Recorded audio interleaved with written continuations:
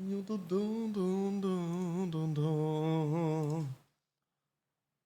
see, what song to play?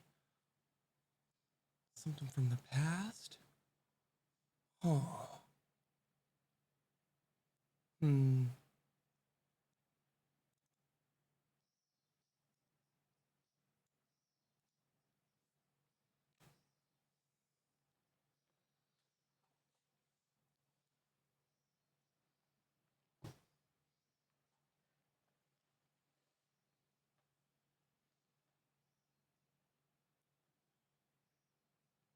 Ollie, look up!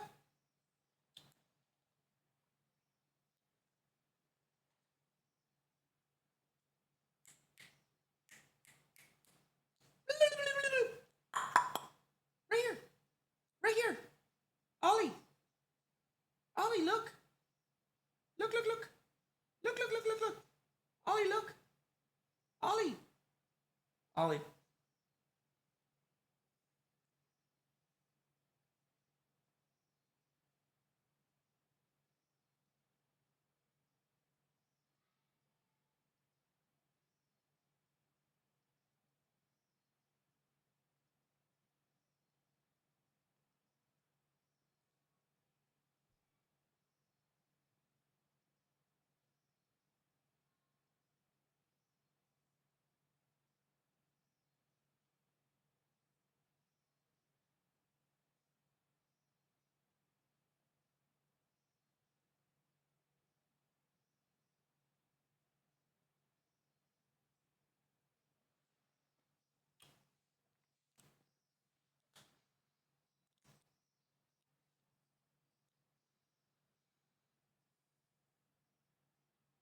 Good morning, Libby THFC. Thanks for the 25 months. They said, yippee.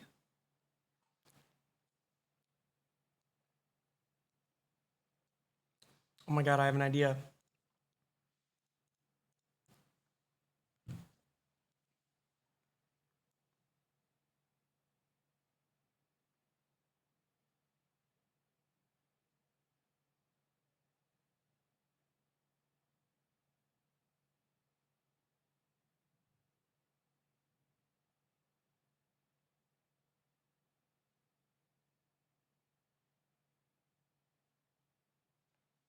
Oh my God. That's a big mouse, Ollie. What are you gonna do? You gonna catch it? Look. It's on the other side now, bud. Oh my God, turn around.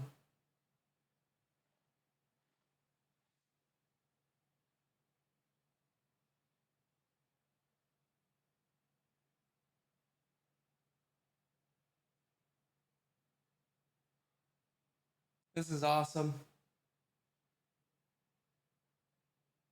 Oh, these mice got Ollie fucked up. Oh, what a good day. And he's got his cone off. Baton wants to join? That's Hazel. You mean down here? That's little Hazel. You wanna come up here, Hazel? No, they love mouse. Good morning. Pleasant morning. Pleasant slumbers. How hast thine been? What was the cone for? He had his balls removed. Let's see. Get a little cafe music up in his bit. If I'm feeling a little lethargic today, guys, it's because I found my new favorite ice cream and I had a whole pint of it last night. You guys. It was, oh my God. It was unbelievable. The flavor was banana cream pie. If you've ever had, shit, what's it called? There's a whipped banana cream pie dessert from Magnolia Bakery. I think that's where it's from. But this is from Handel's Ice Cream, and it's banana cream pie ice cream. I just ordered it out of the blue. Wanted to give it a shot.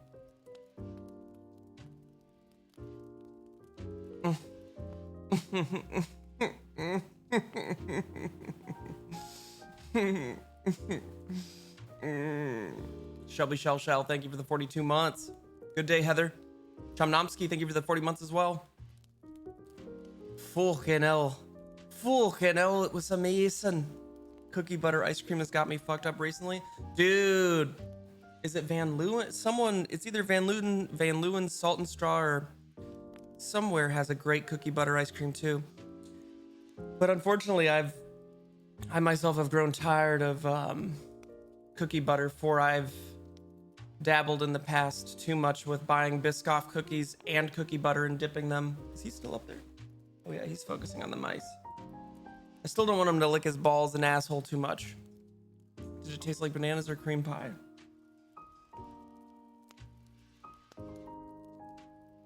Dingle sea salt ice cream. I'm not gonna eat anything called Dingle.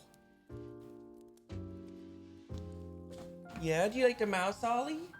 Oh, he's having so much fun right now. If only my big ass head wasn't blocking it. Oh, I guess it doesn't if I'm over here. Yeah, we're chilling. Ugh. Unshowered. It is what it is. Dingleberry cream pie ice cream. I don't know what to play today. I feel like nothing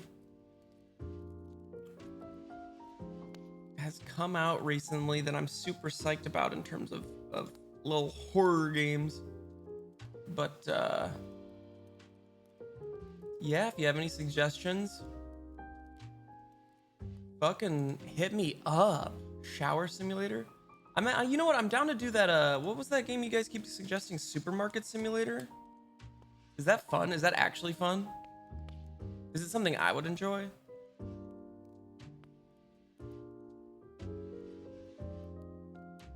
Koji's playing a new Exit 8 type game. Disco Elysium.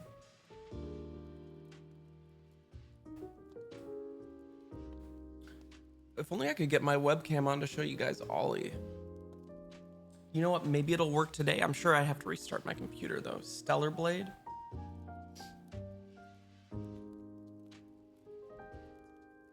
Gas station simulator's fun too.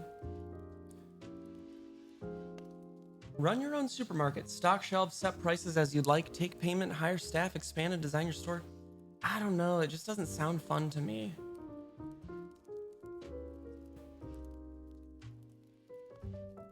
I don't know what it is. You recently learned how to pump your own gas? I'm gonna tell you guys a horrible secret. As you know, with everything that I do, I have to be constantly stimulated. Whether that's taking a poop, I'll have to bring my phone in, obviously. And I'm about to tell you, I don't care what you guys think about this. I don't care what you guys think about this. All right, I've told you. I leave my car running when I fill up gas.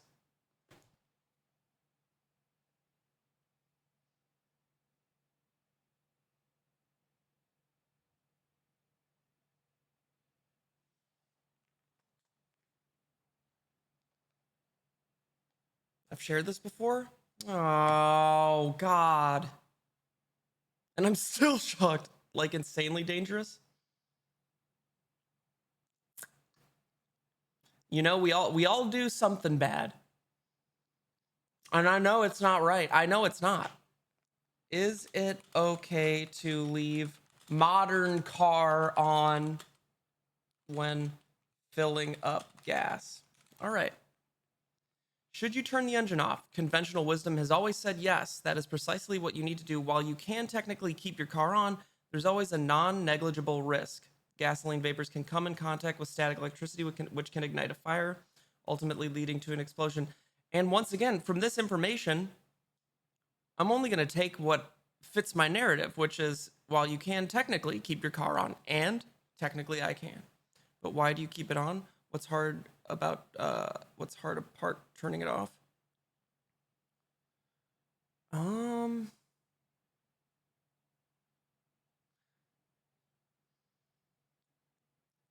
So So the audio from my phone goes through my speakers in the car.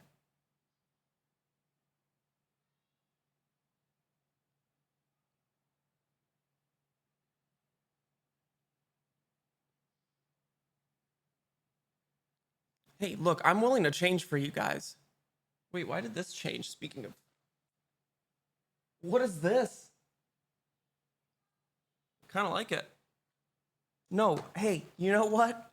You know, your car has an aux mode. Wouldn't the car still have to be on though? Didn't watch you.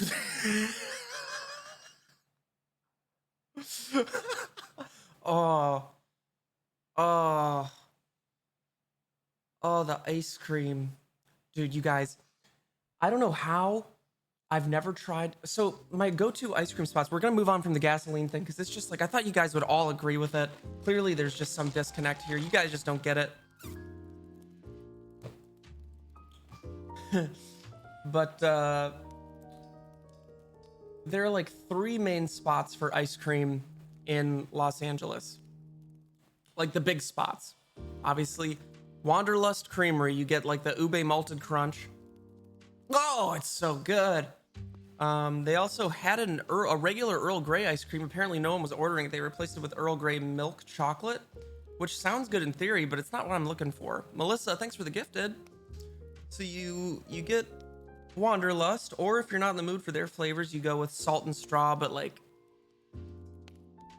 kind of tired of Salt and Straw. They've got the ooey gooey brownie, and then I was on the weirdest cinnamon ice cream kick for a while. I don't know if that means I'm getting old, but I was just getting let's see, Salt and Straw menu.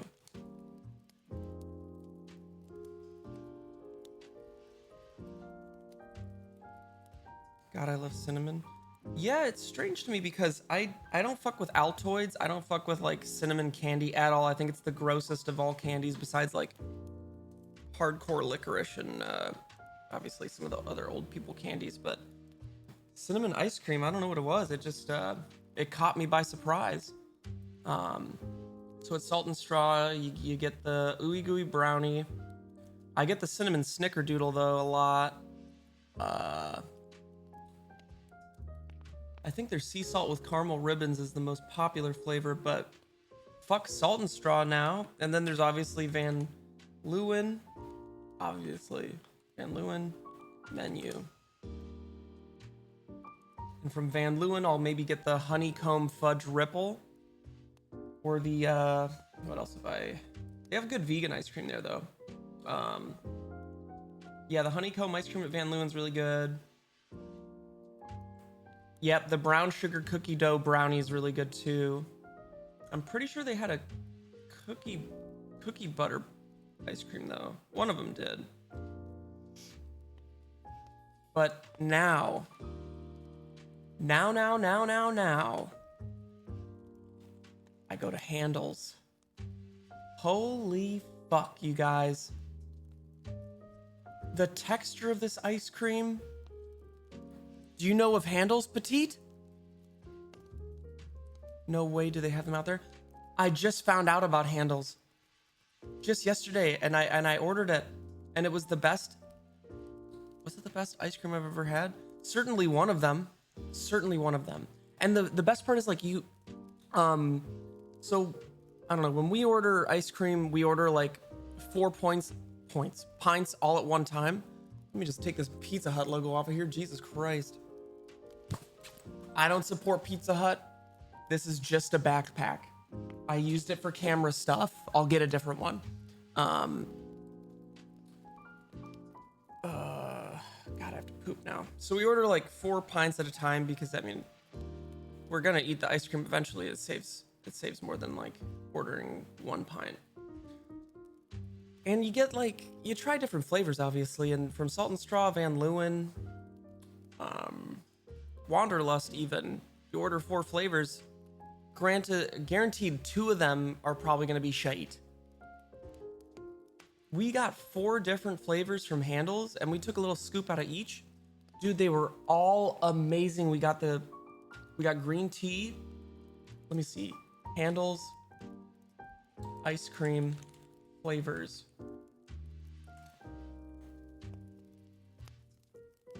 Okay. We got the banana cream pie. Supreme. A supreme flavor. We got the green tea. Also supreme. Not as good as the butter, or not as good as the banana cream pie, but still unbelievable. I got vanilla just because I would want vanilla with, you know, like another dessert, like a giant cookie or like a brownie, obviously. And then Janet's old ass got, what was it? I have to search for it. It's a pecan ice cream. Butter pecan, I believe she got. And at first I was like, oh, you're so old. What the fuck? Oh no, praline pecan. We got praline pecan. And then I was like, oh my God, you're so old. How wrong I was. And I'll admit it, just like the gasoline thing. Oh my God. Dude, it's so good. I have to poop. Uh-oh. Hey, don't lick your asshole. Hey. That's enough. Don't lick your asshole.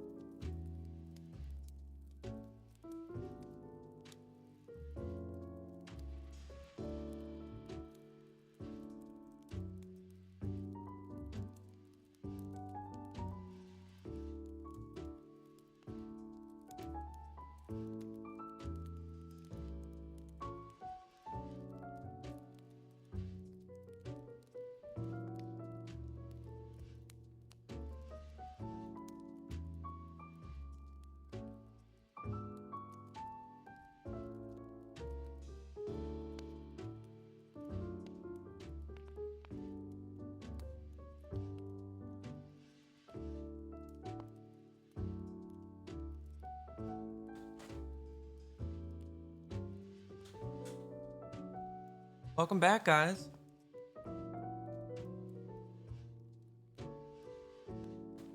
Let's see if I can get that webcam working.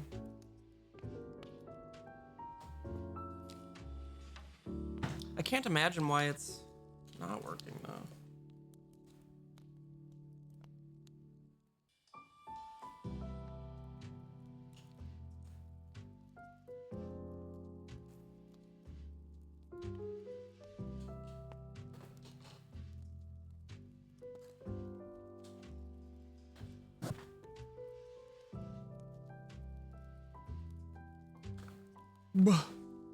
Okay.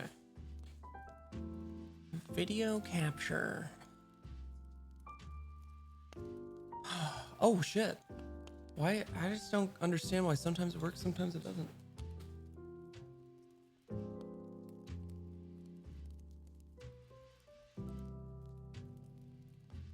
We got him.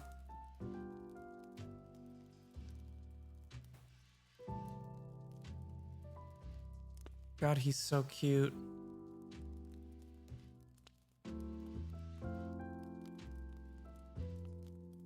What a good boy. Yeah, you clean that toe.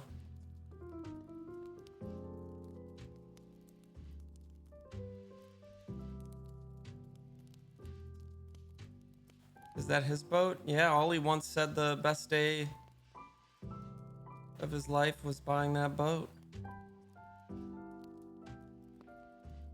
Dude, he's so good at cleaning. Oh, look at him stretch his little toes. Oh, he's so cute. He must be so happy that his little cone is off. Where'd your head go, buddy? Oh, he's so stupid.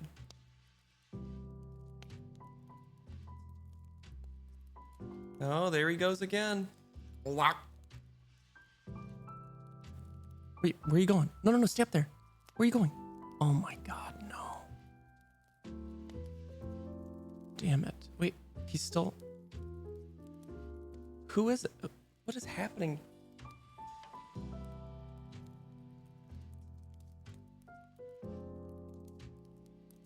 That pisses us off equally. Whatever. Well, there goes that. Back to the boat. Anyway, I don't think I'll be eating an entire pint of ice cream before bed again. That was, dude, these flavors look crazy. I simply must show you. Nelly134, thanks for the 35 months. Look at this. Tiger stripes, orange, vanilla, and deep. Hi, Baton. Yeah, you can go up there, buddy.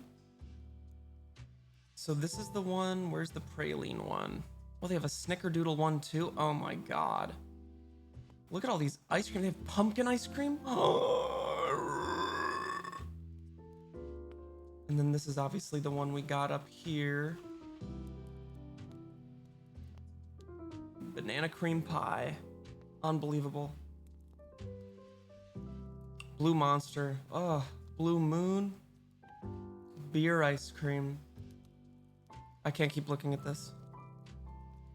There's another cat ready to go up there. Hi, Baton. You want to hang out? Come here, baby boy. Come here, buddy. Yay! Whoopsie scoopsie. Whoopsie scoopsie. This is Baton. You can tell because of how round he is. Happy boy. I thought I smelled pee. You love Baton's fur? Yeah, he's so soft. And it's such a beautiful coat. Happy boy, happy boy, happy boy, happy boy. Oh, he's chilling today. Yeah, he always looks confused and scared. That's kind of his thing.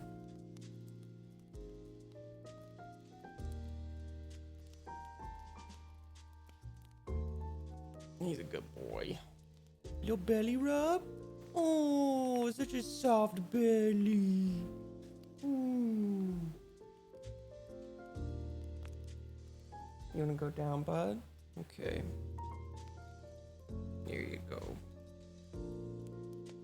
I hate when you're on my desk.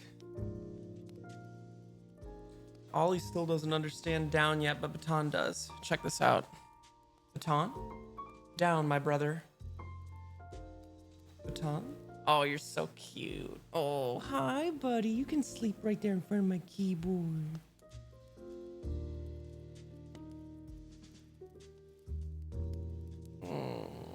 Such a handsome man. Yeah, you want me to make space for you right here? Sure. You can sleep. Honestly, Baton, if you slept in front of my keyboard, that is ideal. Looks like he gives the best cuddles. Dude, I wish.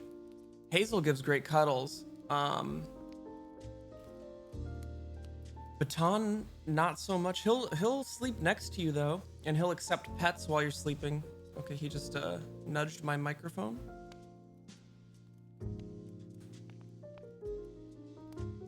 Yeah.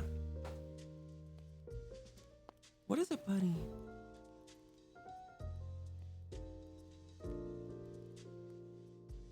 Well, I know he can't be hungry. He just had quite a bit of wet food. Maybe he's just feeling grateful right now. What is an RBF? RBF. RBF. Short for resting bitch face.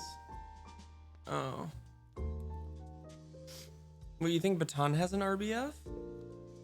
I think he has an RCF, a resting coward's face. But in the best way. Yeah, take a... He's laying down on my keyboard, or next to my keyboard. Oh, this is perfect, Baton. Oh, I'll show you.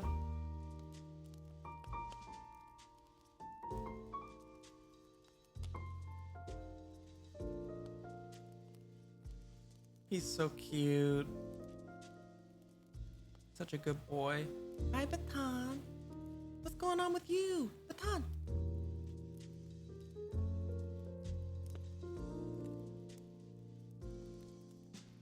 See, he's always so scared.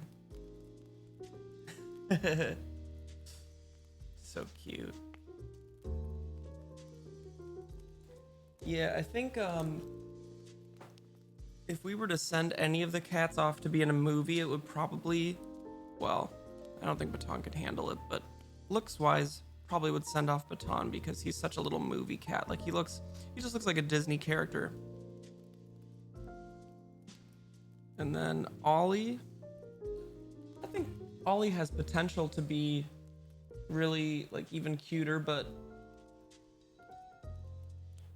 and then Hazel's just like, she's the perfect cat, but I don't think Hazel's a movie star. Baton would be though. Oh, wouldn't you? You'd be a little movie star. Anyway, let's figure out what we're gonna do today. I have no ideas, no plans. At least we could start off with a widow.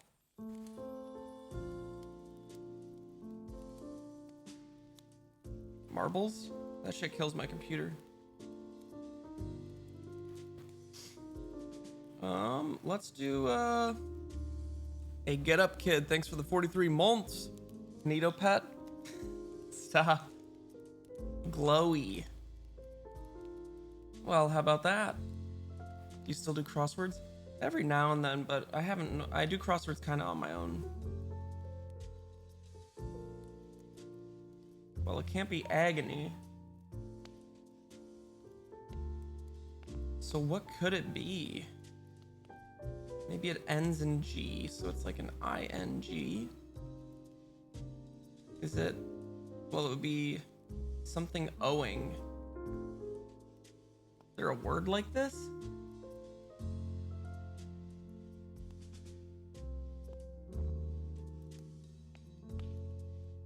Boing.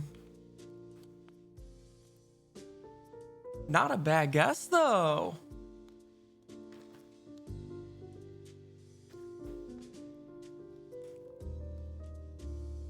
Wait, no, it can't be like that. The I's gotta go here, the O has to go here. And what, it ends in an N? Hey, why Heart? Thank you for the 30 months. They said 30. Oops.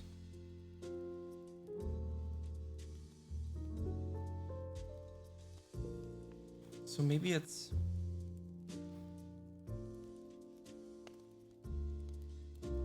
Gynos. Oh my god. There's got to be a double letter here. Okay, so maybe IGG. No, never mind. IGON.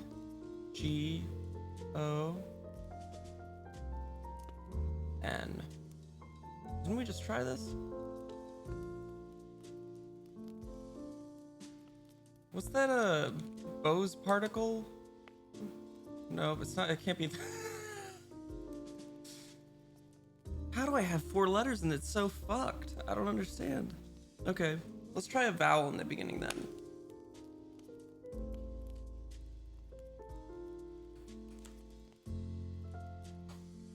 Dude, what a guess though. Okay, so maybe it ends in IO.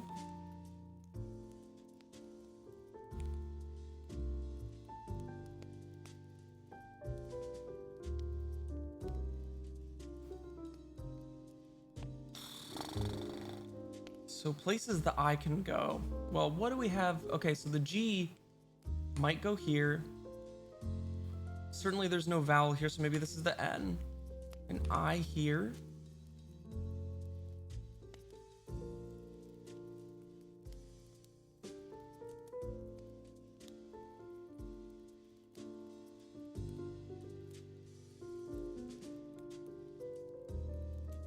What?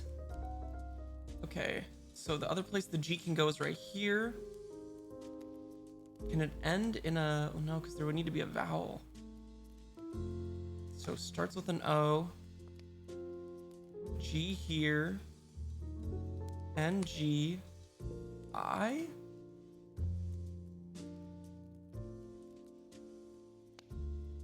There's no word that's O-I-N.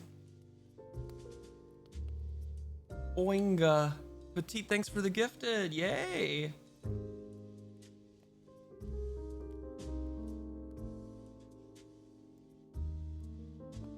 I might just have to come back to this. Oh, maybe there's an H. Wait, okay. So the O can't go in the middle. I'm thinking it goes at the end. And then we have G-O. Is it true you are the +4 strength, +4 Sam leather belt guy? What? Okay. What was I doing? Would it be NGO? Oh my god. Wait, it can't be bingo. And it can't be lingo. There's no actual word called Ringo, right? Okay. Then it's dingo. Huh. Well, how about that? Alright, maybe a little connections now.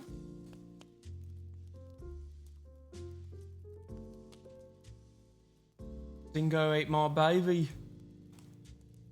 Pinch, chalk, match, deal, rack, tough, buy, steal, face. Huh. There's a pool cue. Pool ball. Pool chalk. Pool rack. Show me the money. Billiards. Touch not tough. Oh my god, did I say tough? Oops. Okay. It's a deal. It's a steal. What a value.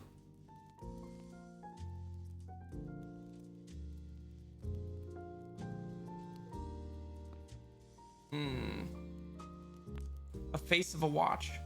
A pocket watch. Is there such a thing as a bit watch or a touch watch? I don't know. We'll have to come back to that one. Dash. A dash of something, a pinch of salt, a bit of something, or a touch of something. Excellent. Okay. Mac. And cheese. I don't see any other in cheeses. Face and cheese. Buy, value. Value, match, deal. No, what? It's a steal. It's a steal. Oh, just saying it over and over again isn't gonna match. Matchbox 20. Pocket box. Mac box. Is that a thing? Deal box. Steel box.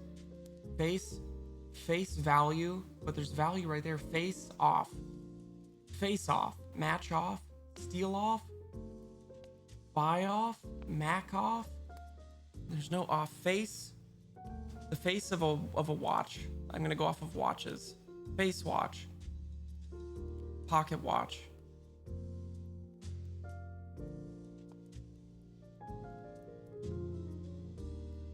No. Okay, I'm not gonna go off of watches. Ugh.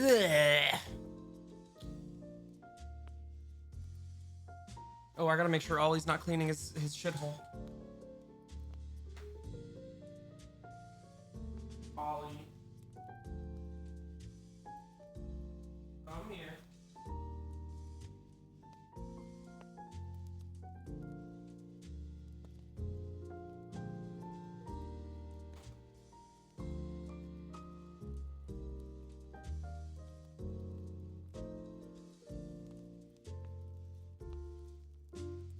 Just do it where I can see you. Hi, Baton. Let's get that tail up. Yay! Such a soft boy. So much hair, though.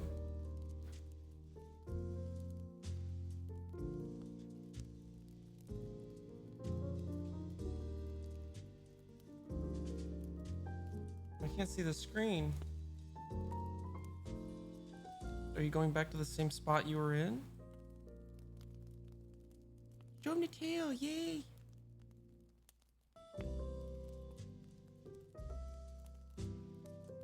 So nimble, Baton. He's trekking over my Go XLR. Oh, please don't go up there. Oh my god, he's going up there. He's struggling so hard. His legs like... Okay. Let's see. Value. What are you doing? Off. Off. That's a horrible noise. Oh my god, did you hear him? Did you hear Baton there when I picked him up?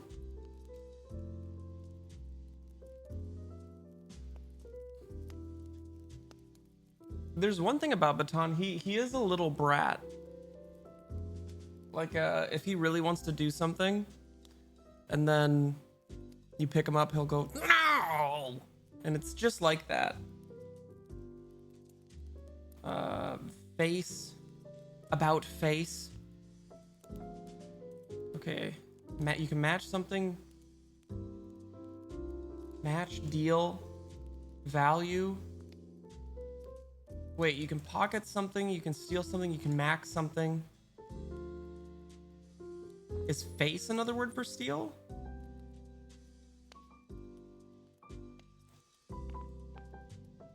Oh, fuck.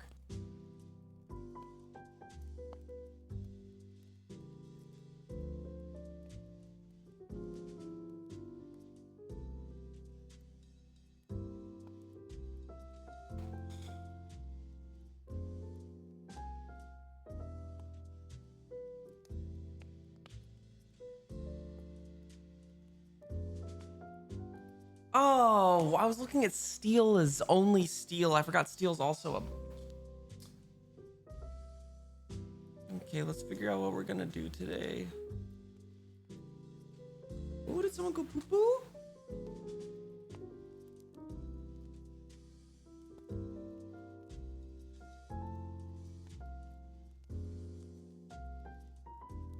I need to show you Ollie. He looks insane right now.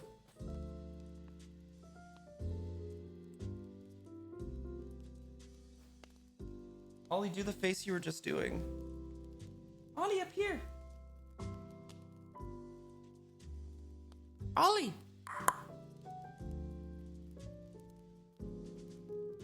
Oh, he's so excited to be cleaning again.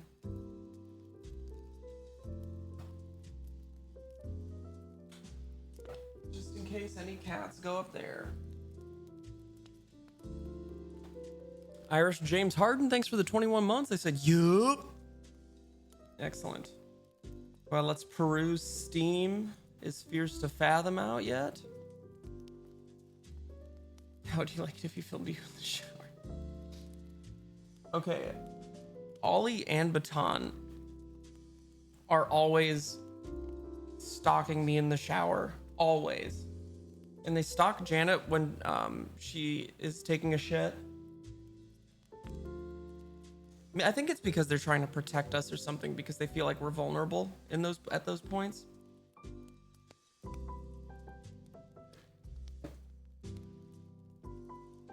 Okay, all of the games on my wish list are not out yet. Fears to Fathom still not out. Are there any new movie trailers out? I'm down to watch some movie trailers. Movie clips, trailers.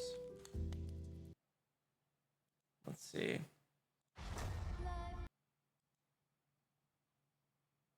Trigger warning.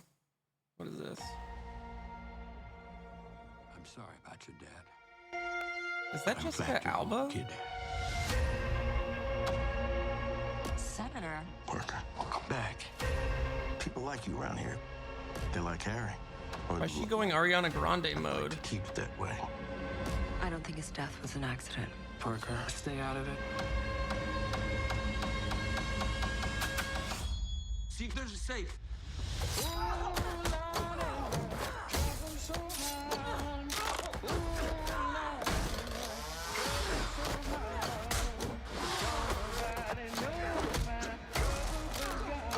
This looks horrible. Because Ariana's fabulous? No. Babe's Red Band trailer, let's see.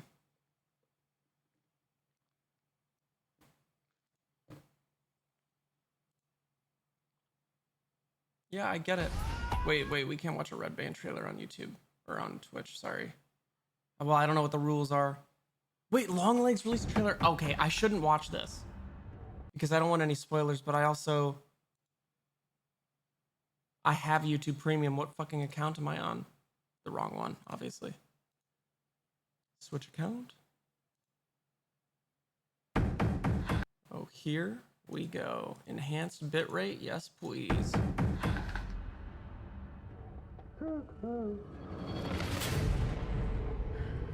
It's kind of spoilery. Fuck. Whatever.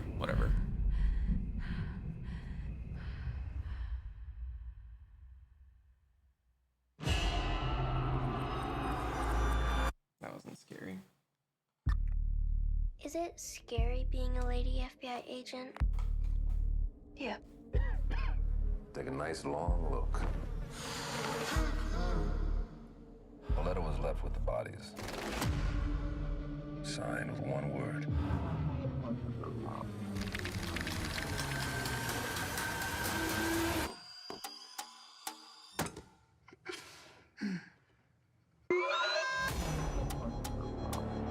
Ooh, that looked pretty Saw scary. beast rise up out of the sea with 7 heads and 10 horns. And on his horns he wore 10 crowns. Dude, this movie's gonna be fucking crazy. Each head was written a blasphemous name. I've really been wanting another Silence of the Lambs. He'll kill and kill again. I know you're not afraid of a little bit of dark. Oh, she's from It Follows, isn't she? You are the dark. That's a horrifying noise. If you change the brightness on this, you can see a face behind that. Oh. I guess they show you the face. Never once. They scared me. Hello? You could have. Yeah, I think it's because it's just a traditional horror trailer, and I don't think this is going to be a very traditional movie at all. But you didn't. Oh my god, she was still alive. Has led to all of this.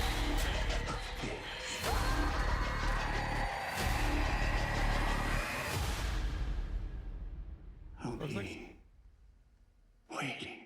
Looks like it's going to be brutal. I just hope it's not paranormal. If it's paranormal, I'm going to be so pissed. Alright, what else we got? Let's see, we got the Longlegs trailer. I don't give a half a fuck about Deadpool, man. I'm so sick of it. I'm so sick of superheroes. New trailers this week. My Penguin Friend. Don't care. Don't care about any of these. I'm surprised Will Smith is still getting roles. It Ends With Us trailer looks depressing. Is this a romance? Yeah, fuck that. Never Let Go. What is this? A little too heartwarming for me. Oh, wait, is it a horror?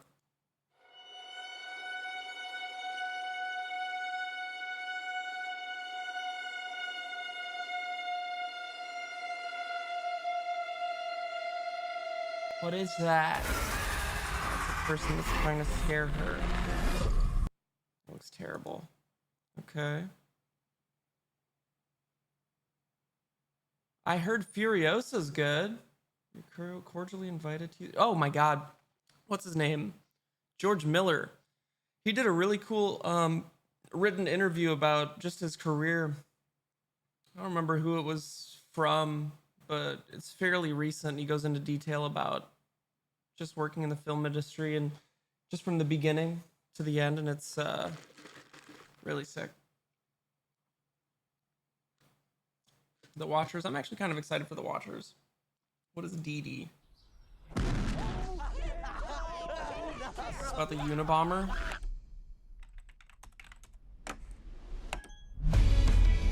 What was your name again? Chris. All my friends just call me Wang Wang. Oh, it's a fucking coming of age story, dude. I don't give a shit. The Crow. A Quiet Place Day 1 trailer number 2. Oh my God, yes. Yes. When is this coming out, man? Why is it not out yet?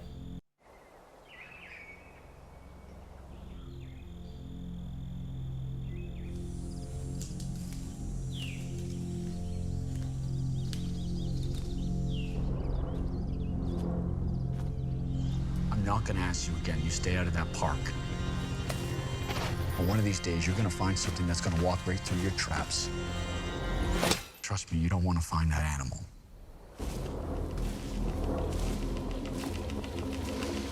You guys never heard of the White Pine Slaughter? The what? This is coming out in like a week or so. Heard peeps threw up. Really? Just tell us the story. You guys really want to hear it? Yeah. Come on. All right, buckle up.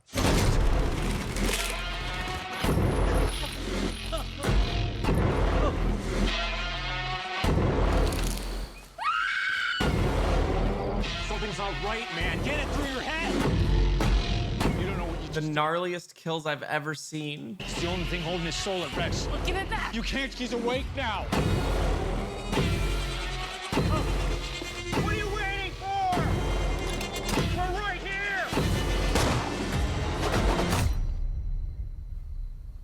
It's kind of giving Friday the 13th.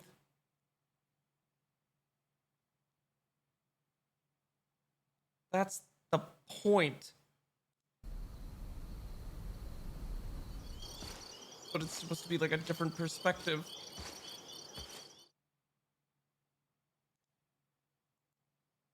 So I'm glad they were able to reach that, Em. Well, I didn't know. I think it's supposed to be like a play off of the traditional slasher, except it's told from the killer's perspective. If it was Jason's perspective.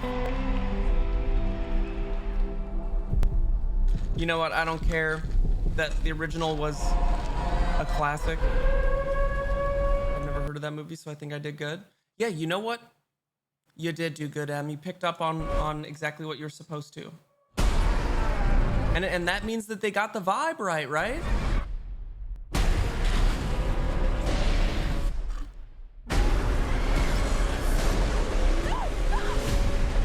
I must have seen the original Twister like 1,000 times. And you know what? I actually believe in Glenn Powell. Is that what his name is? Tornadoes like this before, and we need your help. No, I don't chase anymore. Kate, we can save lives. I'll give you 1 week. Well, that dialogue hopefully was just cut weird. From NASA, FEMA, and Kate, she's the smartest person I know. Did it need a sequel? Is this actually a sequel or is it a remake?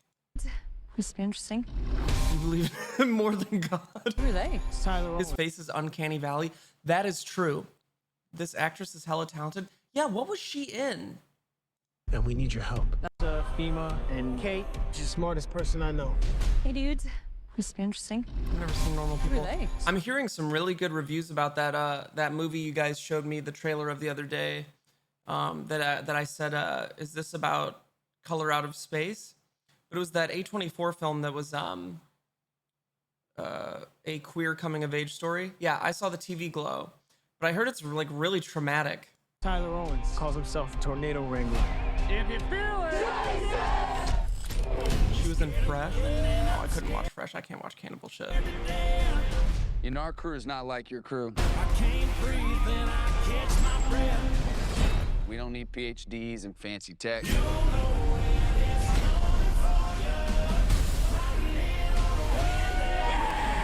Sometimes the old ways are better than the new. Well, you can always trust a guy who puts his face on a t-shirt.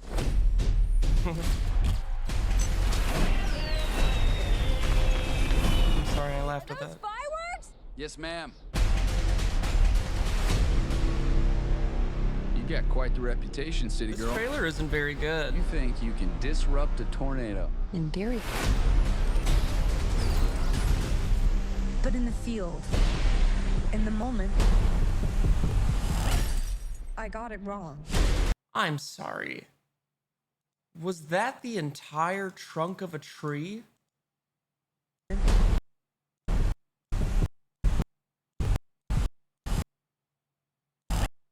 Okay, I think it's a hay bale. I think it's a hay bale. We never had a chance. Can we go back to making You cool want one? trailers? For real.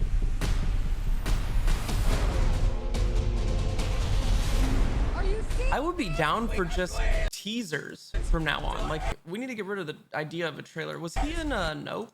They're combining. We got twins! Twins! They're combining. Go faster. It really doesn't look good at all. Yeah, but the effects look cool. I love a good disaster film.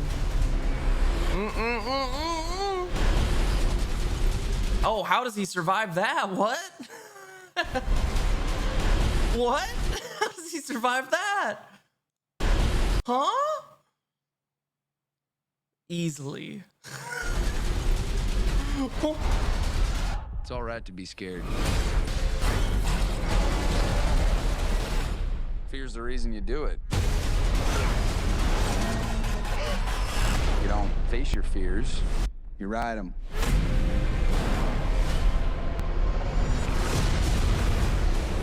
Holy. You ever see anything like this? Not like this. Hold on, hold on, hold on! That looks pretty good. But you know what it doesn't look as good as? It was a oil drilling movie. Oil rig movie scene. Deepwater Horizon. Deepwater Horizon explosion scene.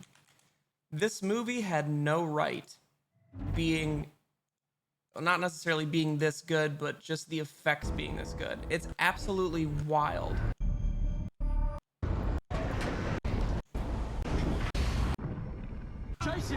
Get to it. Dog shit ass movie. Okay, I wish we could see this in better quality because that's miserable. Oh my god, it has like a football frame rate.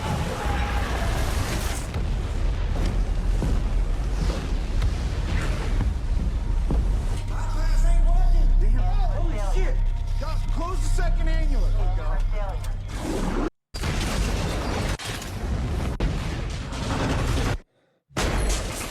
Dead.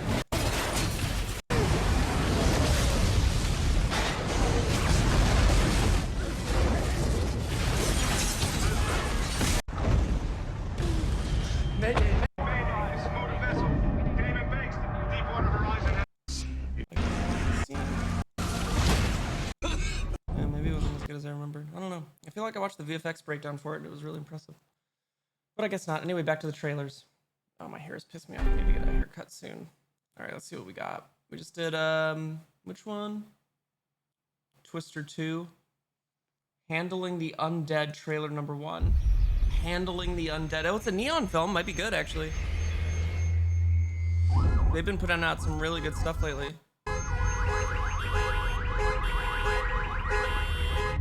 You read this book? Was it good?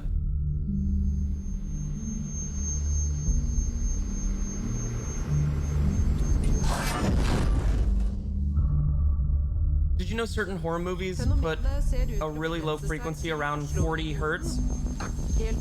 A drone that you can't hear but you feel, and it makes you uneasy.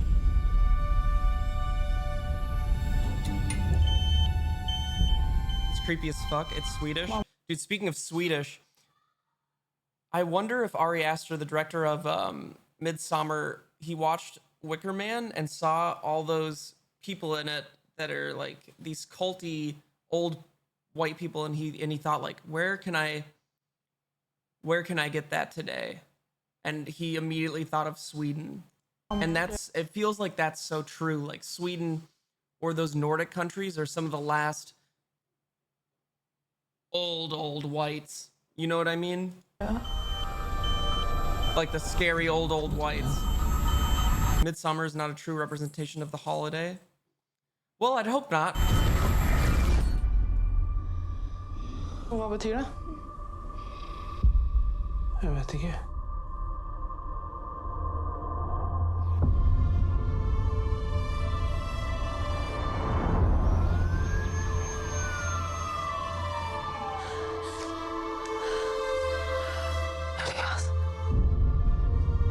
I don't know if I want the emotional toll that raising a zombie would.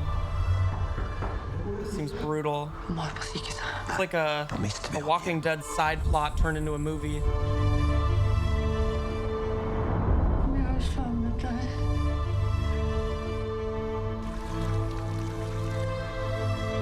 This is an alright trailer, true. We get the point.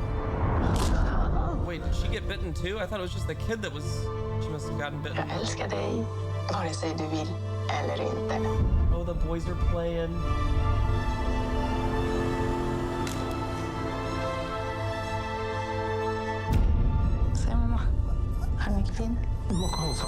How are there just these zombies running around? Like, why aren't they taking them out? Jag älskar dig. Dude, that is how Sweden would die. They'd be too nice about it for sure. Well, we shouldn't do anything, probably, and to see how it goes. Because it is a human life after all. Isn't this Norwegian? I thought Em said it was Swedish or something.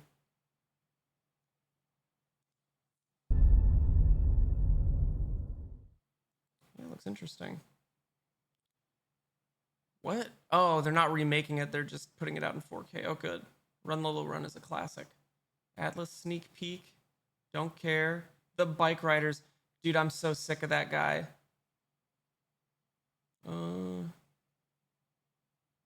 I can't stand another Kingdom of the Planets of the Apes movies.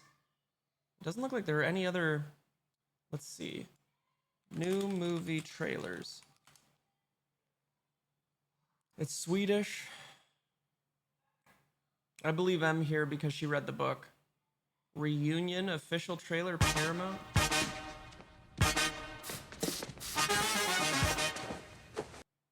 It's gonna end up being a horror.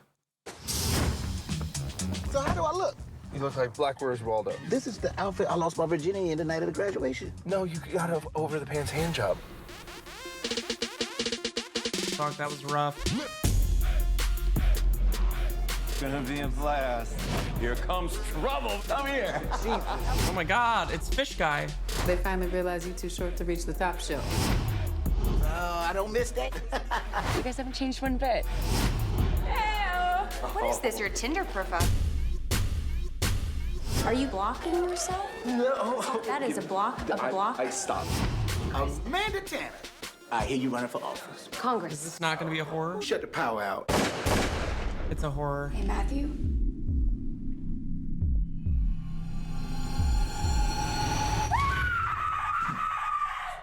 Matthew's dead. The killer is...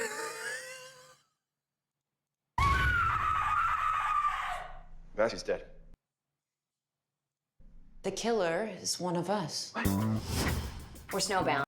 And when we find Nothing. What? I'm just practicing. Nope. Let's see what else. Elden Ring Shadow of the Erd Tree story trailer? Nah. Never Let Go trailer. Never what? These don't seem like new trailers. I guess the Longlegs trailer's new. What is The Acolyte? It's a Star Wars film? No one is safe from the truth.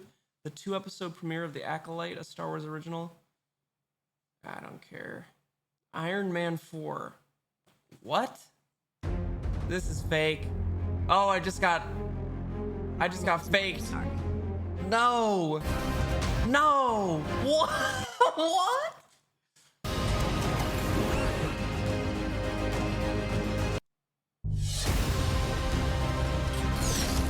Wait, this is this made by AI? Wait, let's check the fingers. Okay, those fingers look fine. Oh, I think I might have seen a bad one on the little girl. Never mind. She just has little porky fingers. It's cute.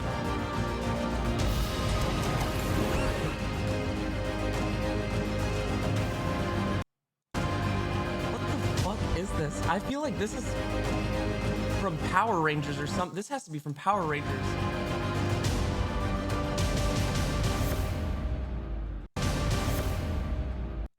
Okay. His face here is how I see people's faces when I'm on acid. That's so weird. What is this? What? This can't be real. In a world where spinach is mightier than the sword, in the heart of the sea, where a strong sailor sails, riding through the waves with a thunderous roar. Discover the uncharted horizons, where the world reveals wonders. I wonder where that footage comes from.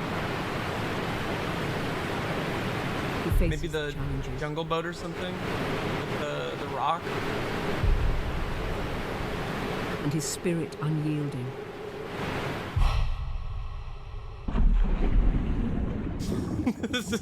Dude, this would be such a funny origin story for Pop. It's Avatar. Mike Milky Dogs, thanks for the 14 months. They said, hey man, I just wanted to say one thing.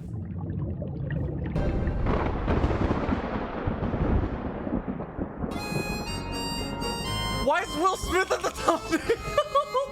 What? Loving sailor.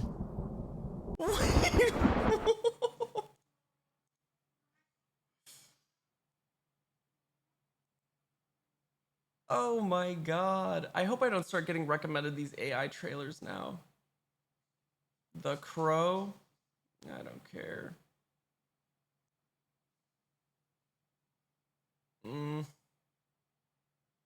Damn, there really is nothing out, huh? Dune Prophecy. Well, I know that's fake. You're not gonna get me, not a third time. Nah, Well, and thus ends our movie trailers watching. Unfortunate. Wait, what?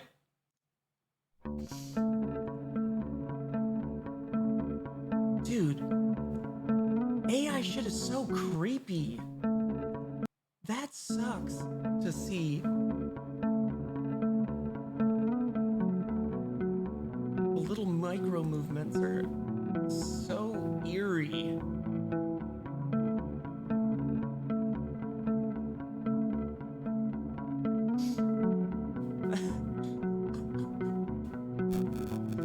The fuck?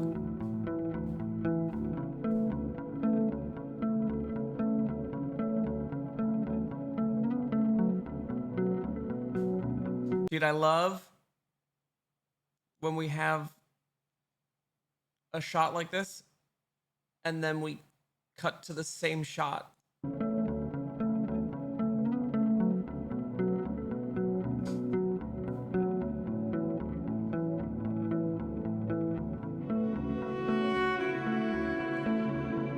I mean, that's not bad casting.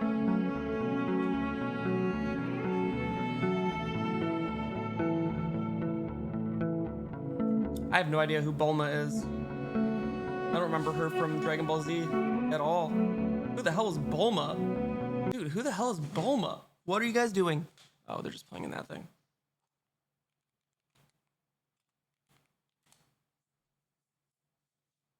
Oh, she was the android. Oh. Wait, no, was she? She wasn't the android. I'm thinking of android, whatever it's called. Who is Bulma? Is a brilliant scientist and the second daughter of Capsule Corporation's founder. Dude, I don't remember Bulma at all. What season was she in?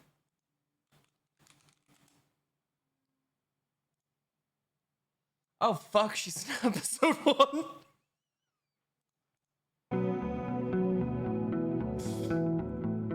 Oh, no. I mean, I guess if you think about, like, Goku's personality, maybe. It's just kind of like a cop-out, though, to choose Ryan Reynolds, fake fan. Well, I'm certainly not a fan of DBZ. I watched it back in the day, but I got tired of it because it was only filler. It was the show that taught me about what filler was. I would be so excited. It was like a Thursday or something. There was supposed to be a new Dragon Ball Z episode out. I'm all hyped, and they're just charging up their fucking abilities for an entire episode. Why would you cast an actor for their personality? Isn't that their whole job? Or... well, they're character actors, and then they're actors that just play themselves every time. And they both, I think, can work in their own ways. It all depends. And yeah, I am tired of seeing Ryan Reynolds in things for sure. But like Ryan Reynolds is always the same guy in every movie. Yeah, he's certainly not a character actor. Is just catting still a category? Is that actually a category? That's funny. Like Kevin Hart? Yeah, for sure. And I would say also like Tom Cruise probably. At least now. He used to, I mean, besides Tropic Thunder, right? He used to really play roles where, I mean, you could always tell it's Tom Cruise, but at least he'd have a character arc or something, but it is what it is. Ryan Reynolds plays himself, love him, but it's just himself every time. Yeah, at least you know what you're getting into, though. I don't mind if a actor plays themselves only. I just want to watch the movie. But I'm sure there are a lot of people that really love Ryan Reynolds.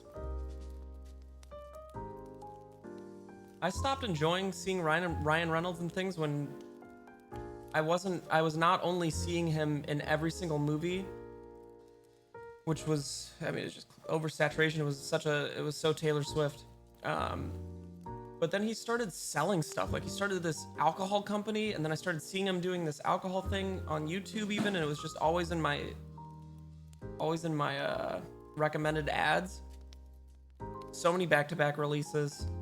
Doing so many commercials. Is Aviation Gin his? Is that what it's called? Aviation Gin owner.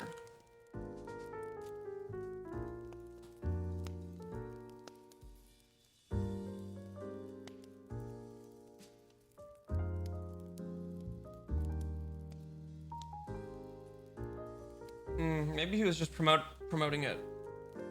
Oh no, he sold Aviation Gin for $610 million, then apologized to tequila founder George Clooney in an out-of-office email.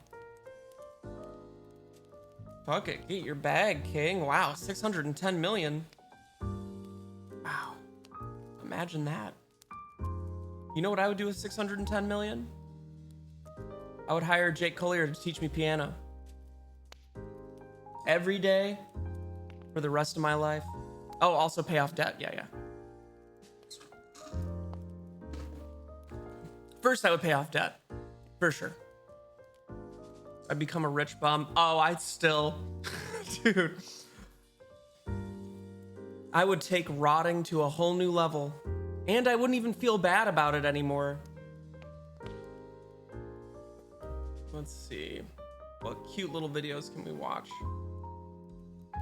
My recommended on this is such a joke.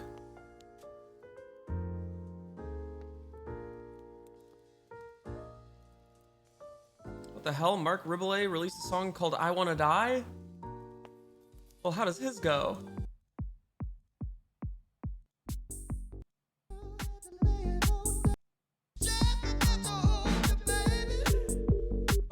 Dude, that M Audio keyboard. I wish I still had mine. I switched to the Arturia because my M Audio broke, but the keys feel so nice.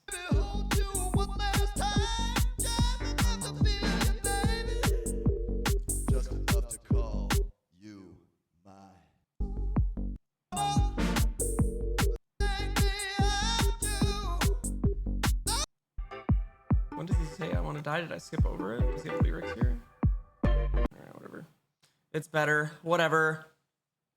God, I wish I had a game to play. A nice scale-y game.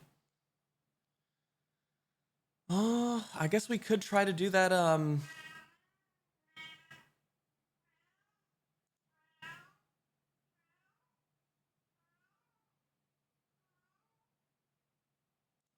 Anyway, Ollie just tackled him.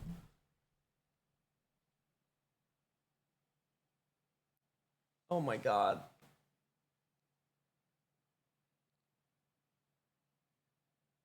Wow, he's so much bigger than Baton. God, they're so cute. Did you ever tell Drunk about the incident? He hasn't been streaming. I don't know where he's been. I guess he streamed 17 hours ago, and believe me, I checked.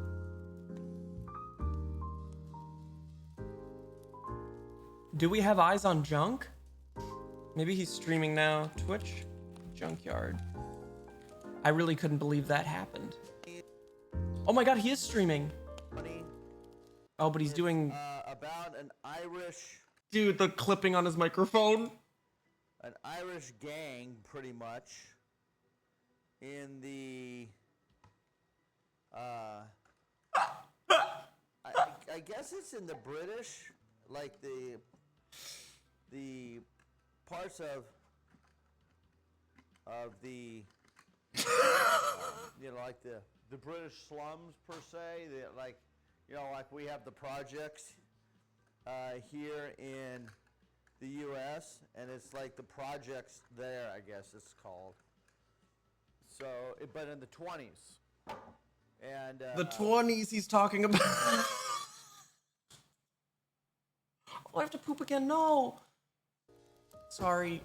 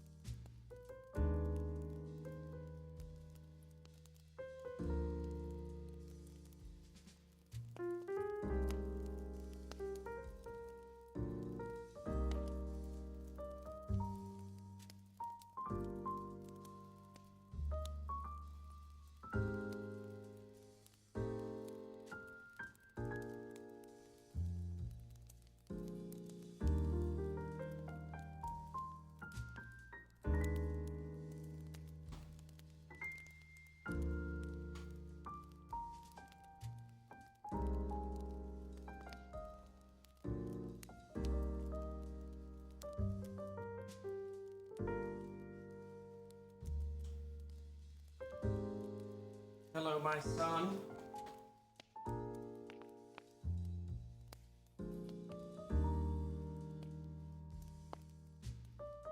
My ballless boy.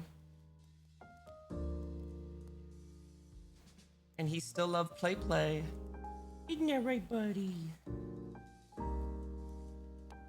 I'm over here laughing at Junk for being old, and I laugh and I almost shit myself. All right.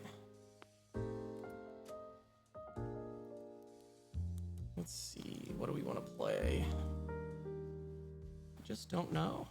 I just don't know.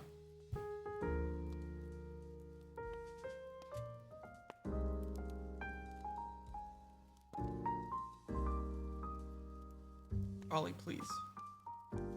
Ollie, please.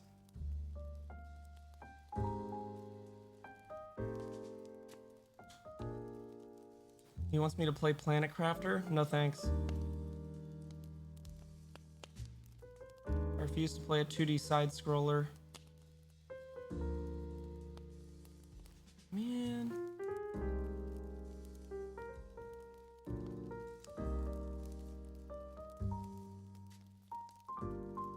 There's no Chilla game.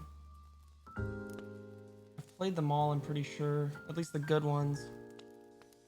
Unless you see one on here that I haven't played that you think is good, I'm down to do it. We could do the Caregiver.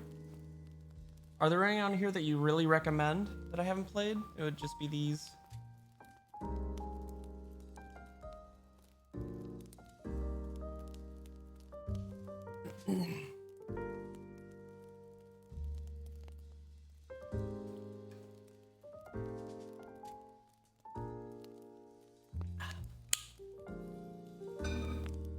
Indica? It's a little early for that.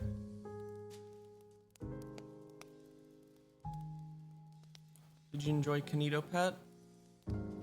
Not really. I don't know if I just wasn't in the mood or what. Like, I get that it's a super creative game, but there was just so much talking. And the talking, like, just when you think... It took too long for Kanito Pet to say what it needed to say. It was just constantly, like, 3 pieces of dialogue that took so long, and then little games that weren't that fun. But the idea of it's really cool, and we got a really great laugh out of the end of it. So it was all worth it. So you guys haven't played... I'm down to do a dating sim. I just don't want to type in dating sim and get like some titties and then get banned. Dating sim.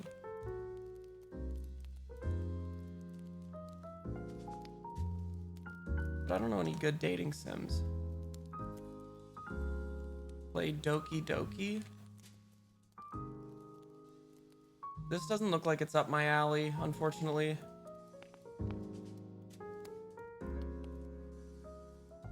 Doki Doki is cool. Are you talking about Doki Doki Literature Club Plus? I feel like if I click on this, then it's gonna give me recommendations like it. Okay, I clicked on Doki Doki.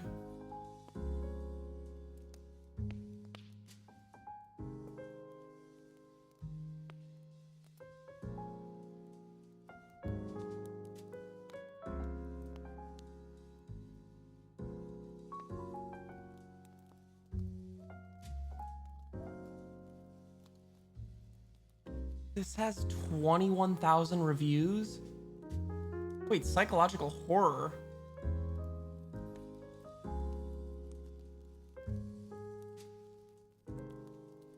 This game is pornography? I just don't wanna. Can you trust me on this one, man? It's good. I trust you that it's good. I just, I know Kanito Pet's good too. And it's the same kind of thing where it's like I understand the value of it, but I just don't wanna. And and the don't wanna in me is going to override my ability to enjoy it. Just fast forward through the beginning. Okay, fine, I'll play it. Fine. Fine. Fine.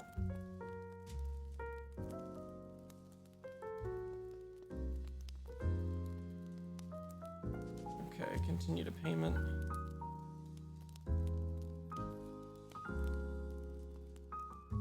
hope Ollie pees in your cereal.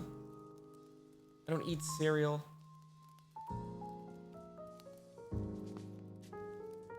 Install. All right, it's downloading. I trust you. I trust you guys. Do you eat pee? No, but I wish there was a way that I could scan the house for what is causing a cat pee smell. Because there's still areas that whiff of Ollie's marks, and I don't know how to find them. I don't know where it's coming from. And that frustrates me. Get a black light? Did. Chris Toaster, thanks for the 43 months. I said I trust you too, Steve. Thanks. Thank you. All right, I guess let's get to it. Here we go.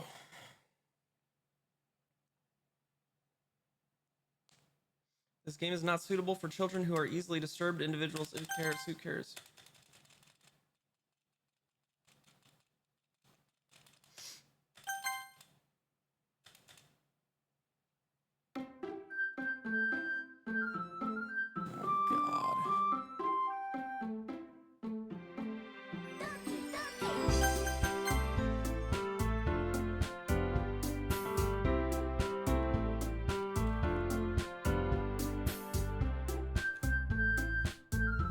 Gluff McFucky. Hey! And you said I should skip the beginning or no? I can't. I see an annoying girl running toward me from the distance, waving her arms in the air like she's totally oblivious to any attention she might draw to herself. That girl is Sayori, my neighbor and good friend since we were children. You know the kind of... No! My custom-made light! It fell apart!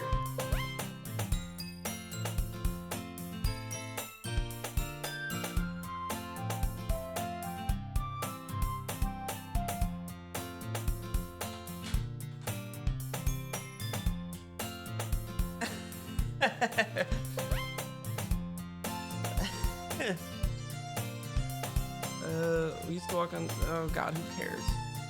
I overslept again. Maybe only because I fine. But you did wait for me. I guess. Fuck, man, this sucks.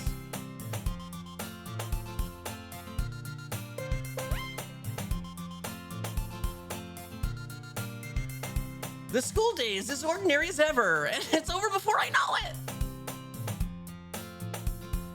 I guess I have no choice but to start an anime club? Markiplier's in the game? That's so funny.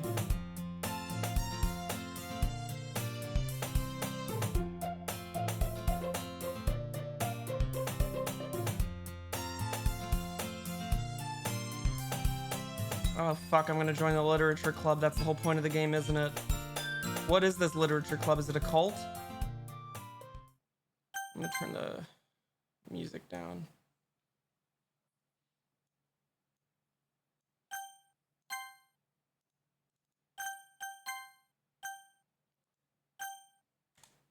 I dejectedly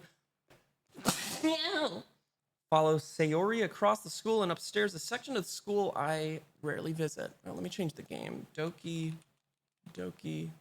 Literature Club. Everyone, the new member is here. Oh, shit, Petite, I just saw what you were saying, my bad. I told you, don't call me a new member.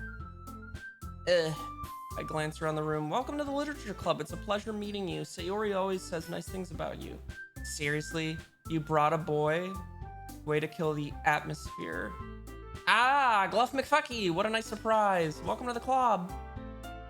All words escape me in the... Oh, that's me saying that. This club is full of incredibly cute girls. What are you looking at? If you want to say something, say it. Sorry. Natsuki, what the fuck is that?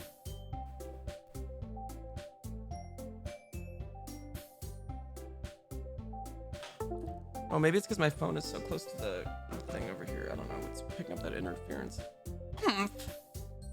The girl with the sour attitude. whose name is apparently Natsuki, is one I don't recognize. Oh wait. Her small figure makes her look like a first-year student. She is also the one who made cupcakes, according to Sayori. You can just ignore her when she gets moody. Sayori says that quietly into my ear, then turns back towards the other girls. Anyway, this is Natsuki, always full of energy. And this is Yuri, the smartest in the club. Don't say things like that. Yuri, who appears comparably more mature and timid, seems to have a hard time keeping up with people like Sayori and Natsuki. Ah, well, it's nice meeting both of you. And it sounds like you already know Monica, is that right? That's right. It's great to see you again, Gluff McFucky. Monica smiles sweetly. We do know each other. Well, we rarely talked, but we were in the same class last year. Monica was probably the most popular girl in class. Monica was probably the most popular girl in class. Smart, beautiful, athletic. Basically, completely out of my league. So having her smile at me so genuinely feels a little... Hey! Hey! Hey! Stop beating up Baton. You too, Monica. Come sit down, Gluff McFucky. We made a room for you at the table so you can sit next to me or Monica. I'll get the cupcakes. Oh, fuck yeah. I made them. I'll get them. Sorry, I got a little too excited. Then how about I make some tea as well? Wait, fuck, this club's amazing. The girls have a few desks arranged to form a table.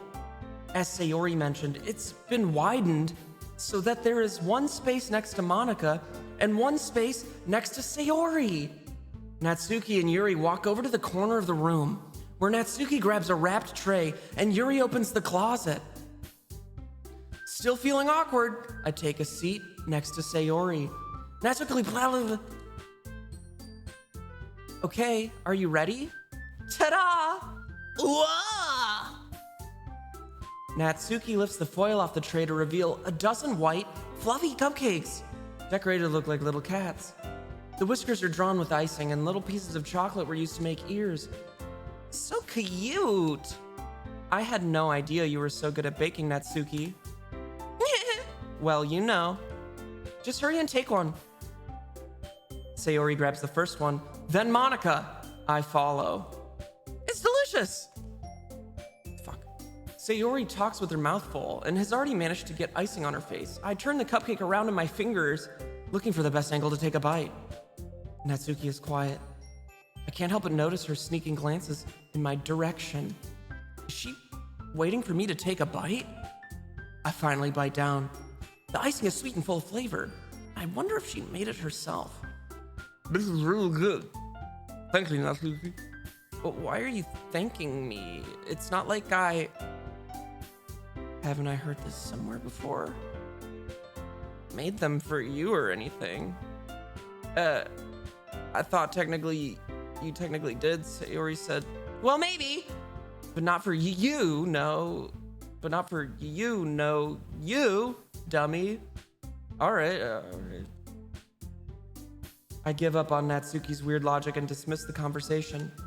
Yuri returns to the table, carrying a tea set.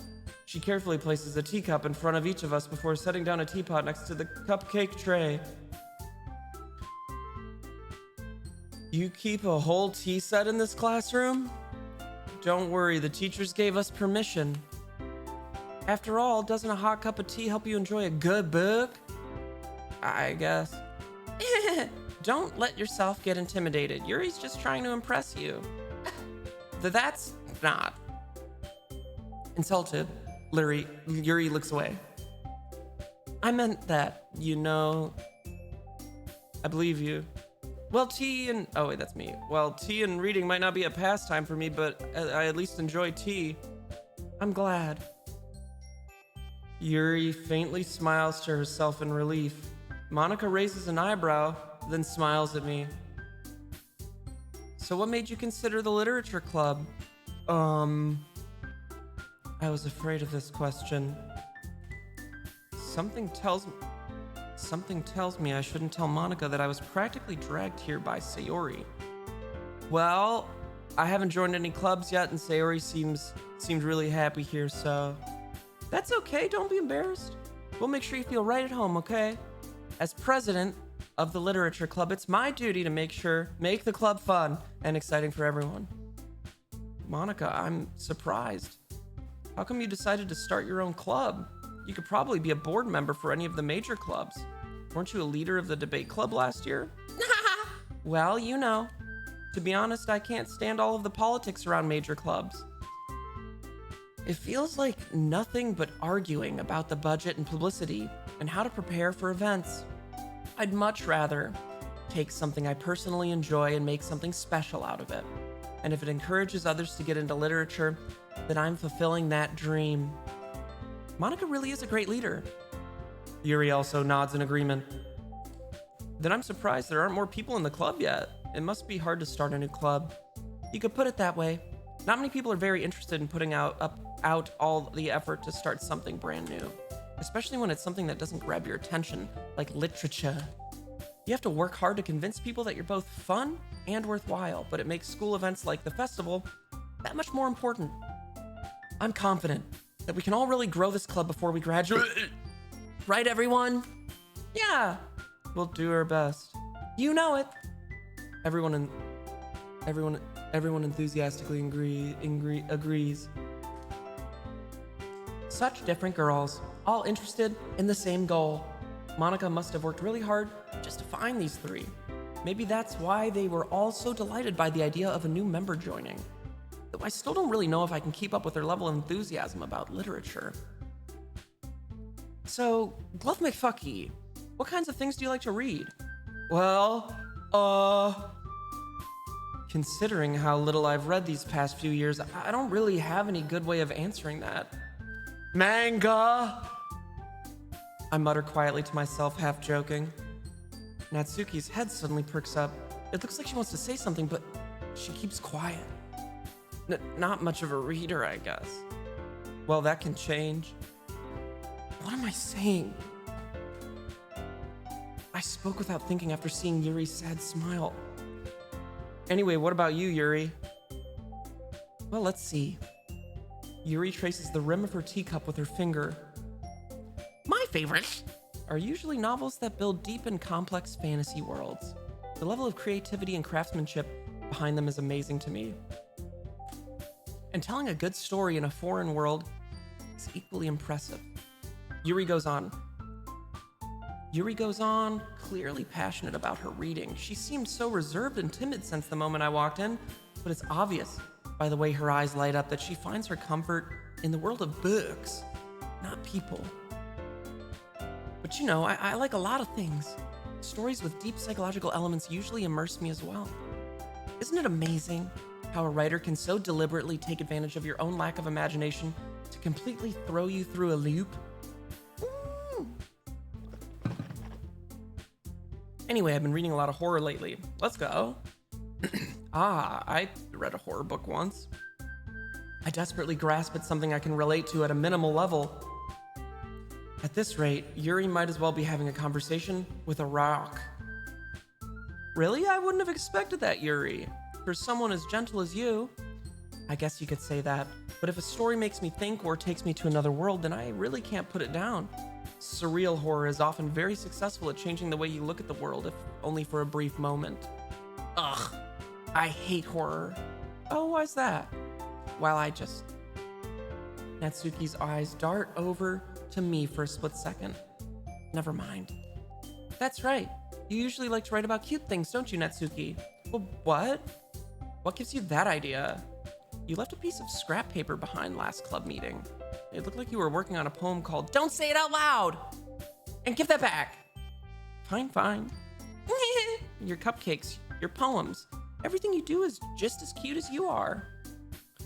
Sayori sidles up. I've never heard that word, gonna have to look that up. Sayori sidles up behind Natsuki and puts her hands on her shoulders. I'm not cute! Natsuki, you write your own poems? Nah, well, I guess sometimes. Why do you care? I think that's impressive. Why don't you share them sometime? No! Natsuki averts her eyes. You wouldn't like them. Ah, not a very confident writer yet. I understand how Natsuki feels. Sharing that level of writing takes more than just confidence. The truest form of writing is writing to oneself. You must be willing to open up to your readers, exposing your vulnerabilities and showing even the deepest reaches of your heart. Do you have any writing experience too, Yuri?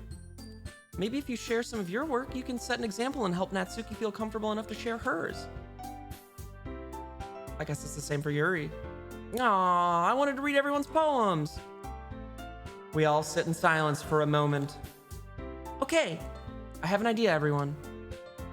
Natsuki and Yuri look quizzically at Monica. Yoru. Let's all go home and write a poem of our own.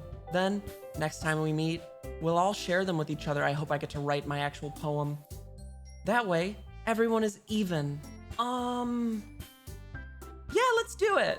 Plus, now we have a new member. I think it'll help us get a little more comfortable with each other and strengthen the bond of the club. Isn't that right, Gluff McFucky? Monica smiles warmly at me once again. Hold on, there's still one problem. What's that? What's that? Now that we're back to the original topic of me joining the club, I bluntly come forth with what's been on my mind the entire time. I never said I would join this club. Sayori may have convinced me to stop by, but I never made any decision. I still have other clubs to look at, and I lose my train of thought. All four girls stare back at me with dejected eyes. But I'm sorry, I thought, Bluff McFucky, you all... I'm defenseless against these girls. How am I supposed to make a clear-headed decision when it's like this? That is, if writing poems is the price I need to pay in order to spend every day with these beautiful girls. Right. Okay, I've decided then. I'll join the literature club.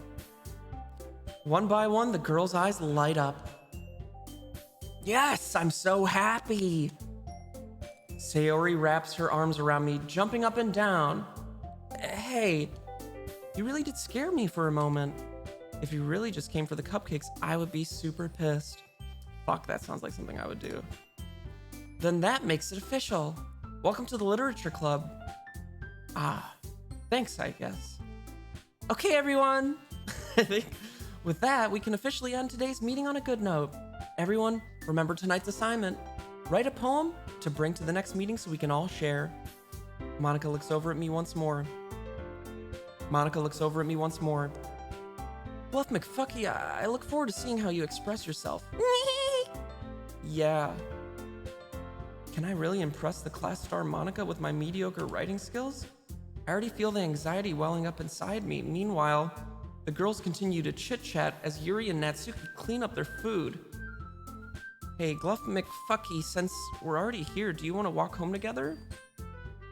That's right. Sayori and I never walk home together anymore because she always stayed after school for clubs. Sure, might as well. Yay! What's going on here then? I don't fucking know, man. I don't know. They told me to play this game, so I'm doing it. With that, the two of us depart the club room and make our way home. The whole way, can I check my DMs?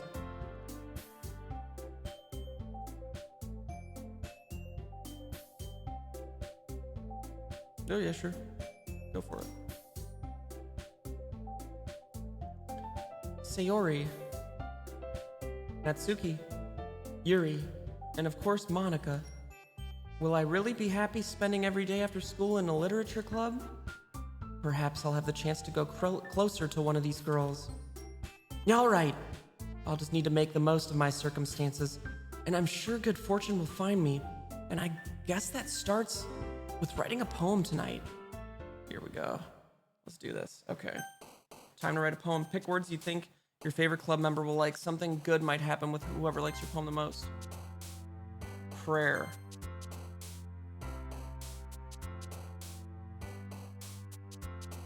Climax.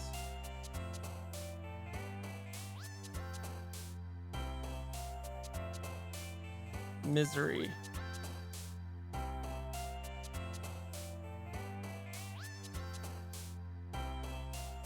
Contamination.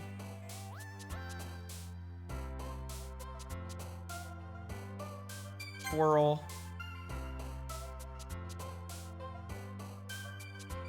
Empty.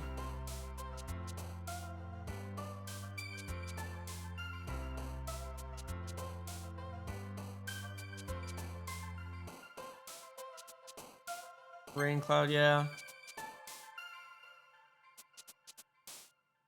Uncontrollable. Hair. Alone. Oh my god, we have to do 9 more words. Okay.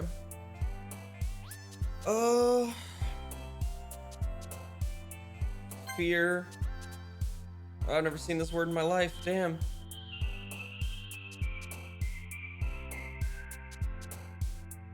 Well, let's use it.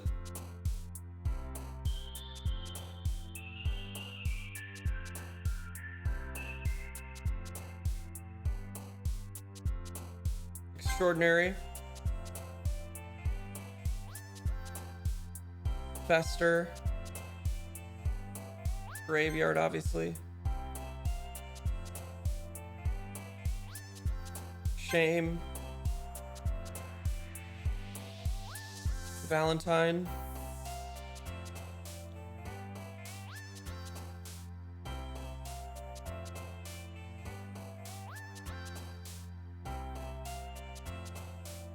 Fantasy. Defeat, obviously. And then the final word, bouncy. All right, hopefully I wrote a good poem. And we kind of bummed if I didn't. Hi again, Gluff McFucky. Glad to see you didn't run away on us. Nah, don't worry. This might be a little strange for me, but I at least keep my word. Well, I'm back at the literature club. I was the last to come in, so everyone else is already hanging out. Thanks for keeping your promise, Gluff McFucky. I hope this isn't too overwhelming of a commitment for you. Making you dive headfirst into literature when you're not accustomed to it. Oh, come on. Like he deserves any slack. Sayori told me you didn't even want to join any clubs this year. And last year too! I don't know if you plan to just come here and hang out or what, but if you don't take us seriously, then you won't see the end of it! Natsuki, you certainly have a big mouth for someone who keeps her manga collection in the club room. Natsuki finds herself stuck between saying Monica and manga. Manga is a literature! Swiftly defeated, Natsuki plops back into her seat. Don't worry, guys. Bluff McFucky always gives it his best as long as he's having fun. He helps me with busy work without even asking, like cooking, cleaning my room. How dependable. Sayori, that's because your room is so messy it's distracting, and you almost set your house on fire once. Is that so? You two are really good friends, aren't you? I might be a little jealous. How come? You and Gluff McFucky can become good friends too. Sayori. Oh wait, that's me. Sayori. As usual, Sayori seems oblivious to the weird situation she just put me into. Oh, Yuri even brought you something today, you know? Wait, Sayori. Me? Not really. Don't be shy. It's really nothing. What is it? Never mind. Sayori made it sound like a big deal when it's really not. What do I do? I'm sorry, Yuri, I wasn't thinking. I guess that means it's up to me to rescue the situation. Hey, don't worry about it. First of all, I wasn't expecting anything in the first place, so any nice gesture from you is a pleasant surprise. It'll make me happy no matter what. Is that so? Yeah, I won't make it a big deal if you don't want it to be. All right. Well, here. Yuri reaches into her bag and pulls out a book. I didn't want you to feel left out, so I picked out a book I thought you might enjoy. That's nice of her.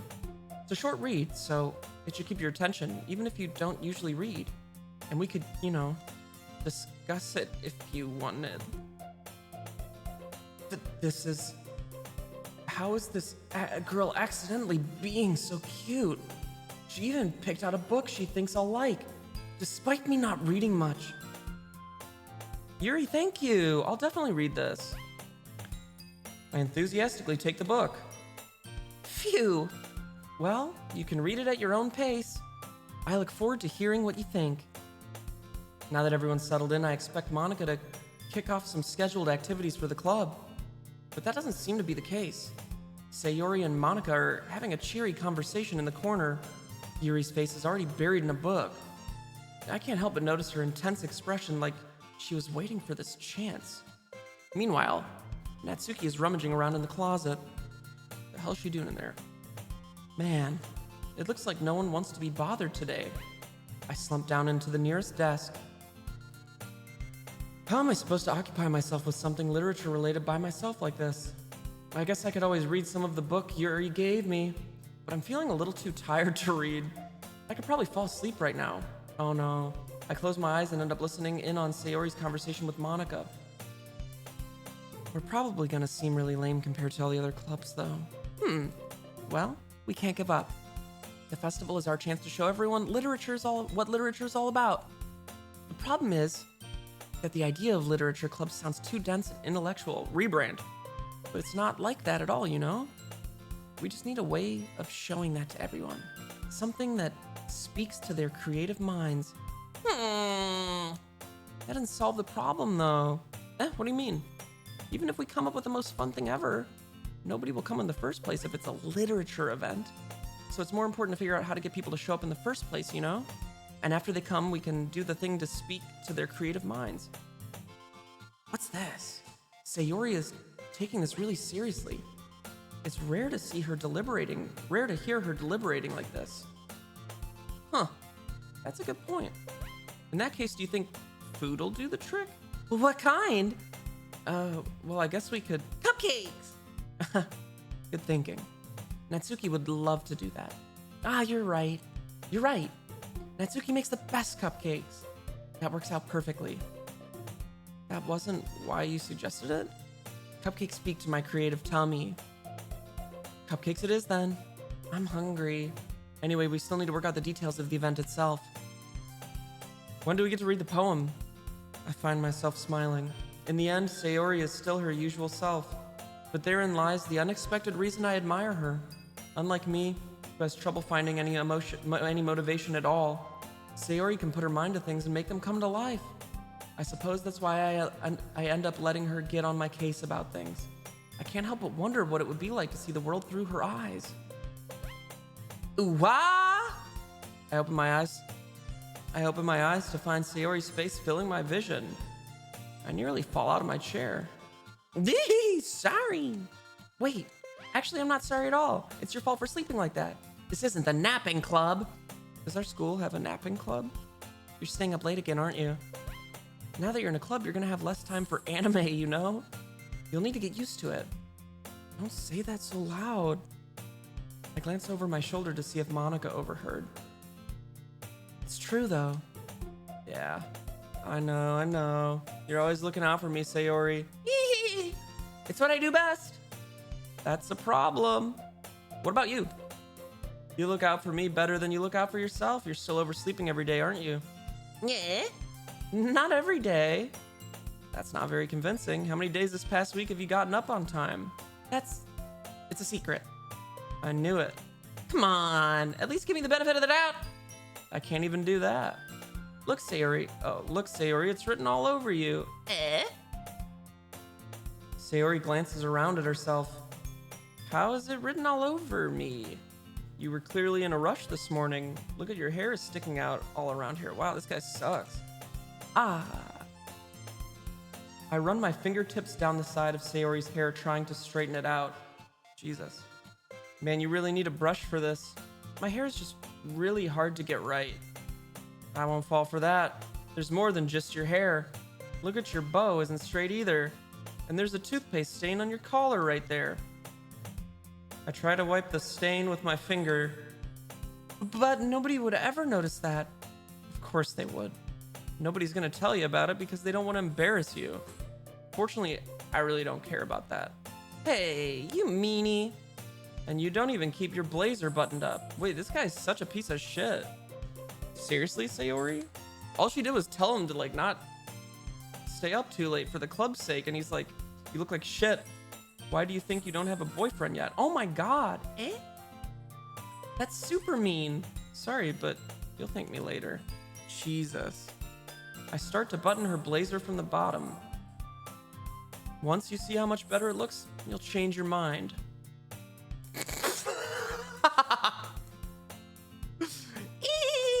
This is so funny. What is? Well, I was just thinking how weird it is to have a friend who does these kind of things. Eh? Don't say that. You'll make me feel weird about it, stupid. It's okay though. I'm happy we're like this. Aren't you? Ah, I guess. Hey, be careful. The button might come off. Why is this one so hard to close? I struggle to fully close the button near her chest. Oh, God. Oh, God. Does this thing even fit you properly? It did when I bought it. Oh, she probably put it in the... Dude, it's like what I do. I put shit in the dryer. I don't do it okay.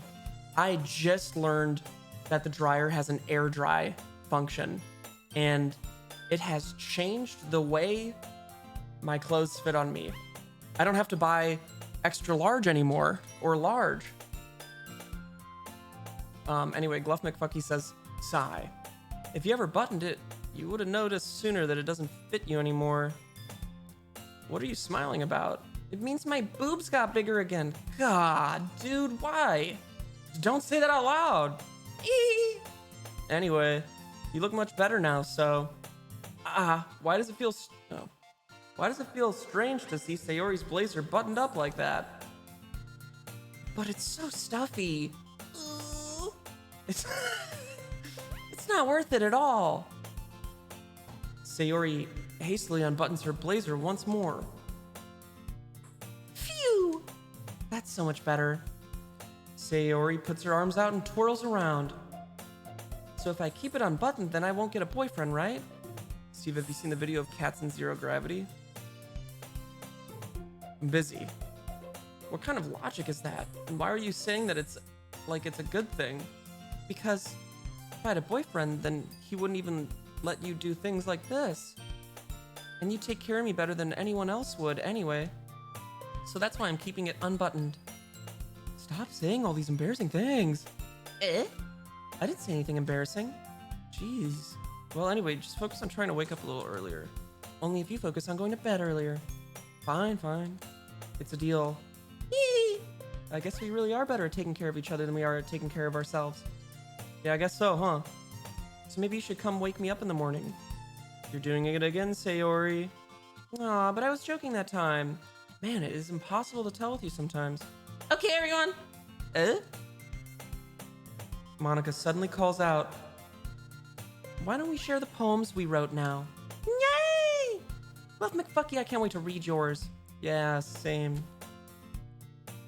I fail to sound enthusiastic, but Sayori still trots away to receive her poem. By the way, did you remember to write a poem last night? Yeah. My relaxation ends. I can't believe I agreed to do something so embarrassing. I couldn't really find much inspiration since I've never really done this before. Well, now that everyone's ready, why don't you find someone to share with? I can't wait! Sayori and Monica enthusiastically pull out their poems. Sayori's is on a wrinkled sheet of loose leaf torn from a spiral notebook. On the other hand, Monica wrote hers in a composition notebook. I can already see Monica's pristine handwriting from where I sit. Natsuki and Yuri reluctantly comply as well, reaching into their bags. I do the same myself. Who should I show my poem to first? You guys be the judge. Who do you guys want me to show the poem to? First. Does it even matter? Sayori probs? Okay. I'm definitely most comfortable sharing it with Sayori first. She's my good friend after all. Oh my goodness. This is so good, Bluff McFucky. Eh? I love it. I had no idea you were such a good writer. Sayori, You must be seriously overreacting. I'm not a good writer at all. I honestly have no idea what I'm doing. Well, maybe that's why. Because I have no idea what I like either. Nah! Jeez. I'm sure Yuri's opinion has to be a little more constructive than this. Maybe even Natsuki's. Are you sure you don't like it just because I wrote it? Yeah. Well, I'm sure that's part of it. I think I understand you better than a lot of people, you know? So when I read your poem, it's not just a poem. It's a Gluff McFucky poem! And that makes it feel extra special. Like I can feel your feelings in it. Sayori hugs the sheet against her chest. You're so weird, Sayori. I'm really happy that you wrote one. It just reminds me of how you're really a part of the club now. Not to mention the fact that I'm standing in front of you in the club room. Well, of course. I'm not really into it yet, but that doesn't mean I'll break my promise. See? It's like I said before, Gluff McFucky. Deep down, you're not selfish at all, you know? Trying new things like this for other people, that's something that only really good people do. Thank you, Sayori. I'm not sure if Sayori sees the full picture of my motive here. Then again, I can't deny that she's part of the reason I joined. Knowing how much this means to her and all. Yeah, and I'm gonna make sure you have lots of fun here, okay? That will be my way of thanking you. Alright, I'm gonna hold you to that then. Yay! Now you'll read my poem too, right? Don't worry, I'm really bad at this. We'll see about that. Dear sunshine, the way you glow through my blinds in the morning, it makes me feel like you missed me.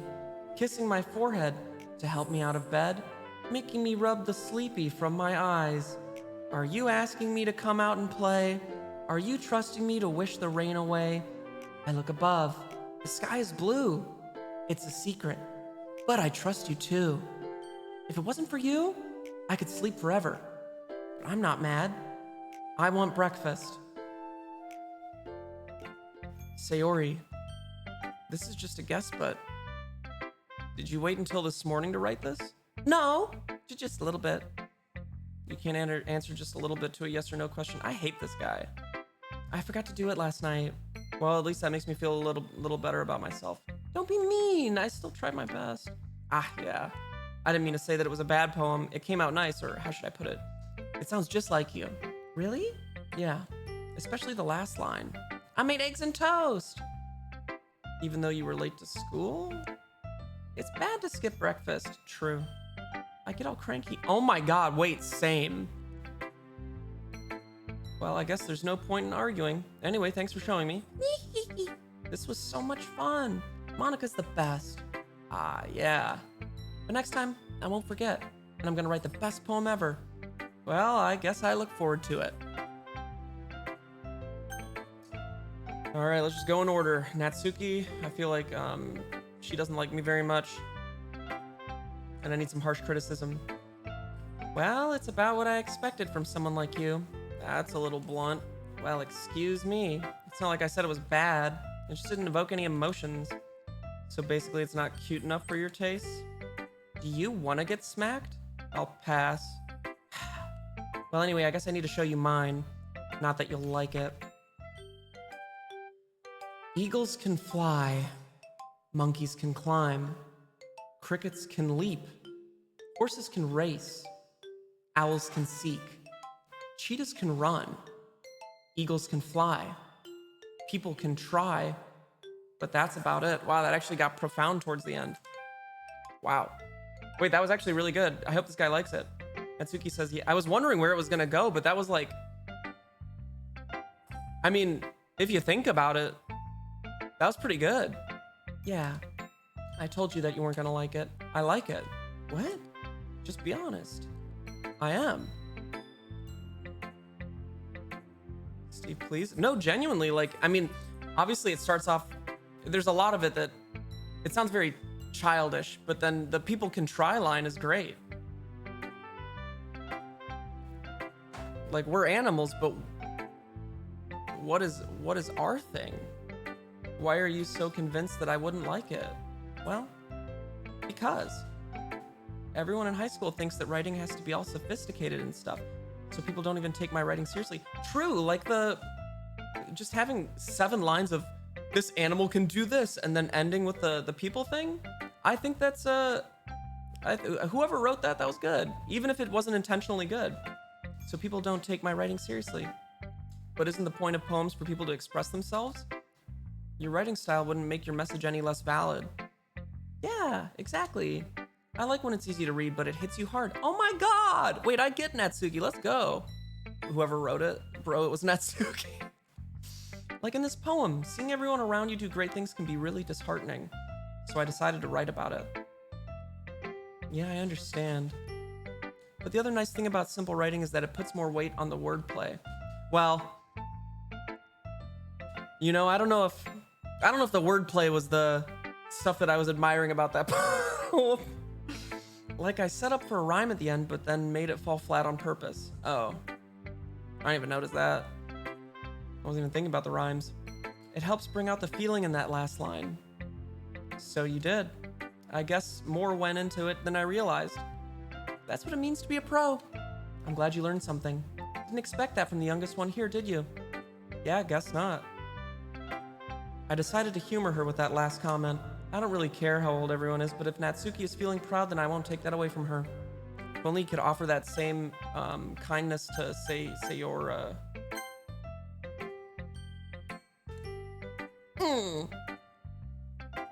Yuri stares at the poem. A minute passes, more than enough time for her to finish reading. Oh, sorry. I forgot to start speaking. It's fine, don't force yourself. I'm not. I just need to put my thoughts into words. Hold on. Okay, this is your first time reading a poem, right? Yeah. Why do you ask? I'm just making sure. I guess that it might be after reading through it. Ah, so it's that bad. No! Did I just raise my voice? I'm so sorry. Yuri buries her face in her hands. I couldn't help but notice it's been several minutes and we really haven't gotten anywhere. It might take Yuri a while to get used to new people. It's fine, I really didn't notice. What were you saying? Right, it's just that there's specific writing habits that are usually typical of new writers. And having been through that myself, I kind of learned to pick up on them. I think the most noticeable thing I recognized in new writers is that they try to make their style very deliberate. In other words, they tend to pick a writing style separate from the topic matter and they form fit the two together. The end result is that both the style and expressiveness are weakened. Once Yuri finds her train of thought, it's as if her demeanor totally changes. Her stammering is completely gone and she sounds like an expert. Of course, that's not something you can be blamed for. There's so many different skills and techniques that go into writing even a simple poem. Not just finding them and building them, but getting them to work together is probably the most challenging part. It might take some time, but it all comes with practice and learning by example and trying new things. I also hope that everyone else in the club gives you valuable feedback. Natsuki can be a little biased, though. Biased? How? Well, never mind. I shouldn't be talking about people like that. Sorry. It's fine. I'm not sure if Yuri is apologizing to herself or to me or to Natsuki. Do you mind if I read your poem now? Please do. I'd love to share my thought process behind it. Yuri smiles dreamily as if that's a rare opportunity for her, which itself is kind of funny. After all, isn't this supposed to be a literature club? Ghost under the light. The tendrils of my hair illuminate beneath the amber glow. Bathing. It must be this one. The last remaining streetlight to have withstood the test of time. The last yet to be replaced by the sickening blue-green hue of the future. I bathe. Calm, breathing air of the present but living in the past. The light flickers. I flicker back. A little too heady for me, if we're being honest. I'm sorry I have such terrible handwriting. What? I wasn't thinking that at all. But it took you a long time to read it. Ah. Well, I just don't read script very often. I actually think your handwriting is pretty. Eh? Well, that's a relief. Also, I like the poem. Even though it's short, it was really descriptive. It wasn't too short. I usually write longer poems. Not at all. I'm really glad you like it. I'll be honest. Since it's our first time sharing, I wanted to write something a little more mild. Something easy to digest, I suppose. Are you into ghosts, Yuri? Hoo-hoo! Actually, the story isn't about a ghost at all, Gluff McFucky. Really? What is it about the passage of time? I must have totally missed the point. Well, I suppose you did only glance over it after all. But remember that poets often express their own thoughts, feelings, and experiences in their work. They usually do more than tell a simple story or paint a picture. In this case, perhaps the subject of a poem is only being symbolically compared to a ghost. Oh, she feels like a ghost? But what is the flickering about? Who cares? Lingering in her last remaining place of comfort, unable to let go of the past. The bath is her final place of comfort, and soon to be left with nothing. That's a lot more solemn putting it that way, damn. I hadn't even thought of that. That's impressive. It's nothing, really. Well, it makes me happy that you think that. Just remember that it won't be long before you pick up on these things too. Yeah, maybe you're right. I guess I'll have to keep trying. I'm counting on you. Who should I show my poem to next? Oh my god, I can skip, but I kind of don't want to. I've invested so much time in this. Hi, Glove McFucky. Having a good time so far? Ah, yeah. Good, glad to hear it. By the way, since you're new and everything, if you ever have any suggestions for the club, like new activities, who cares? I'm always listening. Don't be afraid to bring things up, okay? Alright, I'll keep that in mind. Of course, I'll be afraid to bring things up. I'm much better off just going with the flow until I'm more settled in. Anyway, want to share your poem with me? It's kind of embarrassing, but I guess I have to. Don't worry, Glove McFucky. We're all a little embarrassed today, you know. Hey, Dawpun, thanks for the 35 months. They said nothing to say this month. Carry on, folks. What do you say when this is going on? Hazel, please don't use that litter box. Damn it. We're all a little embarrassed today, you know, but it's that sort of barrier that we'll all learn to get past soon. Yeah, that's true. I hand Monica my poem. Norable, thanks for the 39 months as well. This OMG, what a fun surprise. Yeah, super fun. I think it's no coincidence we have 666 viewers, at least on my end right now. I like this one. It makes me think of something Sayori would like. Is that so? You and Sayori are really good friends, right? I wouldn't be surprised if you had those sort of things in common. Ah, well, we may be good friends, but Sayori and I are actually really different. Well, that may be the case, but maybe there are also some similarities that you wouldn't expect. The way she talks about you. It sounds like the two of you really care about each other's well-being. Even if you show it in different ways, it ends up being more similar than you'd think. So I think that's the kind of vibe I get when reading your poem. You sure you're not reading into it too much? I could be! Oh gosh, I sound like Yuri. But in any case, Sayori's writing has kind of a gentle feel to it. I can tell she likes exploring with emotions like happiness and sadness. Who knew that someone so happy would enjoy sad things too? Yeah, that's totally unexpected. Well, to each their own. And you shouldn't be afraid to experiment a little bit either. I'm sure I'll end up trying different things a lot. It could take a while before I feel comfortable doing this. That's okay. I'd love to see you try new things. That's the best way to find the kind of style that suits you. Everyone else might be a little biased toward their own kind of styles, but I'll always help you find what suits you the most. So don't force yourself to write the way everyone else wants you to write. It's not like you have to worry about impressing them or anything. Anyway, do you want to read my poem now? Don't worry, I'm not very good. You sound pretty confident for someone who claims to not be very good. Well, that's because I have to sound confident. That doesn't mean I always feel that way, you know. I see. Well, let's read it then. Hole in the wall. It couldn't have been me. See the direction the sparkle protrudes? A noisy neighbor? An angry boyfriend? I'll never know. I wasn't home. I peer inside for a clue. No! I can't see. I reel, blind, like a film left out in the sun. But it's too late. My retina's already scorched with a permanent copy of meaningless image. It's just a little hole. It wasn't too bright. It was too deep, stretching forever into everything. A hole of infinite choices. I realize now that I wasn't looking in, I was looking out. And he, on the other side, was looking in. So, what did you think? It's very freeform, if that's what you call it. Sorry, I'm not really the right person to ask for feedback. It's okay. Yeah, that kind of style has gotten pretty popular nowadays. That is, a lot of poems have been putting emphasis on the timing between words and lines. When performed out loud, it can be really powerful. What was the inspiration behind this one? Well, I'm not sure if I know how to put it. I guess you could say that I had some kind of epiphany recently. It's been influencing my poems a bit. An epiphany? Yeah, something like that. I'm kind of nervous to talk about deep stuff like that because it's kind of coming on strongly. Maybe after everyone is better friends with each other. Anyway, here's Monica's writing tip of the day. Sometimes, when you're writing a poem or a story, your brain gets too fixated on a specific point. If you try so hard to make it perfect, you'll never make any progress. Dude, that's something, wait, that's so true. And that is in music, that is in video making. You get so stuck on a certain thing that you just want to get right that you can't make any progress on it. You just have to fucking move on, dude. Come back to it later. If you notice yourself getting stuck, move on, man. Any creative endeavor, yup. That's so fucking true. Just force yourself to get something down on paper and tidy it up later. Now, my problem is wanting to come back to it.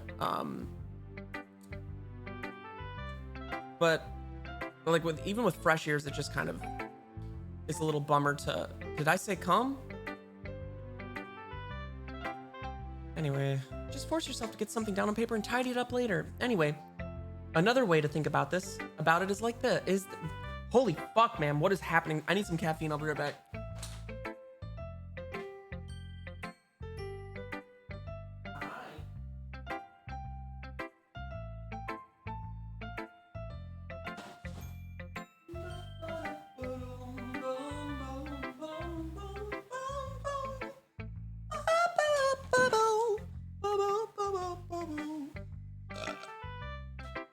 My slippers. Another way to think about it is this. If you keep your pen in the same spot for too long, you'll just get a big dark puddle of ink. Wow, that's so profound. Joe, bro, I don't know you, but someone just randomly write me on Discord, and UR name with UR mail tag and Twitch URL XD. You know what beats? Welcome, first time chatter. And that's all I'll say. So just move your hand, because I would love to have some new chatters in here too, you know? Would love to build, have some friends for these people, you know? We can fix him. So just move your hand and go with the flow. That's my advice for today. Thanks for listening. Hey, I am not your whore. Thanks for the 32 months. I love that from you. All right, we finished poem day. Phew! I guess that's everyone. I glance around the room. That was a little more stressful than I anticipated. It's as if everyone is judging me for my mediocre writing abilities. Even if they're just being nice, there's no way my poems can stand up to theirs. This is a literature club after all. I sigh. I guess that's what I ended up getting myself into. Across the room, Mayuri and Monica are happily chatting. My eyes land on Yuri and Natsuki. They gingerly exchange sheets of paper, sharing their respective poems. As they read in tandem, I watch each of their expressions change. Natsuki's eyebrows furrow in frustration. Meanwhile, Yuri smiles sadly. What's with this language? Yeah? Did you say something? Oh, it's nothing. Natsuki dismissively returns the poem to the desk with one hand. I guess you could say it's fancy. Ah, thanks. Yours is cute. Cute? Did you completely miss the symbolism or something? It's clearly about feelings of giving up. How can that be cute? I know that. I just meant the language, I guess. I was trying to say something nice. Eh? You mean you have to try that hard to come up with something nice to say? Thanks, but it really didn't come out nice at all. Well, I do have a couple suggestions. If I was looking for suggestions, I would have asked someone who actually liked it. Which people did, by the way. Sayori liked it, and Gluff McFucky did too. So based on that, I'll gladly give you some suggestions of my own. First of all, excuse me, I appreciate the offer, but I've spent a long time establishing my writing style. I don't expect it to change anytime soon, unless, of course, I come across something particularly inspiring, which I haven't yet. And Gluff McFucky liked my poem too, you know. He even told me he was impressed by it. Natsuki suddenly stands up. Oh? I didn't realize you were so invested in trying to impress our new member, Yuri. That's not what you're just... Yuri stands up as well. Maybe you're just jealous that Gluff McFucky appreciates my advice more than he appreciates yours. Huh? And how do you know he didn't appreciate my advice more? Are you that full of yourself? No. If I was full of myself, I would deliberately go out of my way to make everything I do cutesy. Is everyone okay? Well, you know what? You know what? I wasn't the one whose boobs magically grew a size bigger as soon as Gluff McFucky started showing up. The Natsuki! Natsuki, that's a little... This doesn't involve you! I don't like fighting, guys. Jesus Christ. Suddenly, both girls turned towards me as if they just noticed I was standing there. Gluff McFucky! She's just trying to make me look bad. That's not true! She started it. If she could get over herself and learn to appreciate that simple writing is more effective, then this wouldn't have happened in the first place.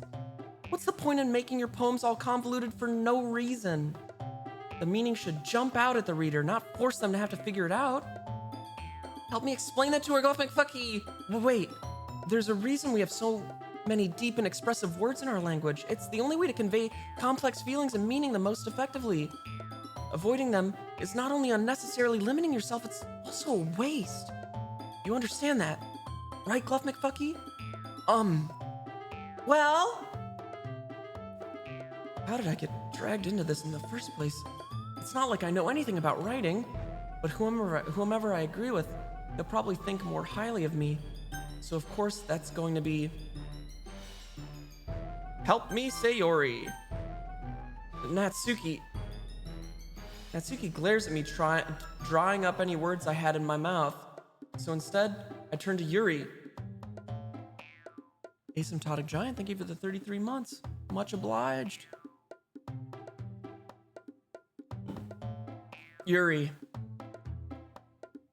But Yuri's expression is so defenseless that I can't bring myself to say anything to her.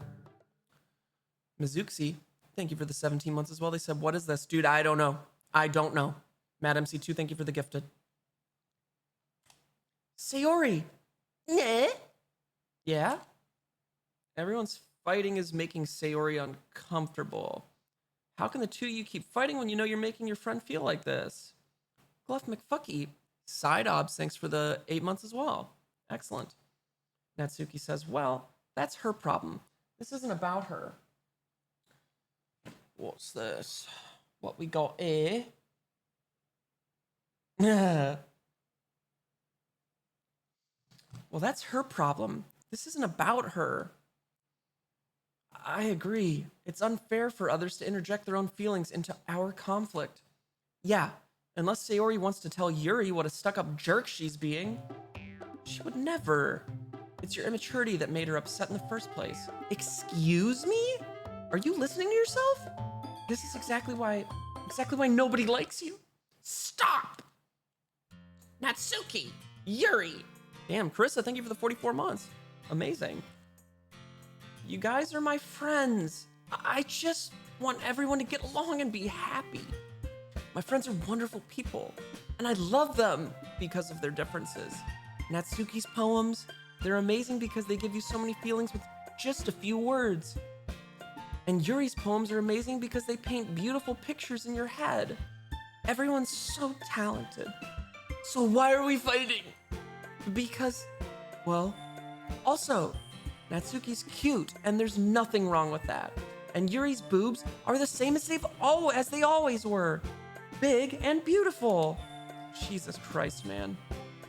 Sayori stands triumphantly. Monica stands behind her with a bewildered expression. I'll make some tea. Yuri rushes off. Natsuki sits down with a blank expression on her face, staring at nothing. Dude, that sounds a lot like Ollie. So this is why Sayori is vice president. I whisper to Monica. Well, I definitely said that out loud. She nods in return. To be honest, I might come off as a good leader and I can organize things, but I'm not very good with people. I couldn't even bring myself to interject. As president, that's kind of embarrassing for me. Nah, it's not like I can blame you. I wasn't able to say anything either. Well, I guess that just means Sayori is amazing in her own ways, isn't she? You could say that. She might be an airhead, what the fuck, but sometimes it's weirdly suspicious that she knows exactly what she's doing. I see. Take good care of her, okay? I would hate to see her get herself hurt. That makes two of us. You can count on me. Monica smiles sweetly at me, causing my stomach to knot. Such a genuine person.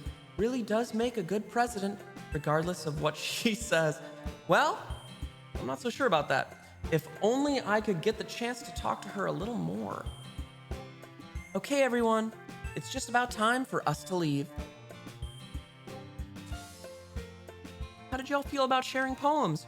It was a lot of fun. Well, I'd say it was worth it. It was all right. Well, mostly. Bluff McFucky, how about you? Yeah, I'd say the same. It was a neat thing to talk about with everyone. Awesome. In that case, we'll do the same thing tomorrow. Oh my god, I have to write another fucking poem. And maybe you learn something from your friends too. So your poems will turn out even better. Lego Huntress, thanks for the 3 gifted. Yes! I think to myself, I did learn a little more about the kinds of poems everyone likes. With any luck, that means I can at least do a better job impressing those I want to impress. I nod to myself with newfound determination. Bluff McFucky! Ready to walk home? Sure, let's go. Sayori beams at me. It truly has been a while since Sayori and I have spent this much time together. I can't really say I'm not enjoying it either. So the kinds of poems everyone likes, let's see. Sayori, I think, or Yuri likes, dark poems. Natsuki likes, cute poems. I don't remember what Monica likes. And I think Sayori likes, a bunch of different things combined into one, because she has no artistic integrity. Panda in the Tree, thank you for the 500 bits. They said Gritty Goose. Let's go.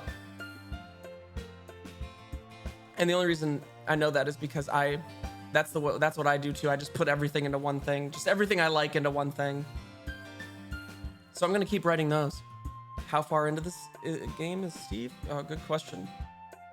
About what happened earlier. What do you mean? You know, between Yuri and Natsuki. Does that kind of thing happen often? No. That's really the first time I've seen them fight like that. I promise they're both wonderful people. You don't hate them, do you? No, I don't hate them. I just wanted your opinion, that's all. I can see why they'd make good friends with you. Phew! You know, Bluff McFucky, it's nice that I get to spend time with you in the club. But I think seeing you get along with everyone is what makes me the happiest. And I think everyone really likes you too. That's... Every day's gonna be so much fun! It looks like Sayori still hasn't caught on to the kind of situation I'm in. Sure, being friends with everyone is nice, but does it really need to stop there? What the fuck? We'll just have to see what the future holds, Sayori. I pat Sayori on the shoulder. Oh, is Hazel up there? What's she doing? Let me turn the cat cam on.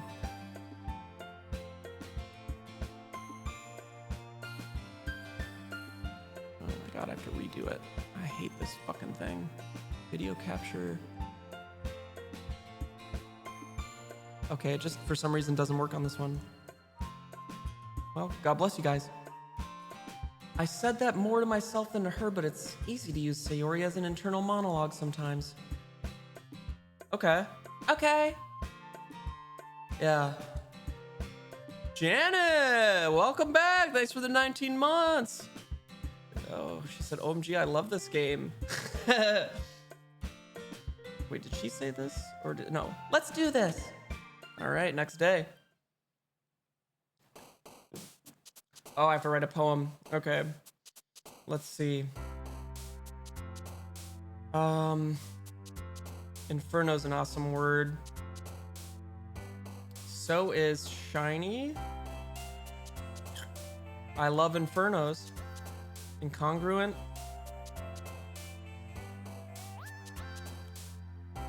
I feel unrestrained.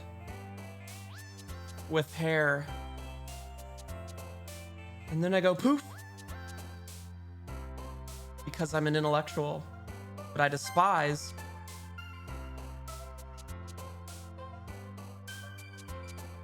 Family. And entropy isn't real. And I'm incapable of misfortune. Which makes me socks. Suicide. Peace. Kawaii. Anyone up for a little effulgent? Just send it over in an email. Now how about some cold breathe? And I'm feeling a little unstable with how much happiness I have. Sayori's gonna love this one. Another day passes, and it's time for the club meeting already. I've gotten a little more comfortable here over the past couple of days. Entering the club room, the usual scene greets me. Hi, Gluff McFucky. Yo, Sayori. Looks like you're in a good mood today. I'm just still not used to being in the club, that's all. I see. That's a pretty simple thing to get you in a good mood, but I guess it's always the simple things with you anyway. Oh my god. Speaking of which, I'm kinda hungry. Will you come with me to buy a snack? No thanks. That's not like you at all. I have my reasons. Mikey BDX7, thanks for the 42 months. Yes, that's awesome. Why don't we take a look at your purse, Sayori? Why that? All of a sudden. No reason, really. I just wanted to look at it. Sayori nervously retrieves her coin purse. She fumbles with the latch and gets it open. Then she turns it upside down and lets its contents spill onto the desk. Only 2 small coins fall out. I knew it. I can see right through you, Sayori. That's not fair. How did you even know? It's simple. If you had enough money in the first place, you would have bought a snack before coming to the club room. So either you're not hungry and wanted an excuse to take a walk, or you plan to conveniently forget that you spent all your money so that I would lend you some. But there's one more thing. You're always hungry. And so that leaves only one option. I give up. Don't make me feel guilty. If you feel guilty, that means you deserve to feel guilty. Dude, this guy is such a piece of shit. Ha ha ha! Yuri suddenly giggles. I didn't notice that she was listening in. Her face is in her book as always. I wasn't listening or anything. It was just something in my book. Yuri, tell Gluff McFucky to let me borrow some money. Don't get me involved in that, Sayori. Besides, you should only buy what you can responsibly afford. Hey, tell that to me. And frankly, after pulling a mischievous little stunt like that, your suffering is fair enough retribution. Did I just... I didn't mean that. I got too absorbed into my book. I really like it when you speak your mind, Yuri. It doesn't happen much, but it's a fun side of you. There's no way you could think that. So you were right, though. I did something bad, and now I have to accept the retribution. That! Still coming from you, Sayori. I guess there's a little devil inside all of us, isn't there? Don't let her fool you. Sayori knows exactly what she's doing. After all, she told you guys she was bringing me to the club before she even told me.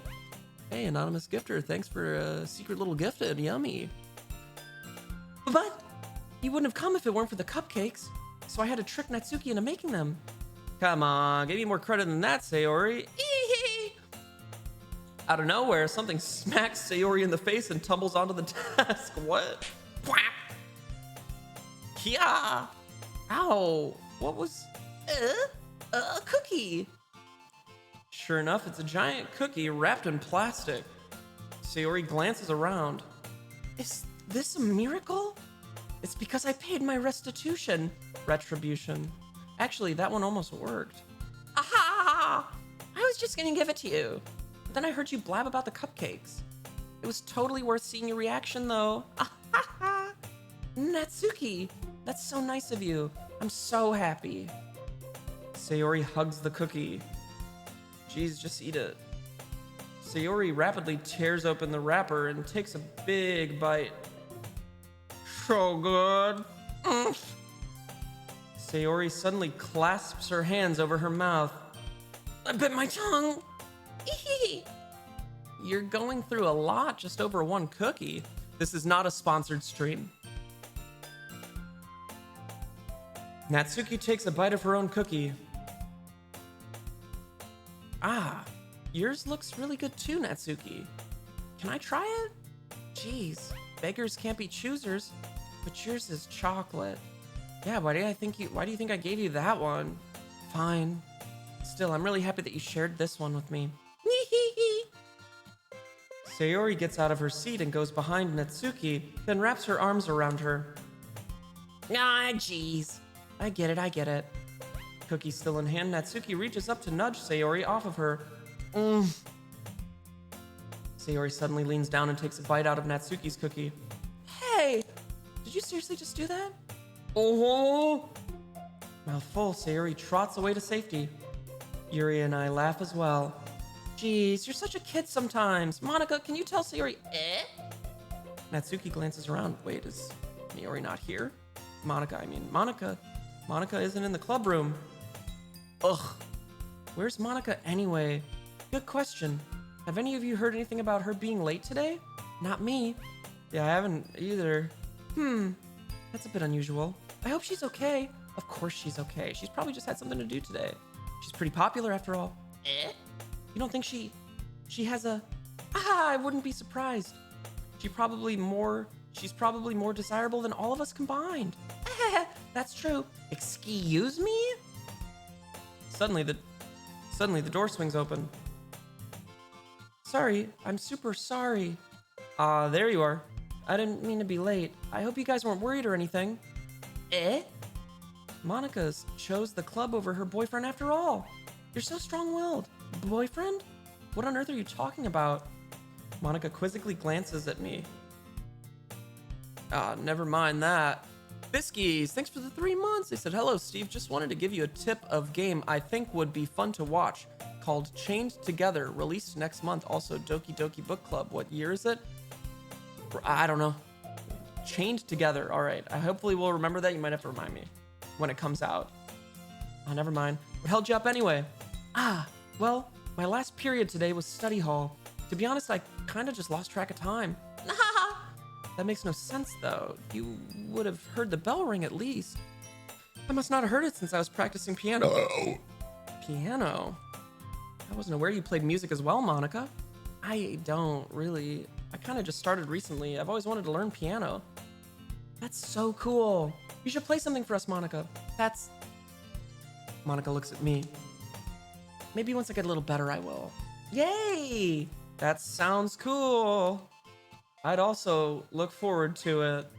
Is that so? In that case, I won't let you down, Mikla. Monica smiles sweetly. I didn't mean any pressure or anything like that. Don't worry. I've been practicing a whole lot recently, and I'd really love the chance to share once I'm ready. I see. In that case, best of luck. Thanks. So I didn't miss anything, did I? No, not really.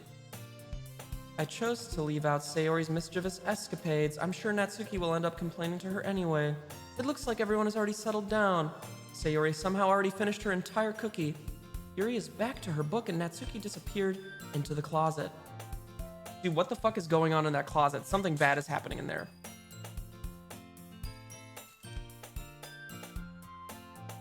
Oh my god. Okay, here we go. Cloth McFucky! Cloth McFucky! Sayori suddenly comes up to me. I'm gonna go get some supplies from another classroom. Wanna come with me? Supplies. What for? Well, you know how the festival is coming up? Me and Monica were gonna make some posters and stuff, so I need to find some crayons and markers and glue sticks. Ah, I see. Sure, I'll go with you. Yay! Okay, Monica, we'll be back soon. Ah, are you going with Gluff McFucky to get the supplies? There's no need to trouble yourself. I'd be happy to go with him. Oh, but I wanted to go. It's so much fun exploring empty classrooms and stuff. Okay. It was just a suggestion. See if you can find poster paper too, okay? Okay! Ready, Gluff McFucky? Yep, let's go. Awesome. When are we gonna read our poems? Sayori and I exit the club room. I follow behind as Sayori hums and skips around the hallway. Honestly, it feels like I'm taking a kid to the mall or something. Sayori finds pleasure in the simplest things sometimes. Hey, Sayori, what exactly are we doing for the festival anyway? I'm not sure how you would make an event out of literature. Me and Monica have it all planned out. Don't you worry. Is that so? Yep. We're gonna do a poetry performance. A performance? Of what kind? Well, everyone is gonna take turns on stage and recite their favorite poems. Pass.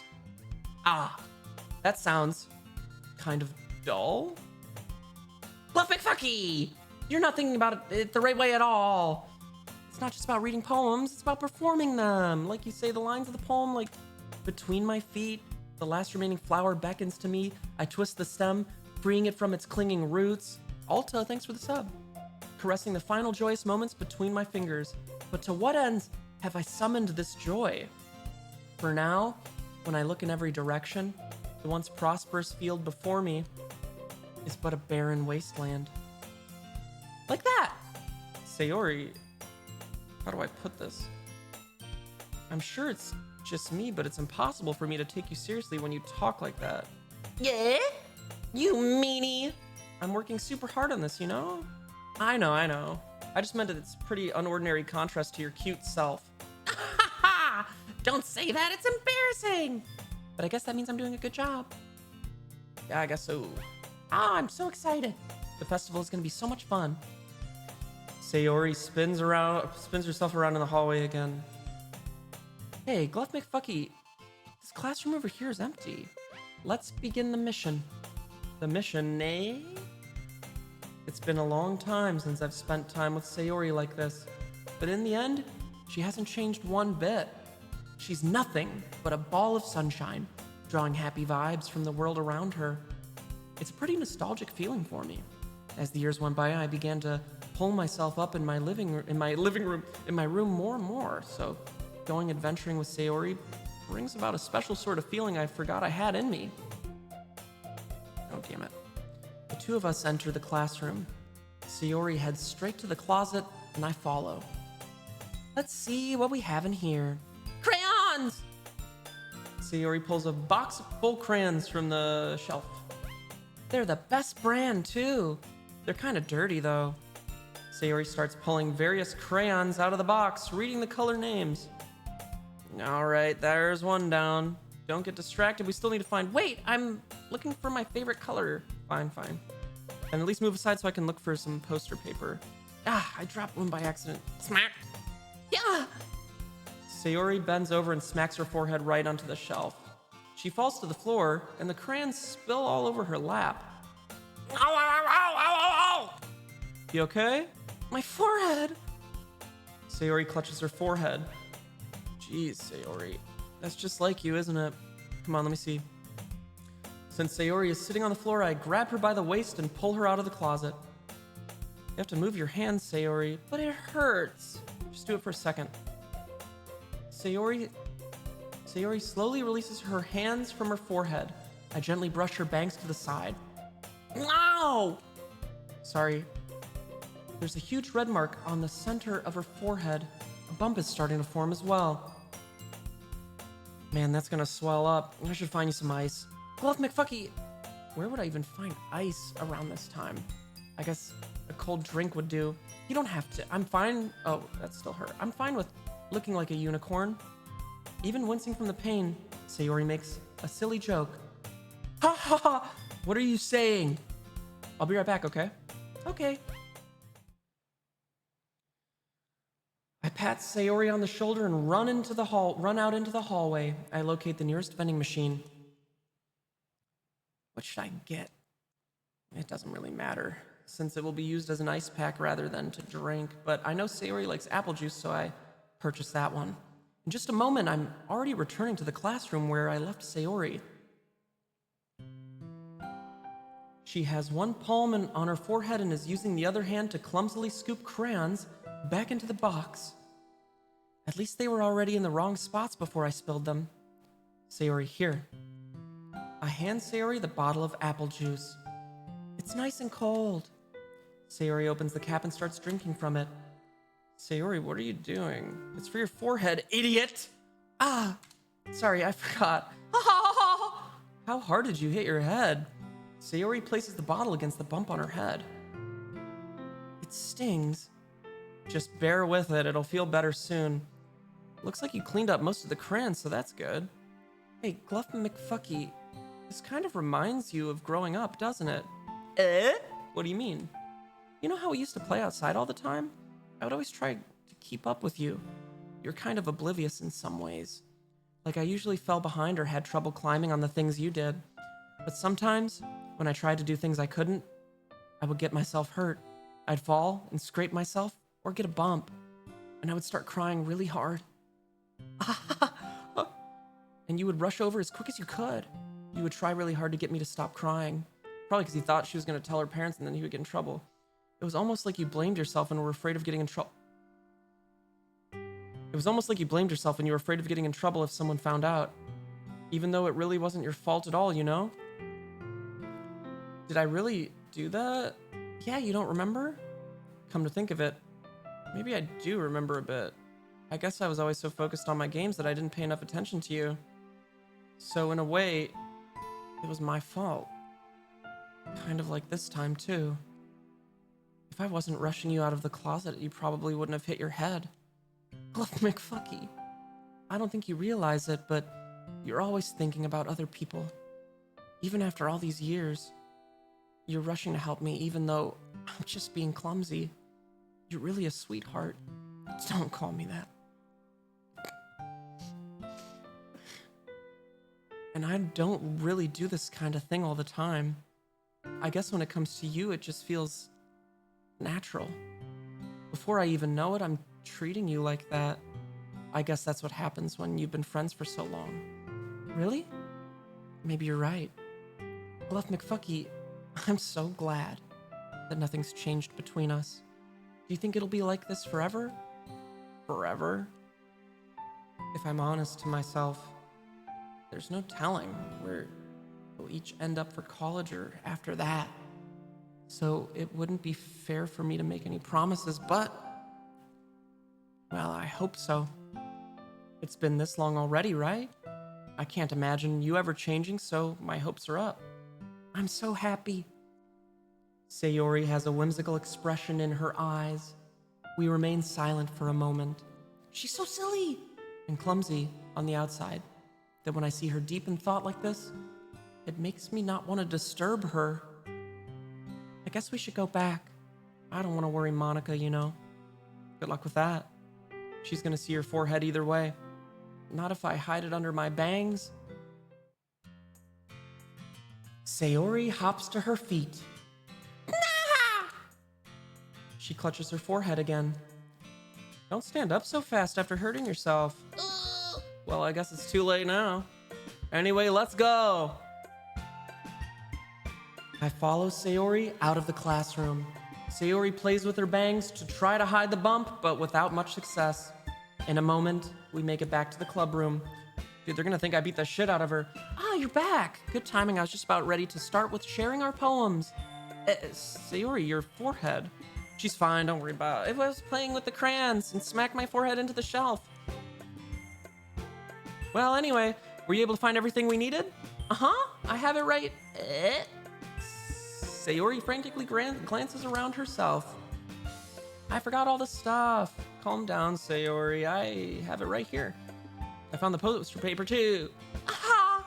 Sounds like you ended up doing all the work, Gluff McFucky. Ah, well, Sayori... I failed to come up with an excuse for Sayori. I made it an adventure. Yeah, that. Okay. In any case, good work. I'll start working on the posters tonight. Me too. Okay, everyone. Are you ready to share your poems? Guess I should grab mine. I have to pee. Woo! Bye, Ollie.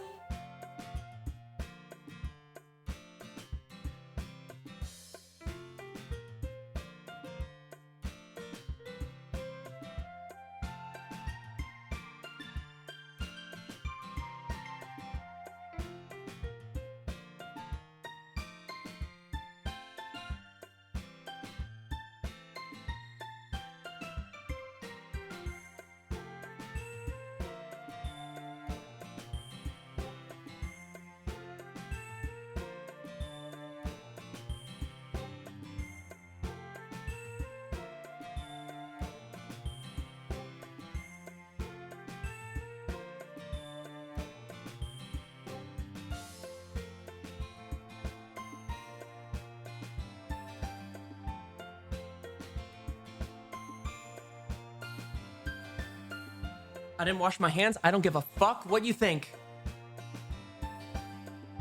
After making sure the crayon box is closed tightly, I return to my seat.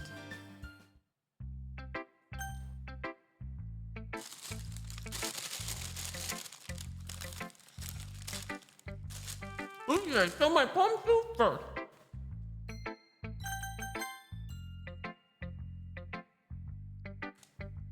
Bluff McFucky. I really love your poems. I can't believe you've been hiding these from me. I'm not hiding anything, but your poems are so good. Yesterday's and this one too. You can't tell me you haven't done this before. I mean, you're really the only one that feels that way, so. No way. Not even Natsuki? Well, I guess Natsuki is the least likely to admit how much she likes something, but I don't think it's that. What do you mean? Well, I guess I'll be honest about it. It's a lot easier to write poems when I'm thinking about you. Whoa. Wah. Stop thinking weird things, idiot. I just mean that you're a really expressive person, I guess. How am I supposed to write poems about my own stupid life? But you somehow make everything in your life an adventure. Even the little things. Like cooking. Let's not talk about that. So yeah, I guess what I'm saying is that I can feel more feelings through you than I can through myself. We have that kind of weird connection. It's your fault for getting in my business all the time. Yeah? I don't know if I understand. You never understand when I try to explain things to you, do you, Sayori? I pat Sayori's head. Dude, this guy's such a cuckold. Hey! I'm not a kid, you know. Are you sure about that? Maybe. Sayori starts fiddling with her pencil between her hand. Hey, Gluff McFucky. Will you give me your poem? I kind of want to keep it. Oh, why? Oh, dude, I still have to show it to people. Because, well, it's the first time you've written something for me. Sayori, you completely misunderstood. I didn't write this for you. Sigh. Are you even listening to me anymore? Well, whatever. I'll give it to you when we go home. Really? Snap. I broke my pencil. Sayori hastily bends down to pick up the piece she dropped, but being inattentive of her surroundings, she bumps right into me. So sorry. It's fine. I'll get it for you. I bend down and pick up the broken pencil. Sayori clutches the desk beside her to support herself, knees shaking. I'm a little clumsy today. Let's sit down, Sayori. Yeah. I grab Sayori's arm and help her sit at the desk. Anyway, I still haven't read your poem. Oh, sorry, I forgot about that. But it's not as good as yours. Jeez, don't worry. I'm sure I'll like it. Bottles, I pop off. My scalp like the lid of a cookie jar. It's the secret place where I keep all my dreams. Dude, she loves food. Little balls of sunshine, all rubbing together like a bundle of kittens. I reach inside with my thumb and forefinger and pluck one out. It's warm and tingly. But there's no time to waste. I put it in a bottle to keep it safe. And I put the bottle on the shelf with all the other bottles. Happy thoughts, happy thoughts, happy thoughts, and bottles all in a row. Fuck, it's a long one. My collection makes me lots of friends. Each bottle, a starlight to make amends. Sometimes my friends feel a certain way. Down comes a bottle to save the day. Is she saying that she like eats cookies to maintain her happiness, I guess? Night after night, more dreams. Friend after friend, more bottles. Deeper and deeper my fingers go, like exploring a dark cave, discovering the secrets hiding in the nooks and crannies, digging and digging, scraping and scraping. I blow dust off my bottle caps. It doesn't feel like time elapsed. My empty shelf could use some more. My friends look through my locked front door. Finally, all done. Oh, Koji, thanks for the raid! Yeah, we're just reading poems today. Hope you had a great stream, bud. Finally all done, I open up and in come my friends. In they come, in such a hurry. Do they want my bottles that much? I frantically pull them from the shelf one after the other, holding them out to each and every friend. Each and every bottle. But every time I let one go, it shatters against the tile between my feet. Happy thoughts, happy thoughts, happy thoughts, and shards all over the floor. They were supposed to be for my friends who aren't smiling. They're all shouting, pleading something, but all I hear is echo, echo, echo, echo, echo inside my head. Well, in one ear, out the other. Holy crap. Sayori, did you really write this? Of course I did. Didn't I tell you yesterday I was going to write the best poem ever? Ted of Bear, thanks for the 29 months. They said you having fun, bud? Yeah, that's honestly kind of fun. Kelly Beans, thanks for the gifted. I'm interested to see where this goes. I hope this is the last time that we have to read poems, but I imagine it won't be. I heard Koji played a horror game, a new like Oh yeah, don't spoil where this goes. Don't tell me anything. I literally am going into this completely blind. I've only heard about it today. You know, it's probably better I don't look at chat. Didn't I tell you yesterday I was gonna write the best poem ever? Yeah, but I mean, I didn't expect something like this coming from you. Monica taught me a whole lot, and I've really been in touch with my feelings recently. I see that. It's almost kind of creepy. Creepy? Well, not exactly, but maybe because I'm so used to you being cheerful. Well, never mind. I'm thinking too hard about it. The point is, it came out good, so you should be proud of it. Aw, thanks. I feel like I was meant to express myself this way. It even helps me understand my own feelings a little bit better.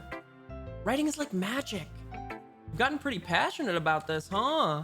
I hope you keep it up. Yeah! Writing's the best. I'm gonna keep writing until I die. Foreshadowing. Don't get ahead of yourself. Sayori's always had a habit of getting obsessed with something before dropping it no more than a week later. I wonder if this is one of those times. But seeing the passion in her eyes makes it hard for me to be pessimistic. Oh shit. Who should I show my poem to next? I guess let's just go in order.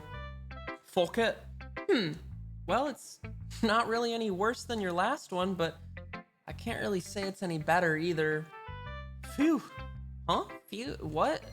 Oh, well, anything that isn't a train wreck I'll take as a win. And I get the feeling you're probably the most critical. Hey, what makes you... Glad to see someone recognizes my experience. Well then, keep practicing and maybe you'll be as good as me someday. That's, something tells me Natsuki completely missed the point.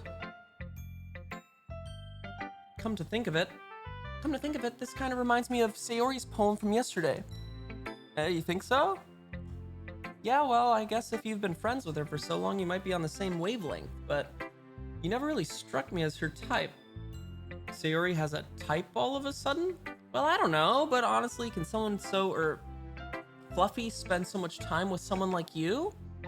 It's like she's dragging around a dead weight. Oh, that was a little unnecessary, but think of it this way. If it weren't for me, she would probably just fly away like letting go of a balloon. You could say we each take care of each other in our own way. Whatever it is, I don't get it. Oh yeah, I guess I'm supposed to show you my poem. Here. Amy likes spiders. You know what I heard about Amy? Amy likes spiders.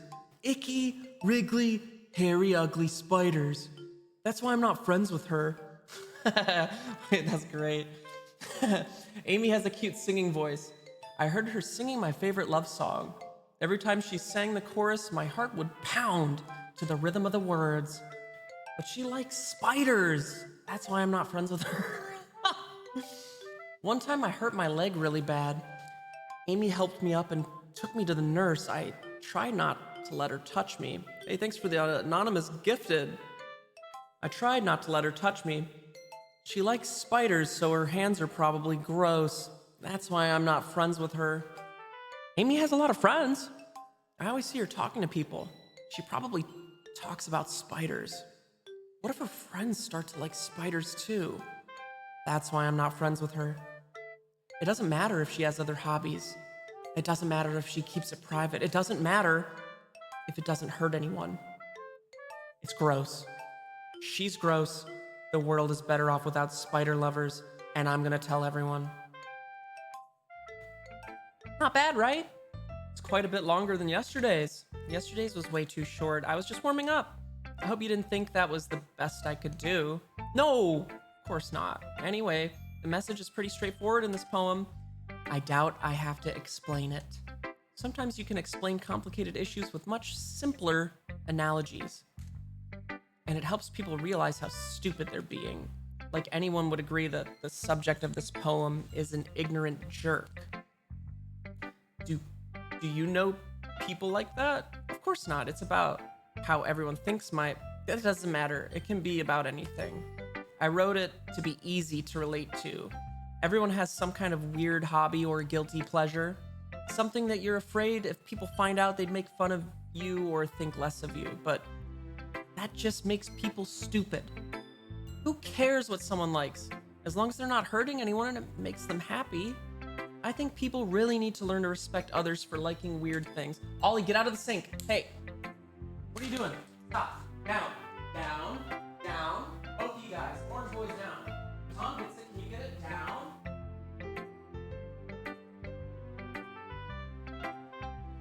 Hell is wrong with you, boy?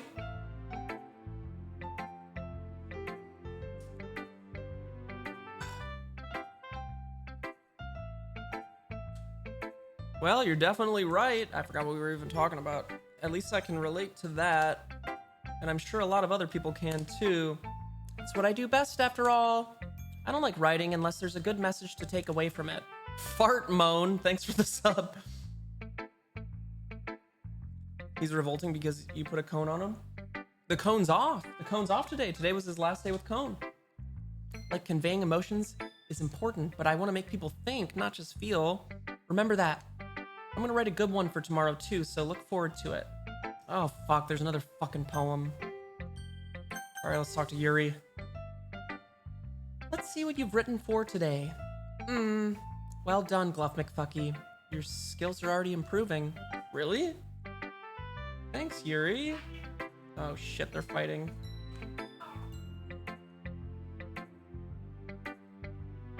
Okay, I think it's over.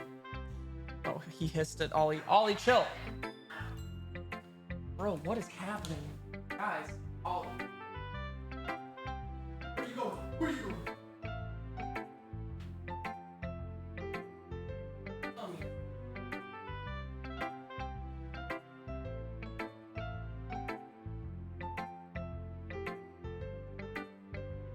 And he knows he's bothering Baton too. Okay, let's get back to this. It's nothing. I'm just happy to help inspire fellow writers. I know you're new to this, so don't worry so much if it seems like you can't get your poem to feel perfect. You don't need to be afraid to be a little more daring. Metaphors can go a long way. Don't feel like you need to work your brain like turning a bunch of gears. Try letting your mind wander through your feelings. And write down the things you see and hear. That's one way to truly enable your readers to see into your mind. It's a very intimate exercise. I see. It's a certainly interesting technique. Thanks for sharing. I have, an example of that if you'd like to read it. Of course. Is this the poem you wrote for today? Yuri nods and timidly hands me her poem. The raccoon. It happened in the dead of night while I was slicing bread for a guilty snack. My attention was caught by the scuttering of a raccoon outside my window. That was, I believe, the first time I noticed my strange tendencies as an unordinary human. I gave the raccoon a piece of bread, my subconscious well aware of the consequences, well aware that a raccoon is fed will always come back for more. The enticing beauty of my cutting knife was the symptom. The bread, my hungry curiosity, the raccoon, an urge. The moon increments its phase and reflects that much more light off my cutting knife, the very same light that glistens in the eyes of my raccoon friend. I slice the bread, fresh and soft. The raccoon becomes excited. Or perhaps I'm merely projecting my emotions onto the newly satisfied animal. Not like in these word choices. The raccoon has taken to following me. You could say that we've gotten quite used to each other. The raccoon becomes hungry more and more frequently, so my bread is always handy. Every time I brandish my cutting knife, the raccoon shows me its excitement. A rush of blood! Classic Pavlovian conditioning. I slice the bread, and I feed myself again. That's a story, not a poem. I was a little more daring with this one than yesterday's. I can see that. It's a lot more metaphorical. I don't know if it's my fault, but I can't begin to imagine what this poem is about. That's right. It's a bit closer to my preferred writing style, using the poem as a canvas to express vivid imagery and conveying emotions through them. Yeah, if I take it at face value, then I can't even figure out what it's supposed to mean. Well, I think it's something that different people can relate to in their own way. I wanted to express the way it feels for me to indulge in my more unusual hobbies. I get it, I fed squirrels. It's those sort of things I'm usually forced to keep to myself, so I sometimes enjoy writing about them. Huh. That's funny. Didn't Natsuki also write something about that? About someone being ridiculed for a strange interest? Yeah? She did? Yeah. She was talking about how it doesn't matter what you're into as long as you're not hurting anybody. She's right. I mean, does she really feel that way? Yeah. Sounds like you two have that in common. That's interesting. To me, she seemed like the kind of person who would make fun of my hobbies. But I suppose that's my fault for judging, isn't it? Please don't tell her I said that. Don't worry, I have no reason to. Okay, well, thank you for sharing it with me. After all, if I hadn't learned to embrace my own weirdness, I would probably hate myself. I might be ranting a little bit now, but I'm glad you're listening. You're a good listener. How do you play this game? Is it just reading? Hey, that's all it's fucking been so far. All right, let's show the poem to Monica. Good lord. Hi again, Gluff McFucky. How's the writing going? All right, I guess. Nice pun. I'll take that. As long as it's not going bad. I'm happy that you're applying yourself. Maybe soon you'll come up with a masterpiece. I wouldn't count on that. You never know. Want to share what you wrote for today? Sure. Here you go. I give my poem to Monica. All right, it's pretty good. It makes me think of Sayori, like the other one that you wrote. You two are like the dynamic duo. That's kind of exaggerating it. Yeah, probably. But you do spend a lot of time with her, even in this club, don't you? Then again, I don't blame you for being a little shy. I'm not shy, it's just... I'm just teasing. I know it takes a bit of time to make friends with everyone, but Yuri and Natsuki are super interesting people, so don't be afraid to give them their share of time. And you can talk to me every now and then, too. I'm not, like, unapproachable or anything, am I? No, it's nothing like that. I'm just still getting used to being here, that's all. Yeah. I'm sorry if I was putting pressure on you or something. I really didn't mean it like that. No, don't worry. I get what you're saying. Well, all right. But anyway, You want to read my poem now? I like the way this one turned out, so I hope you do too. All right, let's take a look. Here we fucking go. Eames, thanks for the 21 months. I said my Game Grumps is showing. Save me. The colors, they won't stop. Bright, beautiful colors. Flashing, expanding, piercing, red, green, blue. An endless cacophony of meaningless noise. The noise! It won't stop! Violent, grating waveforms. Squeaking, screeching, piercing, sine, cosine, tangent. Like playing a chalkboard on a turntable, like playing vinyl on a pizza crust. That's cool. An endless poem of meaningless. Load me. The fuck? It's even more abstract than your last one, huh? I guess it's just the way I write. I'm sorry if you don't like it. No, I never said that. It's just the kind of thing I've never really seen before, I guess. I kind of like playing with my space on the paper. Choosing where and how to space your words can totally change the mood of a poem. It's almost like magic. The way I wrote the lines really short makes it feel like they're trying to speak over the noise. I see. It's still hard for me to tell what it's about, though.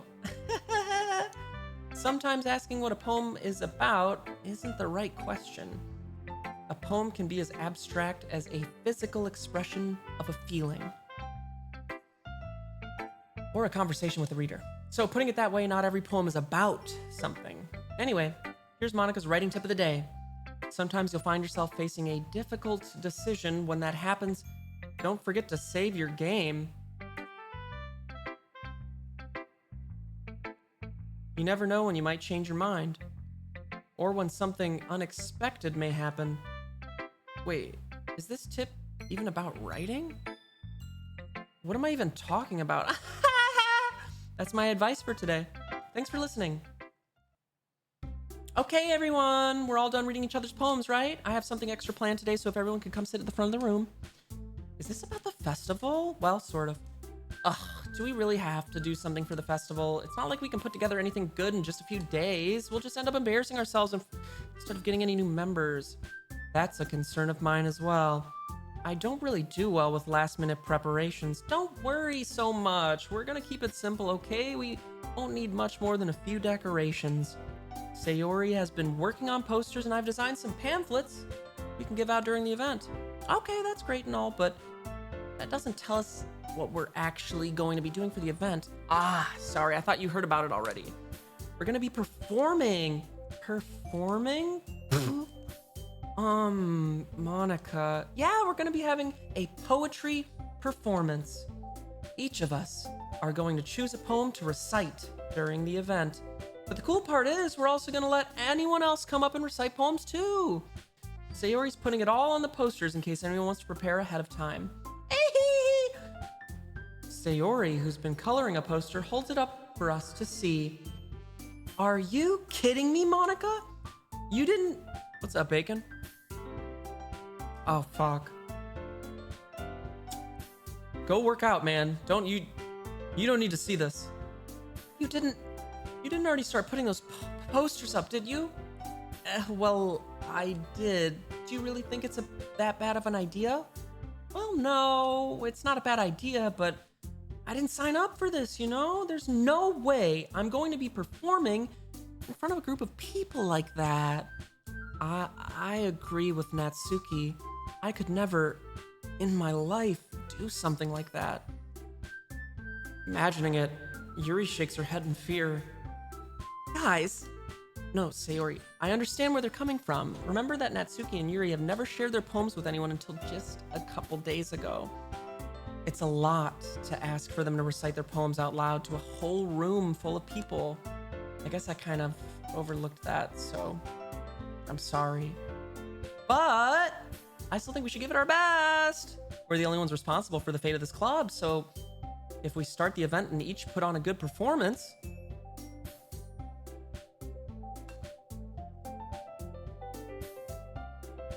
Oh, cool. Just did it on its own. Then it will inspire others to do the same. And the more people who perform, the better we'll be able to show everyone what literature is all about. Yeah. It's about expressing your feelings, being intimate with yourself, finding new horizons, and having fun. That's right. And it's those reasons that we're all in this club today. Don't you want to share that with others to inspire them to find the same feelings that brought you here in the first place? I know you do. I know we all do. And if all it takes is standing in front of the room for 2 minutes and reciting a poem, then I know you can do it. Natsuki and Yuri remain silent. Sayori looks worried. I guess that leaves me no choice. Oh, what's he gonna say? I agree. I don't think it's too much to ask. I think that Sayori and Monica have been trying really hard to get new members. The least we can do is help them out a little bit. Well, maybe, but it looks like Natsuki doesn't have any arguments left. Okay, fine. I guess I'll just have to get it over with. All right. Phew. Thanks, Natsuki. What about you, Yuri? Yuri dejectedly glances around at everyone else's expectant faces. Sigh. I guess I don't really have a choice. That's everyone! You're the best, Yuri. This club is seriously going to be the death of me. Oh gosh, you'll be fine, Yuri. But anyway, let's move on to the main event. I want each of you to choose a poem of yours. We're going to practice reciting them in front of each other. No way! Monica, this is too sudden. Well, if you can't recite your poem in front of the club, how do you expect to do it in front of strangers? Oh no, don't worry. I'll start off to help everyone feel a little more comfortable. Can I go next? Of course. Now let's see. Monica flips through her notebook to the specific poem she has in mind for herself. She then stands behind the podium. The title of this poem is The Way They Fly. Monica begins reciting her poem. Her clear, confident voice fills the room.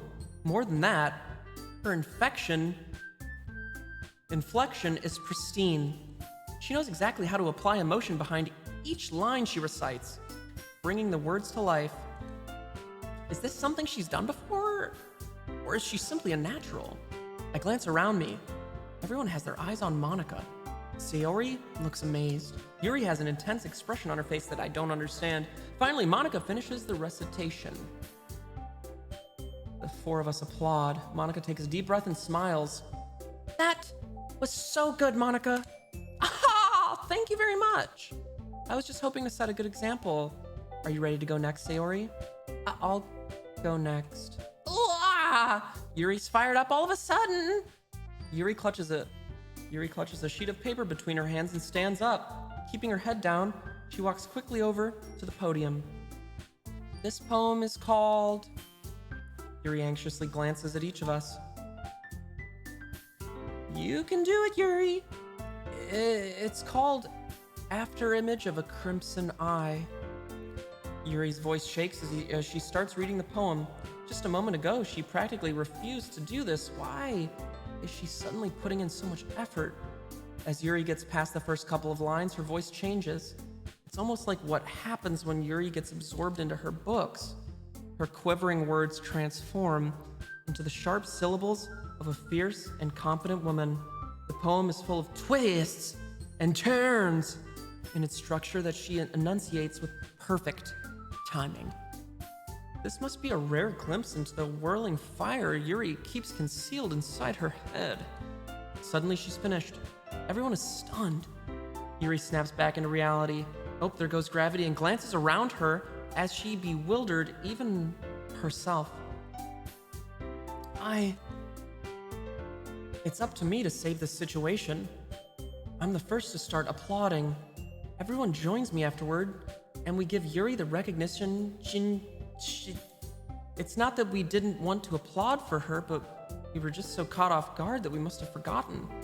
As we applaud, Yuri holds the poem to her chest and rushes back into her seat. Yuri, that was really good. Thank you for sharing. Looks like Yuri is down for the count. Okay, I guess I'm next then. Sayori hops out of her chair and cheerfully walks to the podium. This one is called My Meadow. Sorry, I giggled. Eee! Sayori, it's a lot harder than I thought. How did you guys even do it so easily?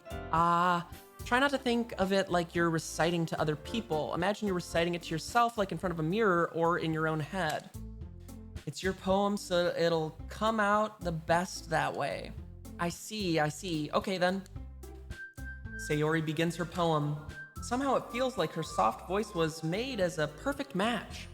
The poem isn't aimlessly cheery like Sayori is. It's serene and bittersweet. If I were to read this on paper, I probably wouldn't think much of it, but hearing it come from Sayori's voice almost gives it a whole new meaning. Maybe this is what Sayori meant when she said she liked my poems. It's like I get to reach more deeply into someone I thought I knew through and through. Sayori finishes, and we applaud. I did it! Good job, Sayori. Even Gluff McFuck. I guess that's a good sign. What does that even mean? It came out nicely, Sayori. The atmosphere of the poem fits you really nicely. But it might be that other poems wouldn't work quite as well with that kind of delivery. I don't really understand. In other words, you've seen poems of yours, I've seen poems of yours, where that sort of gentle delivery wouldn't work as well. They might need a little more force behind them, depending on what you're reading. Oh, I know what you mean. Well, I've been practicing that kind of thing. It's just embarrassing to do it in front of everyone. The next time I'm going to make you pick a poem that challenges you a little more. We don't have time before the festival, you know?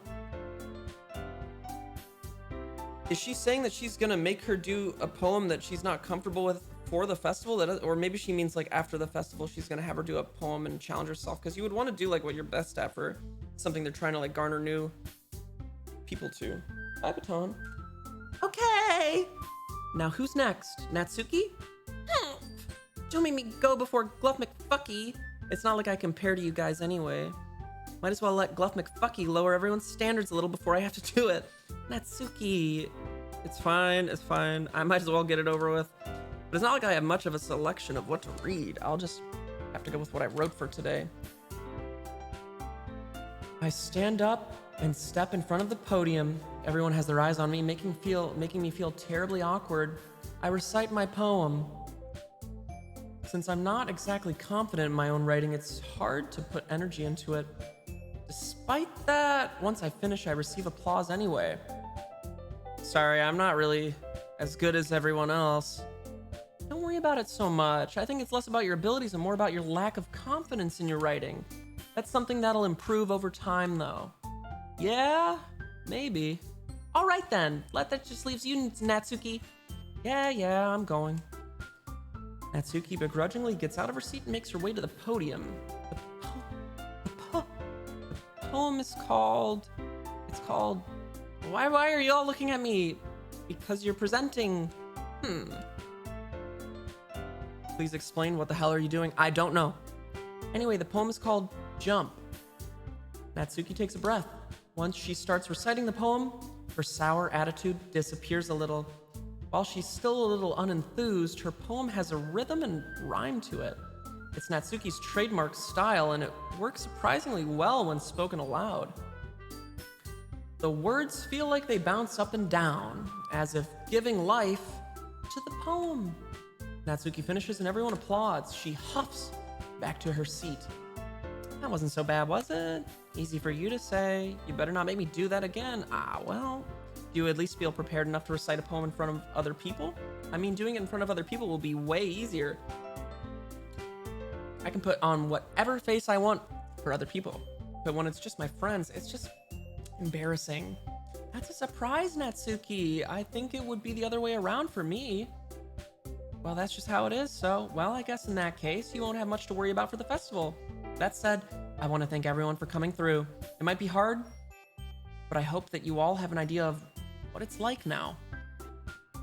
Make sure you pick a poem and get enough practice before the festival, okay? I'll be making pamphlets, so let me know ahead of time what you'll be reciting.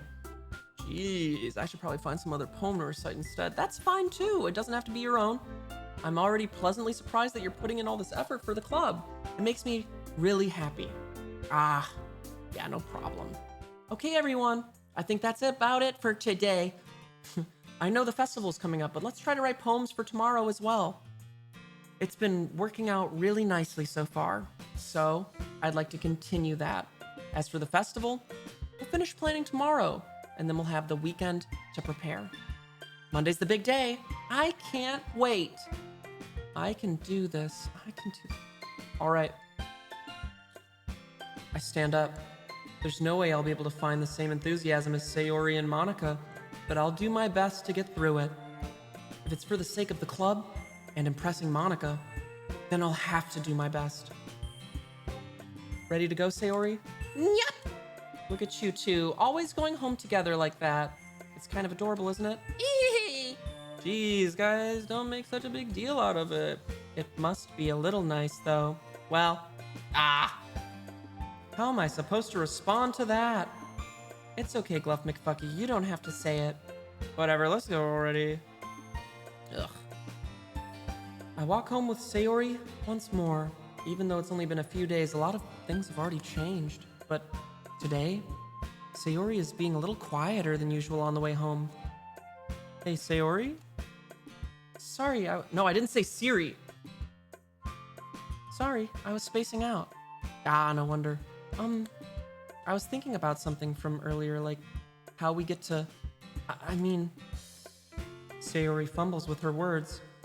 So let's just say that one day, Yuri asked to walk home with you. Huh?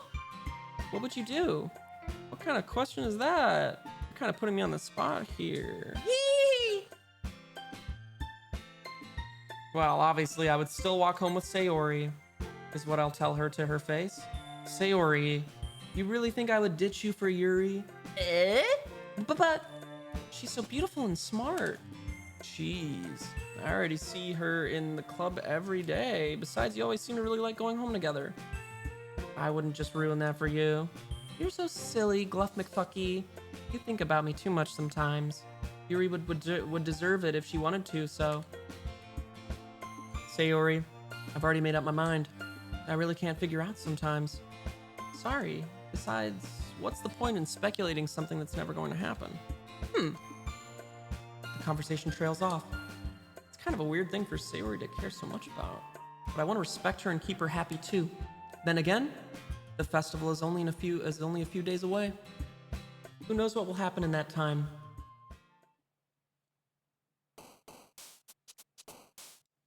Oh shit, I gotta write a poem. Oh, the misery of loud things. Who's gonna be my Valentine? My life is a tragedy. Parfait. Okay, can we take a breathe? I'm feeling very suicide on this holiday.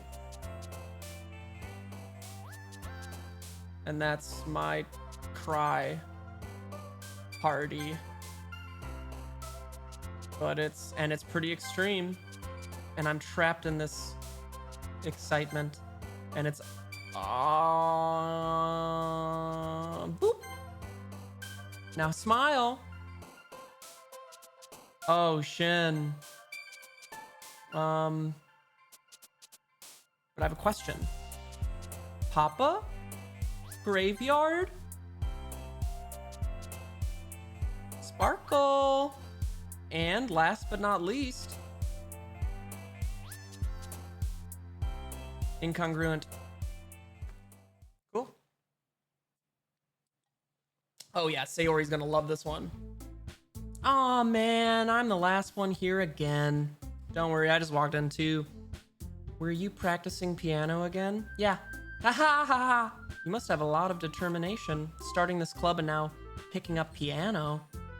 Well, maybe not determination, but I guess passion? Remember that the club wouldn't be here if it wasn't all for all of you.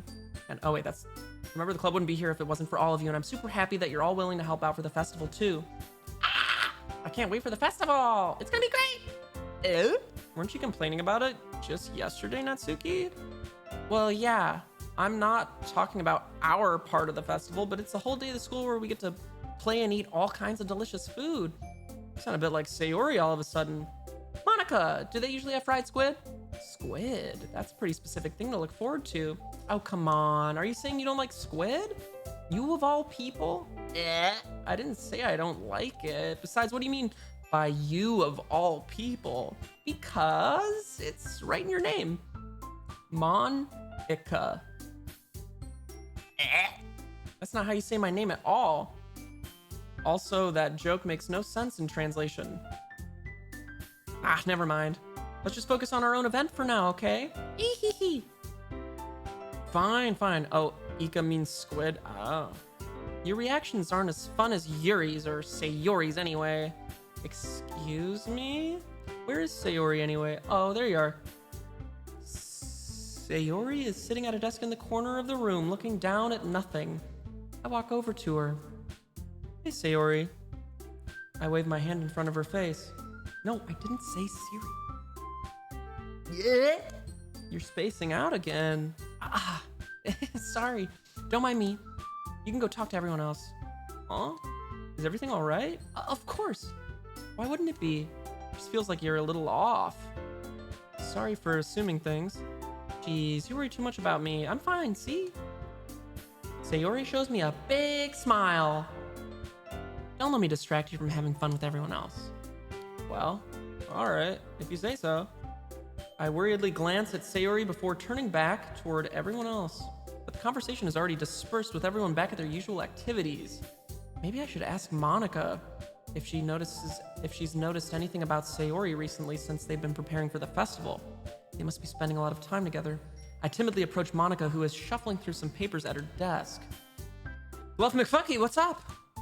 Hey, this might sound a little strange, but have you noticed anything up with Sayori recently? Anything up with her?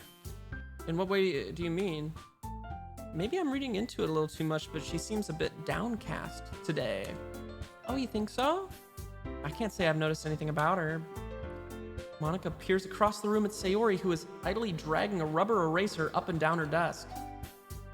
Maybe there is something on her mind, but I'm surprised I'm not the one asking you, Gluff McFucky.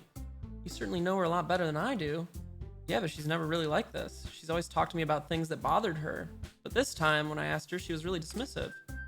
Sorry, I know it's not your problem. I just wanted to ask if you knew anything, so I'll drop it now. No. It's important to me too. I mean, I'm also friends with her. And I also care about the well-being of my club members, you know? Maybe I'll try talking to her myself. Are you sure about that? She seemed like she wanted to be left alone. Are you sure? Maybe she just has a hard time bringing it up with a person of interest. Person of interest? What do you mean by that? I'm saying that maybe the thing on her mind is you, Bluff McFucky. Me? How on earth would you come to that conclusion? Well, I probably shouldn't say too much, but Sayori talks about you more than anything else, you know? She's been so much happier ever since you joined the club. It's like an extra light was turned on inside of her. What? No way. Sayori is always like that. She's always been full of sunshine. It's not any different now than it's always been. You're so funny, Gluff McFucky. Have you thought that maybe you've always seen her as cheerful because that's just how she is when she's around you? I said too much. I'm sorry, what do I know anyway? I didn't mean to jump to conclusions, so you should just forget about what I said. I'll try to talk to her, so try not to think about it for now. All right. Monica smiles meaningfully. I know she said to forget about it, but I already know that I won't be able to get her words out of my head. Monica stands up from her desk and walks across the room to where Sayori is sitting. I watch her kneel down next to Sayori and gently talk to her. But she's keeping her voice so quiet that I can't hear her from here. I sigh and sit myself down. I know Sayori told me not to worry about her and to have fun with everyone else, but that's impossible to do when she's behaving like this. Exactly how much do I care about her that I'm letting this weigh me down so much now? It feels like I'm the one behaving out of the ordinary, but there's nothing I can do besides wait for Monica. Okay, everyone. After some time passes, Monica calls out to the club room. Why don't we share our poems now? Before I know it, everything is back to normal. Everyone goes to retrieve their poems, and I do the same. I make eye contact with Monica, and she smiles at me. I wonder what she was talking about with Sayori. Who should I show my poem to first? All right. This is your best one so far. It's really nice, Gluff McFucky. Or, thanks. Sayori, you've been a little quiet today. Is everything all right? Of course. Everything is fine. Maybe I'm just a little tired today. Do you want a nap or something? No, that's silly. Don't worry about me, okay? I only want to see smiles on your face. Well, all right. Hey, Gluff McFucky, I'm still a little surprised. I really thought that you would try writing your poems like the way Yuri does, or even Natsuki, but in the end, yeah, I guess you're the one who likes this one the most. Or did I just say that? I have no idea. Why? You don't want to get closer with everyone else? Wait, no, of course I do, but that doesn't mean I need to try so hard to impress them. I still understand you the most, Sayori. I know you have to sometimes put up with me, and I have to sometimes put up with you, but we have a wavelength or something. And this is how the poem came out. Sometimes it feels like you're the only exciting thing in my life. So sometimes, it's just easier to write when thinking about you. Sayori? No, Gluff McFucky, I don't deserve this. You're too nice to me. Why are you doing that? Sayori has trouble keeping her voice steady all of a sudden. If you had fun with everyone else instead, this would be so much easier. Sayori! I glance around the room to make sure nobody has noticed this. Sayori, I've probably never said this before, but I don't understand what you're feeling right now. Tell me what will cheer you up. Sayori shakes her head. She sniffles and keeps shaking her head. Finally, she gathers herself and puts on a smile. It's nothing, Gluff McFucky. It's just a little rain cloud. I'm sorry you had to see that. Ah! I promise it won't happen again. Just smiles from everyone, okay? That's all that matters. Go play with everyone else. I'm gonna go home a little bit early today. Sayori, tell Monica I wasn't feeling well, okay? I'll see you tomorrow. Before I say anything, Sayori cheerfully walked out of the classroom, humming to herself. Oh my god, she's gonna fucking kill herself, dude. Is that why there's the suicide warning? Don't spoil it. Okay, let's share with Natsuki. Here we go.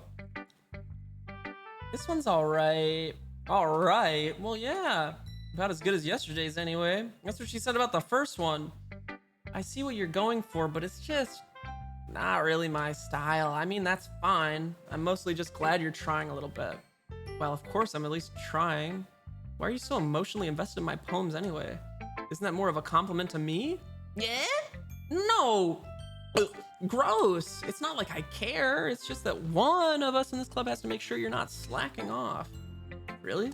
Well, what if you ended up just scaring me away? That's, it's not like you would actually do that. Yeah, you're right.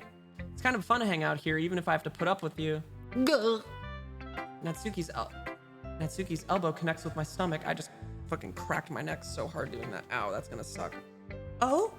Maybe I won't mind scaring you away after all. I was just joking. Oh, I know. Don't worry, I was too. How the hell do you call that a joke? That seriously hurt. Well, maybe it was funny to her. I guess that's kind of the point. I should really just wash my mouth around Natsuki. Anyway. Natsuki holds out her poem to me like nothing even happened. Oh, fuck. I'll be your beach. Your mind is so full of troubles and fears that diminished your wonder over the years. But today, I have a special place. A beach for us to go. A shore reaching beyond your sight. A sea that sparkles with brilliant light. The walls in your mind will melt away before the sunny glow. I'll be the beach that washes your worries away. I'll be the beach that you daydream about each day. I'll be the beach that makes your heart leap in a way you thought had left you long ago. Let's bury your heavy thoughts in a pile of sand. Bathe in sunbeams and hold my hand. Wash your insecurities in the salty sea and let me see you shine. Let's leave your memories in a footprint trail. Set you free in my windy sail. And remember the reasons you're wonderful. When you press your lips to mine, I'll be the beach that washes your worries away. I'll be the beach that you daydream about each day. I'll be the beach that makes your heart leap in a way you thought you had left you long ago. What if you let me by your side? Your own beach, your own escape. You will learn to love yourself again. Yeah. I felt like I kept writing about negative things, so I wanted to write something with a nice message for once. Besides, the beach is awesome. Kind of hard to write anything negative about the beach. So you decided to write about the beach first and then came up with the message later? Yeah, well, it's only because of what happened yesterday. I mean, after Yuri and I realized we kind of wrote about the same thing, she wanted to pick a topic and have us both write about it or whatever. You can really see her doing that too. Making us write about a simple topic, then trying to impress me by coming up with something all fancy. Well, it's not like I care. I just did it anyway. I mean, I guess mine ended up being kind of metaphorical too. But there's nothing wrong with doing that once in a while. At the very least, it was good practice. All right, here we go. Let's see what she wrote about the beach. Well done, Gluff McFucky. You've definitely improved your writing over the course of these few days. Has my advice been helpful to you? Yeah, definitely. I'm glad. Sharing our writing like this, it's a lot more fun and rewarding than I anticipated. I need to remember to thank Monica. I think we all felt a little awkward at first, but now it seems like everyone is enjoying sharing the writing and seeing what others think. I guess I can't really disagree. I was afraid this whole thing would be a chore, but it's a great way for me to spend some personal time with all the girls in the club. But it's been fun getting to know everyone in the writing, and I guess doing some writing myself. Well, have you learned anything about yourself, Gluff McFuck? Well, you know how I like to say that writing is a very personal way to get in touch with yourself? In the end, it doesn't matter if you're a good writer or a bad writer. And even my opinions are just opinions, you know? As always, I believe what's most important is exploring and discovering yourself. That's comforting. I'm kind of afraid of disappointing you in some way or another. Why me? Well, you're always sophisticated with your writing and have the most advice to share. Is that so? Yuri thinks for a good minute. That must be terrible. For me to have become someone whose opinion is fearsome. How unlikable of me. Yuri, it's not as bad as you're making it sound in your head. I meant that I respect your opinion. I see. I'm sorry that I always overthink and come to those sorts of conclusions. I'm just a little too used to it. Overthinking? Being disliked. Yuri. What am I saying? I'm sorry, I didn't mean to bring that up. Let's move on. All right. Do you want to share your poem now? Okay, here. Fuck. Beach. A marvel millions of years in the making, where the womb of Earth chaotically meets the surface. Under a clear blue sky, an expanse of bliss. But beneath gray rolling clouds, an endless enigma. The easiest world to get lost in is one where everything can be found. One can only build a sandcastle where the sand is wet. But where the sand is wet, the tide comes. Will it gently, well, that's profound. Will it gently lick at your foundations until you give in? Ew. Or will a sudden wave send you crashing down in the blink of an eye? Either way, the outcome is the same. Yet we still build sandcastles. I stand where the foam wraps around my ankles, where my toes squish into the sand. The salty air is therapeutic. The breeze is gentle yet powerful. I sink my toes into the ultimate boundary line, tempted by the foamy tendrils. There's tendrils again. Turn back and I abandon my peace in a road at the shore. Drift forward and I return to earth forevermore. Dude, even I know cursive. Did they not teach you guys cursive in school anymore? Like, I'm not gonna be very good at it, but let me give you a little preview.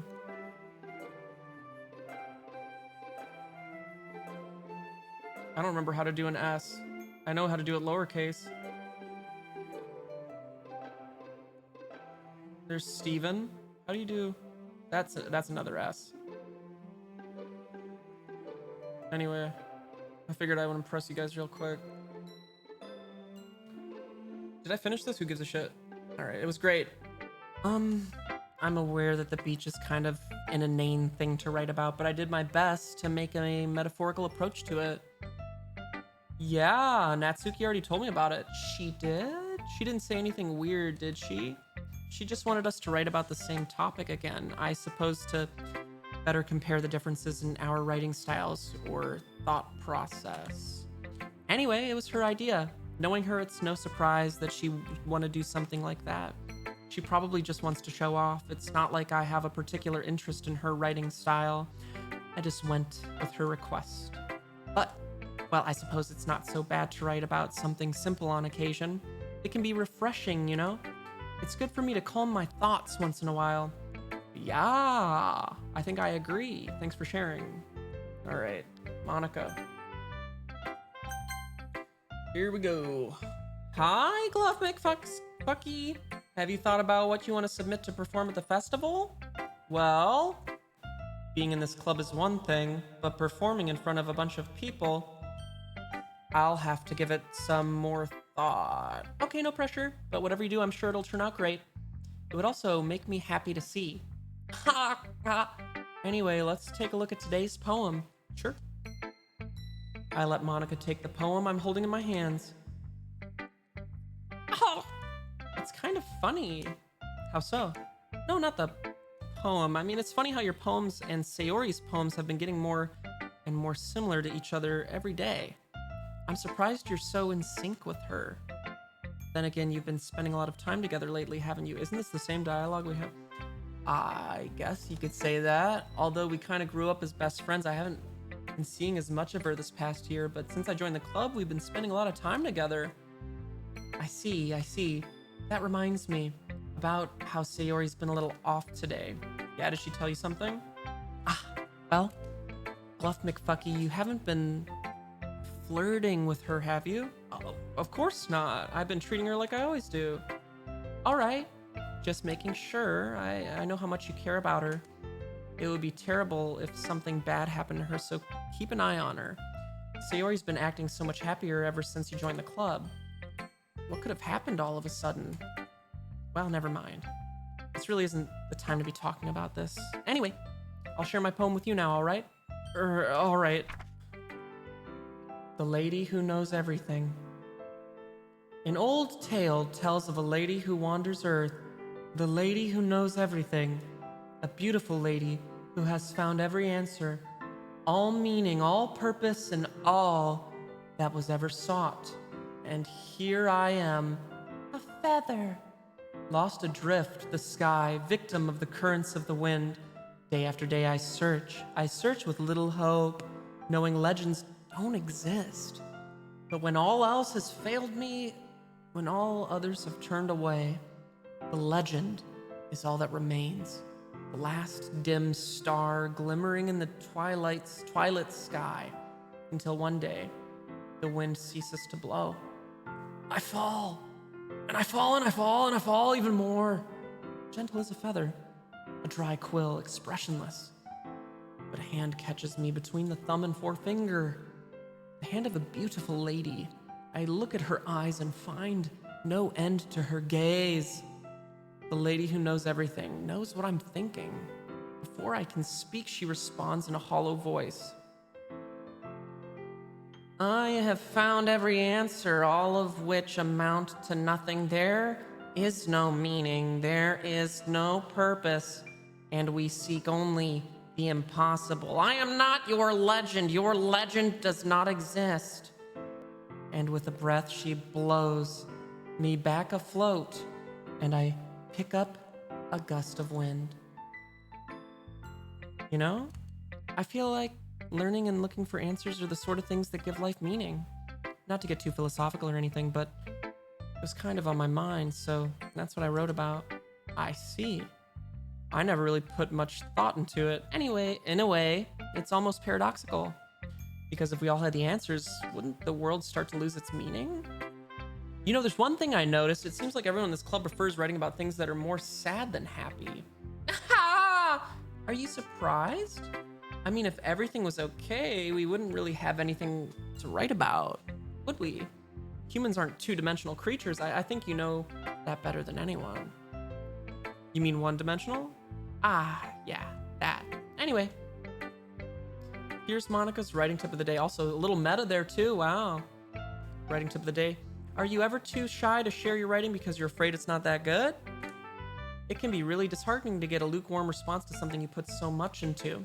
But if you find other people who enjoy writing, then sharing becomes a lot easier. Because instead of just telling you that your writing is good or okay or bad, they'll want to focus more on everything that went into it and the things you can work on. It's much more encouraging that way, and it will make you want to continue improving. It's almost like having your own little literature club, don't you think?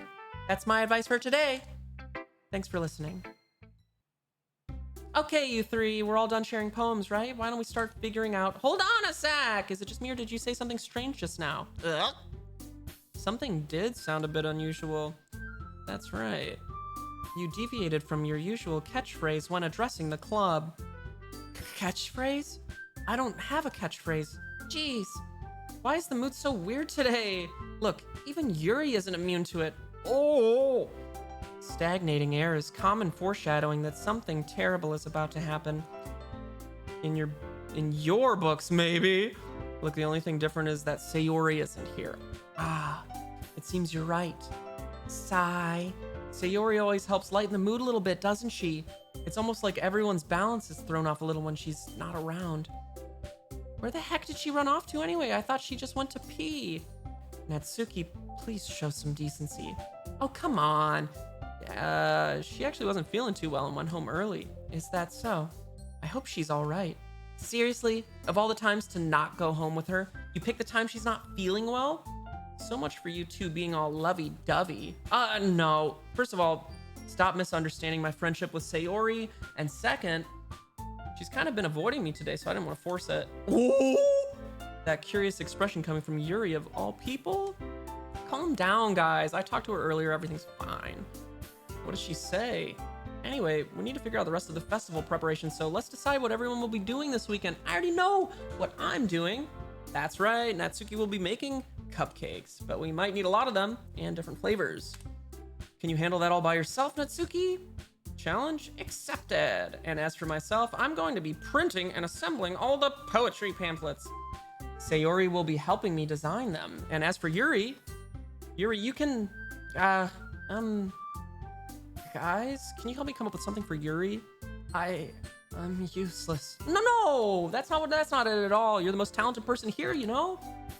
Now Natsuki's pouting too? Jeez, I can tell now. I guess I never gave Sayori enough credit, but I can tell things are harder on you when she's not around. That may be the case. But if I can't also be a leader on my own, then I won't grow as a person. So Yuri, you have beautiful handwriting, you know? So you should make some banners and decorations to help set the atmosphere. About that, I love atmosphere. Yuri's expression suddenly changes as she stares at her desk in focus and starts nodding to herself. Your mind is already racing, I see. That's great. You'll be a wonderful help, Yuri. But anyway, that just leaves you, Gluff McFucky. The one who is truly useless. Aha, don't say that. In fact, both Natsuki and Yuri have some pretty heavy tasks to handle. It would probably go a long way to give one of them a hand. You could always help me out as well. I would be really appreciative of that. Is Monica suggesting I spend the weekend with one of my club members? How on earth are they going to respond to a suggestion like that? I suppose I wouldn't mind a bit of help. Well, even if you don't know how to be bake, what am I saying, man? Even if you don't know how to bake, there's always some dirty work I could give to you. It's not like Monica's going to give me a choice and you should be sitting on your butt anyway. Natsuki tries to mumble a bunch of excuses like that. If I recall, Natsuki, you mentioned that you would like to handle the baking on your own. Steve knows how to be baked? Bluff McFucky, you may not like to be around if you only make him out to be a nuisance. So therefore, he may be more suited to assisting with the decorations. Hold on, I never said that. How hard could it be to make a few decorations anyway? Sounds like you're just making excuses for Gluff McFucky to... Well, what are you saying? It will be extremely meticulous work, and baking isn't? Just what do you think? Guys, let's settle down for a moment. In the end, I think it's up to Gluff McFucky to decide how he'd like to contribute. Besides, he hasn't really gotten the chance to spend any time with me yet, you know? So I'm sure he's interested in you. Literally just... I am surprised as well. Sorry. I was just saying though. Jeez, can we just settle this already? Yeah. Bluff McFucky, you're okay with this, right? In the end, it's up to you. Of course. Very well. In that case, everyone looks straight at me, but of course I'm going to go with Sayori. I mean, if it's going to be anyone, then I prefer helping Sayori. I mean, we're already neighbors but Monica said that Sayori was helping her. Jeez, do you really hate us that much? No! Sorry, I didn't mean for this to be difficult. Just think of the club, okay? And Monica. Well, I guess I should probably be helping Monica. Yay! You picked me! Hold on 1 second. Yeah. Monica, you're the one who needs the least help out of all of us. But I agree with Natsuki. Not only is your work already most suitable for one person, but you already have Sayori as well. But Gluff McFucky was the one who... That doesn't matter. You were the one who scared him into picking you in the first place. You're the club president, Monica. You're supposed to make responsible decisions. Monica, you shouldn't let any ulterior ulterior motives? What are you saying, Yuri? In fact, it sounds like you guys are the ones with ulterior motives. Excuse me? Otherwise, this wouldn't have made into such a big deal in the first place. That's completely false, Monica. Yeah, we have a lot of work to do, you know? We won't do as good of a job as if you make us work alone. Maybe that's true. Think of the club, Monica. If we want our event to succeed, then we need to appropriately distribute our resources. So are you going to do the right thing, President? Okay, I get it. It's technically most logical for Gluff McFucky to help one of you too, so I guess that's what we'll do. Do you have any preference, Gluff McFucky? I'm gonna take a shit before I decide, but probably gonna go with Yuri.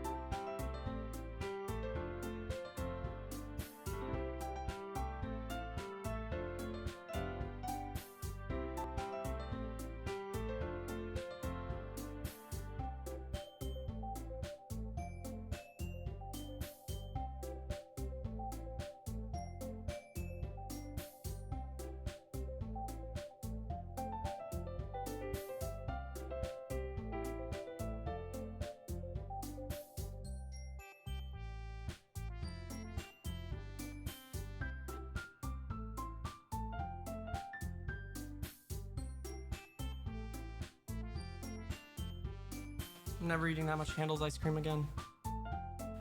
Alright, I'm going with Yuri. Well, I'll probably be most useful helping out Yuri. Me? Are you serious? Why would you... Natsuki, I can already tell you're about... does they say something mean? No, I was just saying... So you'll be helping Yuri then, Gluff McFucky. Yeah, that's what I'm going to do. I'm glad. I have a bad habit of overthinking these sorts of things. So I think your assistance will be very useful. That's great to hear. Natsuki, will you be able to handle the baking yourself? I mean, yeah. I already said I would be fine. Okay. Everyone can tell that Natsuki is feeling a little sour. So, is that everything we needed to go over? Yeah, that should be about it. Are you guys excited? Well, excited may not be the right word, but I suppose I'm looking forward to it a little bit. Do you feel the same way, Gluff McFucky? Me? I guess you could say that I'm interested to see how it'll turn out. That's good enough for me.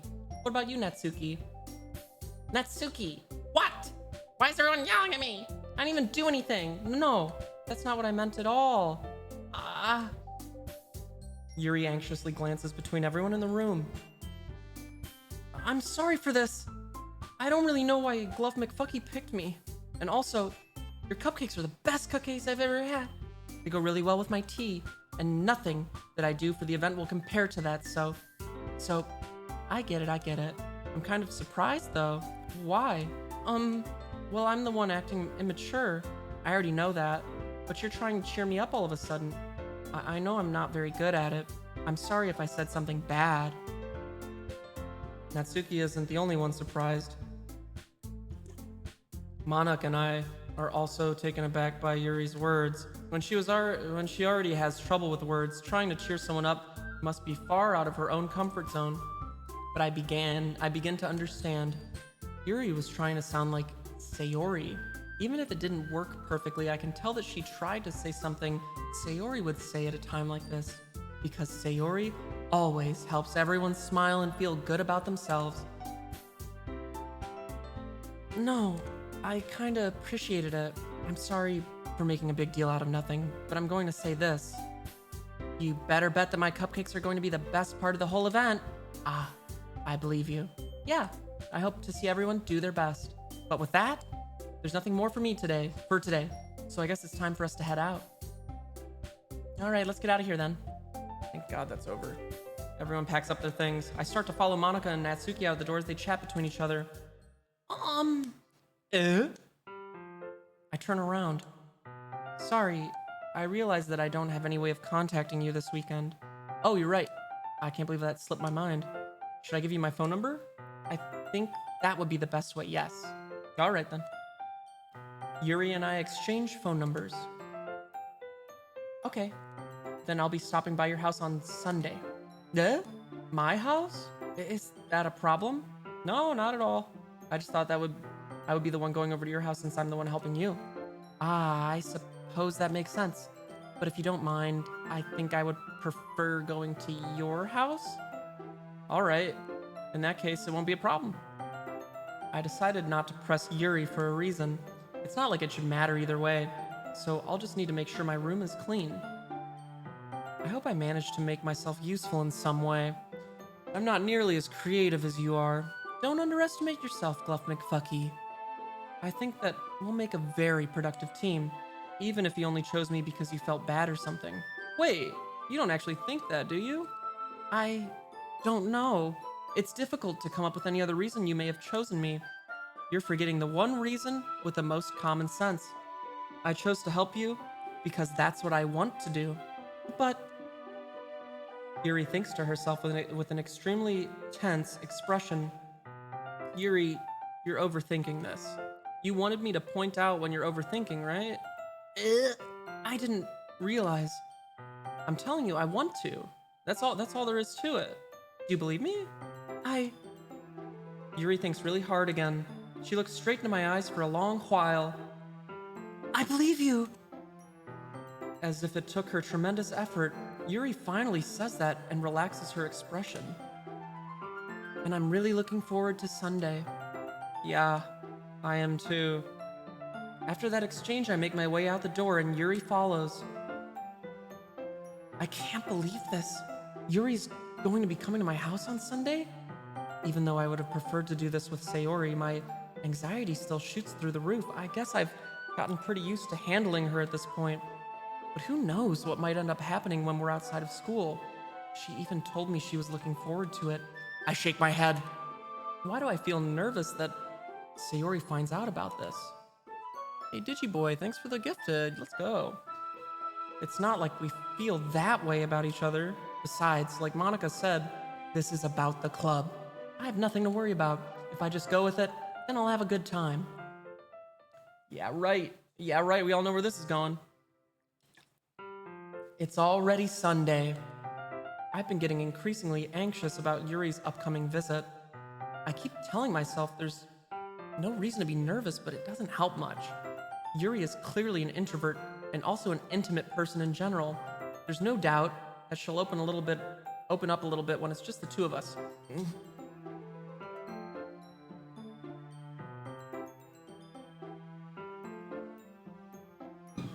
Ugh. Meanwhile, we've been texting occasionally. She was extremely apprehensive at first, but it wasn't long before I was already learning more about her. But putting Yuri aside, I haven't heard anything from Sayori since she left club early the other day. It's not like we text each other all the time or anything, but I've been worried about her in the back of my mind, so why doesn't he just stop over at her place? Between what Sayori said and what Monica said, like, it doesn't sound like he's that worried if he's not stopping over. Is it really okay for me to put Sayori's feelings aside when she might need me? Oh. I decide to visit Sayori before Yuri comes over. Rather than asking, I simply tell her, I'm coming over, much like we've done in the past. Once I reach Sayori's house, I knock on the door before entering it myself. Again, we used to play so often that we've made it a habit of simply entering each other's houses like we were family. Oh fuck, she's so dead, isn't she? The house is quiet. Sayori isn't anywhere on the first floor, so I assumed she's up in her room. It's already strange of her to not run down and greet me. I head up to her bedroom where I finally find her. Sayori? Hi, Gluff McFucky! I sit down in her room. Sayori forces a smile, but it's easy to tell that she's different. There's a minute of silence between us. You haven't come over like this in a long time, have you? I guess you're right. It has been a long time. Not much has really changed, has it? Sayori's room is as messy as it's always been. I also recognize the same stuffed animals and wall decorations that she's had for years now. If you came over more often, it wouldn't be such a mess. That's because I end up cleaning it for you. How come you suddenly wanted to come over today? Aren't you supposed to see Yuri today? Yeah, but... Wait, how did you know that? Sayori had already left by the time we decided that last meeting. Monica told me, dude, she's like that person in the poem that knows everything. It's only natural for her to keep me informed about the festival preparations, right? Ah, that's true. But what about you? Aren't you going to be helping Monica today? Of course, but I'm just helping her online. We didn't plan to meet up or anything. Ah, so it's just me and Yuri then. Yep. There's more silence between us. Rachel's 3. Thanks for the 40 months, he said. Thanks for the memories. Sayori stares in a random direction. Everything about her behavior is really uncharacteristic. I finally get to the point. I just wanted to see how you were doing after you left on Friday. When something's wrong, you can't hide it from me. I know you too well. So, Sayori smiles, shaking her head. That's no good, Gluff McFucky. Eh? Why can't it just be like it's always been? This is all my fault. If I didn't get so weak and accidentally express my feelings, if I didn't make that stupid mistake, then you wouldn't have been worried about me at all. You wouldn't have come here. You wouldn't have even been thinking about me right now. But this is just my punishment, isn't it? I'm getting punished for being so selfish. I think that's why the world decided to have you come over today. It just wanted to torture me. Oh, God. My hair's pissing me off. I need to get a coat. I need to get a fucking haircut soon. Or maybe just take a shower. A shower would work, probably. I'm not going bald mode today. I don't feel like it. Yeah, Sayori needs to go to fucking therapy or something. Sayori! I grabbed Sayori by the shoulders. What on earth are you saying? Are you listening to yourself right now? I know something happened to you. There's no other explanation for you to be like this, so tell me already. Until I know, I won't be able to stop thinking about it. Sayori gives me an empty smile. You really put me in a trap, Gluff McFucky? But you're wrong. Nothing happened to me. I've always been like this. You're just seeing it for the first time. Seeing what? What are you talking about, Sayori? You're really just going to make me say it, aren't you, Gluff McFucky? I guess I have no choice this time. The thing is, I've had really bad depression my whole life. Did you know that? Why do you think I'm late to school every day? Because most days, I can't even find a reason to get out of bed. What reason is there to do anything when I fully know how worthless I am? Why go to school? Why eat? Why make friends? Why make other people put their energy and caring to waste by having them spend it on me? That's what it feels like. And that's why I just want to make everyone happy without anyone worrying about me. I'm in shock. I can't even figure out how to respond. How is it possible that Sayori kept this from me the entire time that I've known her? Did she really want so badly for me to just not think about her? Why, Sayori? Why is it that you've never told me about this? It almost feels like I've been betrayed as your close friend. Why would he say that when she just admitted she's depressed? He says he feels betrayed. What a piece of shit. Because if I knew, I would have done everything I could to support you, even if there's only so much I could do. I would have tried a little bit harder to make every day a little better for you. That's why I'm your friend. All you had to do was tell me. You don't understand at all, Gluff McFucky.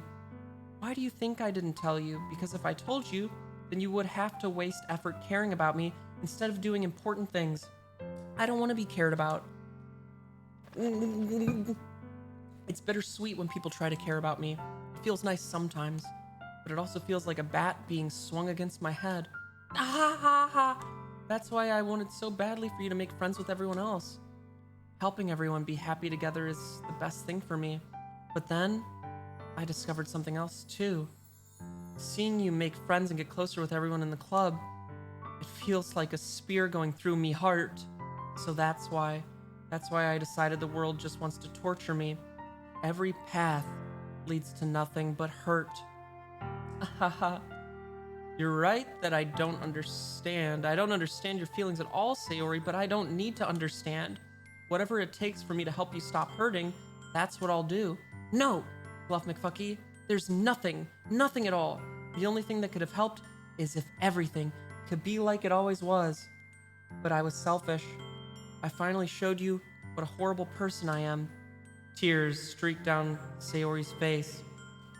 I made you join the literature club because I was selfish, and I was punished by my heart hurting in a way that I couldn't understand. And now you came here and I made you hurt too. I'm just weak and selfish. That's all I am. And that's why I'm going to accept these punishments, because I deserve every last one. Without thinking, I once again grab Sayori's shoulders. This time, I pull her into a tight embrace.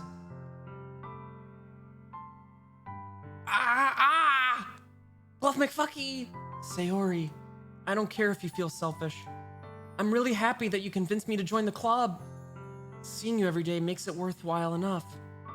If I make friends with everyone else, that's just a bonus. But please, never underestimate how much I care about you. I wouldn't have it any other way. Gluff McFucky. Sayori isn't hugging me back. Despite my arms being wrapped around her, Sayori's arms remain at her sides. She starts sobbing next to my ear. No, don't do this to me. Please don't do this. Gluff McFucky, Sayori barely manages to speak between her sobs. I don't know if I'm doing the right thing, but all I want is for her to know that I care. If you have it in you to call yourself selfish, then you have to let me be selfish too. No matter what it takes, I'll figure out what needs to change. I'll make these feelings go away. And if there's anything that you need me to do, then you better tell me. I'll get mad if you don't. I don't know. Gently, Sayori finally puts her arms around me in return. I don't know anything. It's all really scary. I don't understand any of my feelings, Gluff McFucky. The only time I'm not feeling nothing is when I'm feeling pain. But your hugs are so warm, and that's really scary too. Sayori lets me go. As she does, I let her go as well. The festival is tomorrow. Yeah, it's going to be fun, right? Yeah. How would you like for me to spend it all with you? It's what I want. I promise. I think that would be nice then. Yeah. Sayori wipes her eyes. If I could spend the whole day here, I would. Of all days, this has to be the one where I have other plans. Maybe I should cancel. No, don't! Please don't. If you did that, then I really wouldn't forgive you. But it's almost time for Yuri to meet me at my house. At the very least, do you want to come along and help out? It would be fun. To my surprise, Sayori shakes her head. I'm sorry. I don't know if that would be very good for me today. You understand, right? It's kind of hard for me to fully understand, but I'm trying my hardest. It's okay. Don't worry too much about it. I'll see you tomorrow, okay? All right. I look forward to it. Dude, she's gonna be dead. I say goodbye to Sayori and exit her house. On the way home, I find myself still feeling uneasy, but it's hard for me to keep thinking about it when Yuri is about to come over too. I think Sayori is right. I shouldn't be worrying too much, and we're definitely going to have a great time tomorrow. I should just focus on what's ahead of me. I bet. As I approach my house, I see something that makes me feel a moment of panic. Yuri? Thank goodness. You're a little early. I'm sorry I wasn't home yet. Were you waiting for a long time? No, I just got here, but I started to get really nervous when nobody answered the doorbell. Oh, you always could have just texted me. If I'd known, I would have reassured you and hurried more on my way home. I suppose that's true. I didn't think of that for some reason. It should be common sense to do that, but I decided to ignore it. Anyway, let's go inside. I see you brought a lot of stuff with you. That's right. And did you manage to find everything I asked you to buy as well? Yeah, pretty much. At least I hope I got everything right. I'm sure it'll be fine. I take Yuri to my room. The first thing she does is glance around curiously, which makes me feel anxious. It's so clean. I cleaned it before you came over, so that's very considerate of you to do. No, I would be really embarrassed for my room to be a mess while you were here. Well, I do enjoy cleaning. I would have gladly helped you clean. That would be even more embarrassing. Wait, don't look in there. I snatch Yuri's wrist, which was in the process of opening a desk drawer of mine. I'm sorry. I wasn't thinking for some reason. I was just spacing out. It's fine. I let go of Yuri's wrist. What the fuck? She puts both of her hands firmly in her lap as if making sure she's keeping track of them. So, should we get started? Yes. I have a few things planned that you can help with. Decorations and other atmospheric enhancements. Atmospheric enhancements? You know, mood lighting, aromatherapy candles. That was tough. Oh, wow. I didn't know you planned on taking it that far. Of course. I want to help take our guests to a faraway place.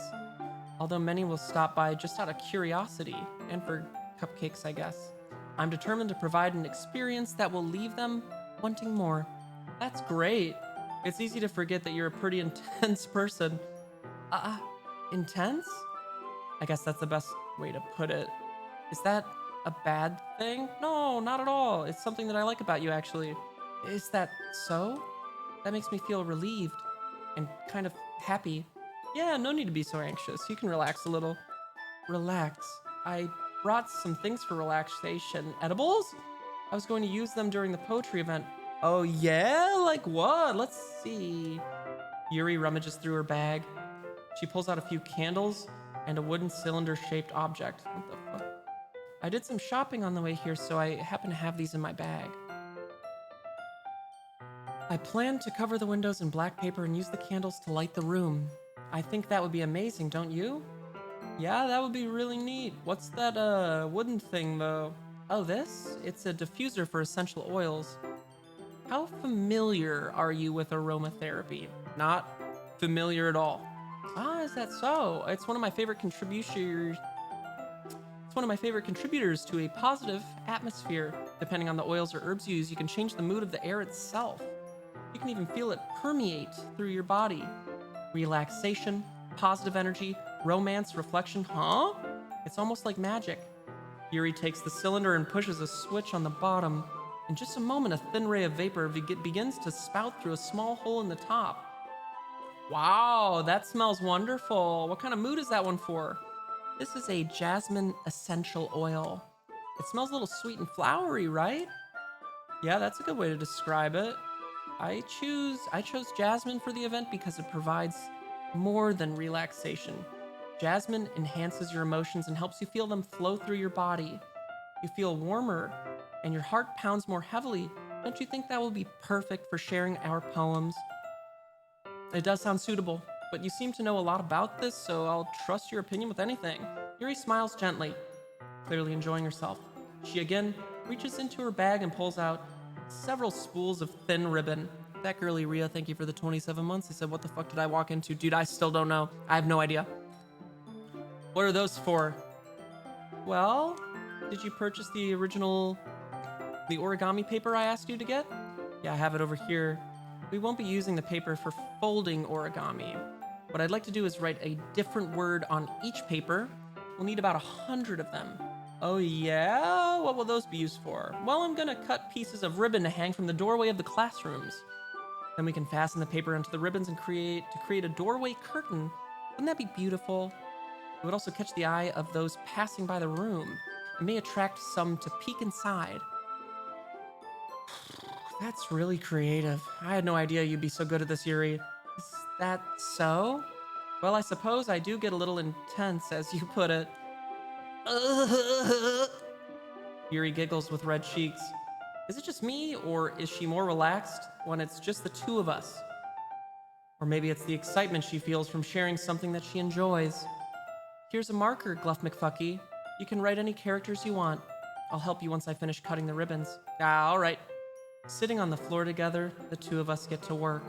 I carefully draw a different character on each paper, doing my best to manage my bad handwriting. Yuri unravels a long strand of red ribbon to her desired length. Then she reaches into her bag once more and pulls out a pocket knife. The knife is strangely beautiful. The silver handle has an intricate pattern of waves etched into it. The blade itself is gently tinted blue. That's no ordinary pocket knife. It looks really fancy. Well, embarrassed, Yuri looks away. What is it? You're gonna think it's weird. Dude, is she cutting up that raccoon she wrote a poem about? Yuri, whatever it is, I have no reason to judge. To each their own, you know?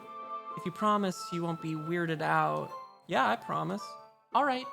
The thing is, I'm kind of into knives. They're just so pretty. I can't help it. I don't know what it is. The combination of craftsmanship and feeling of danger, maybe? What am I saying? Please don't think I'm weird for this. You're laughing at me. No, I'm not laughing at you. It's just funny how nervous you got about sharing. It's an interesting thing to be into, I guess, but I think it kind of suits you. Suits me? Yeah, it's kind of intense. Haha. Besides, it's a really cool looking knife. I can't deny that. It is, isn't it? Yuri relaxes her expression once again. Would you like to hold it? Sure, I'll check it out. Yuri carefully hands me the knife with the handle facing me. I take it and turn it around in my hands. It feels heavy and extremely solid. Where do you even get a knife like this? Curious of its sharpness, I feel the point of the knife with my index finger. Wow! Gluff McFucky! Why did you do that? I didn't expect it to be that sharp. I barely touched it at all. It's my fault. I should have warned you. This knife is extremely sharp. It can cut through skin like it's paper. Oh no. A small drop of blood trickles down the side of my finger. Yuri takes my hand and gives the wound a closer look. She stares at it and noticeably fidgets. Oh my god, does she want to drink the blood? Is she a vampire? If you're squeamish, I'll go wash it off now. Without warning, Yuri puts my finger in her mouth and licks the wound. I feel her tongue curl around my finger. Startled, I instinctively pull my hand back. Oh, please forgive me. I wasn't thinking. Yuri lowers her head and her face burning up. Yuri, that's the most embarrassing thing I've ever done. How could I do something like that? I'm sorry. Sure, it was a little weird and it took me by surprise, but I guess she was just trying to help, right? Yuri, I think you're overreacting a little. She doesn't lift her head. What if she doesn't recover from this for the rest of the afternoon? All right, you know what? This might be a stupid thing to do, but I do it anyway. I take Yuri's hand and lick her index finger in return. Oh my god. Bluff McFucky! Did you really just do that? Now we're even. Yuri just looks at me like I did something wrong. Ha! I knew that would be a bad idea. If not for the sweet aroma of the jasmine oil, the air would be extremely heavy right now. You're so weird, Gluff McFucky. Yuri giggles shyly. Yuri calling me weird? I have no response to that. Where do you keep your bandages? I don't think I need one, actually. It was a tiny cut. Look, it already stopped bleeding. I see. That's relieving. The tension is quickly lifted. We each resume our respective activities. I watch Yuri's knife cut through the ribbon like it's nothing but air. Meanwhile, I continue to make progress on the paper. After we finish attaching the paper to the ribbons, we lay them all out side by side. It looks better than I expected and will be very effective as a door curtain. Looks great. Good thinking coming up with this, Yuri. Thanks. It's just something I saw online, really. Are you ready to move on to the next task? Yeah, let's do it. What do you have in mind? I'd like to create a banner. That's why I asked you to buy the paint tablets. That's right. One of the items Yuri had asked me to buy was a kit of watercolor paint tablets. We'll need about 6. What happened to her arms? They're behind her back, Mike. We'll need about 6 cups of water to put each of the tablets in. Do you mind fetching those for us? Of course not. 6 cups of water. I'll be right back in a minute. Thank you very much. Oh, and just a little bit of water is okay. If you fill the cups too much, it'll be too diluted. Taking Yuri's advice, I decided to use small plastic bathroom cups rather than full-sized glasses. I put them on a plate to catch any paint that drips, then bring it back to my room. Yuri? Yes? I come in to see Yuri quickly unrolling her sleeve, pulling it back over her arm. Nothing. Your face is a little red. Is it too hot in here or anything? No, not at all. There's nothing wrong, so let's mix the paint. Yuri hurriedly dismisses me and takes it upon herself to unwrap the tablets, dropping them into the cups. So, I thought we would do something simple that would look very nice. I'd like to paint a gradient across the banner, starting with colors for a sunrise, then daytime, then sunset, and nighttime. Once it dries, I'll write an inspirational quote across the banner. We can hang it on the wall behind the podium at the front of the classroom. Neat. What are you gonna write? Well, it'll be more fun to surprise you. Yuri smiles at me. If you say so. After rolling out the banner, Yuri and I kneel on opposite sides so we don't get in the way of each other. Yuri uses a brush and adds a few dots of different colors across the banner to serve as a color guide when we paint. This kind of reminds me of elementary school. Painting on a banner with watercolors feels a lot like the art class projects we had back then. It's relaxing. I'm sorry if this feels too childish. No, I didn't mean that at all. Dude, I am so sick of just that type of conversation. It's so fucking annoying. You know what I mean? That's the most annoying shit. And everyone in the story does it. Gluff McFucky does it too. No, I didn't mean that at all. It's kind of fun, you know? Yeah. It is fun. I'm glad you feel that way too.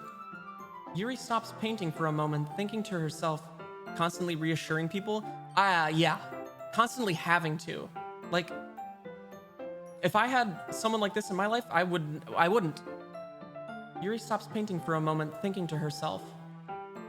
For me, I don't need to go out and do crazy things to have fun. In fact, I usually don't even want to. I just like when I can spend time with one other person. Even if it's something simple like reading, it doesn't even matter if we don't talk much. Just having a friend next to me makes things feel a little bit nicer. I think that's all it takes for me to be happy. Is that so? Even if Yuri and I are quite different, I can understand where she's coming from. I feel that way about things like anime and games, where simply sharing the experience with someone can make me happy. I think I feel the same way. Yuri smiles gently. I knew you'd understand. Yuri leans over the banner to grab an unused paintbrush, but I move at the same time, causing my head to bump hers. Kia! Sorry. Yuri reels back and I quickly lift my hands in surprise. Are you hurt? No, I'm not hurt. It just startled me, that's all. Sorry, I should have asked you to get it for me. It's not your fault. Your face. There are droplets of paint on Yuri's face and neck. Is there something on my face? Yeah, I accidentally got paint on you. Sorry, it's totally my fault. I'll get a towel right away. I rush out and fetch a small towel, then I dampen it with hot water. I return to my room and kneel back down in front of her.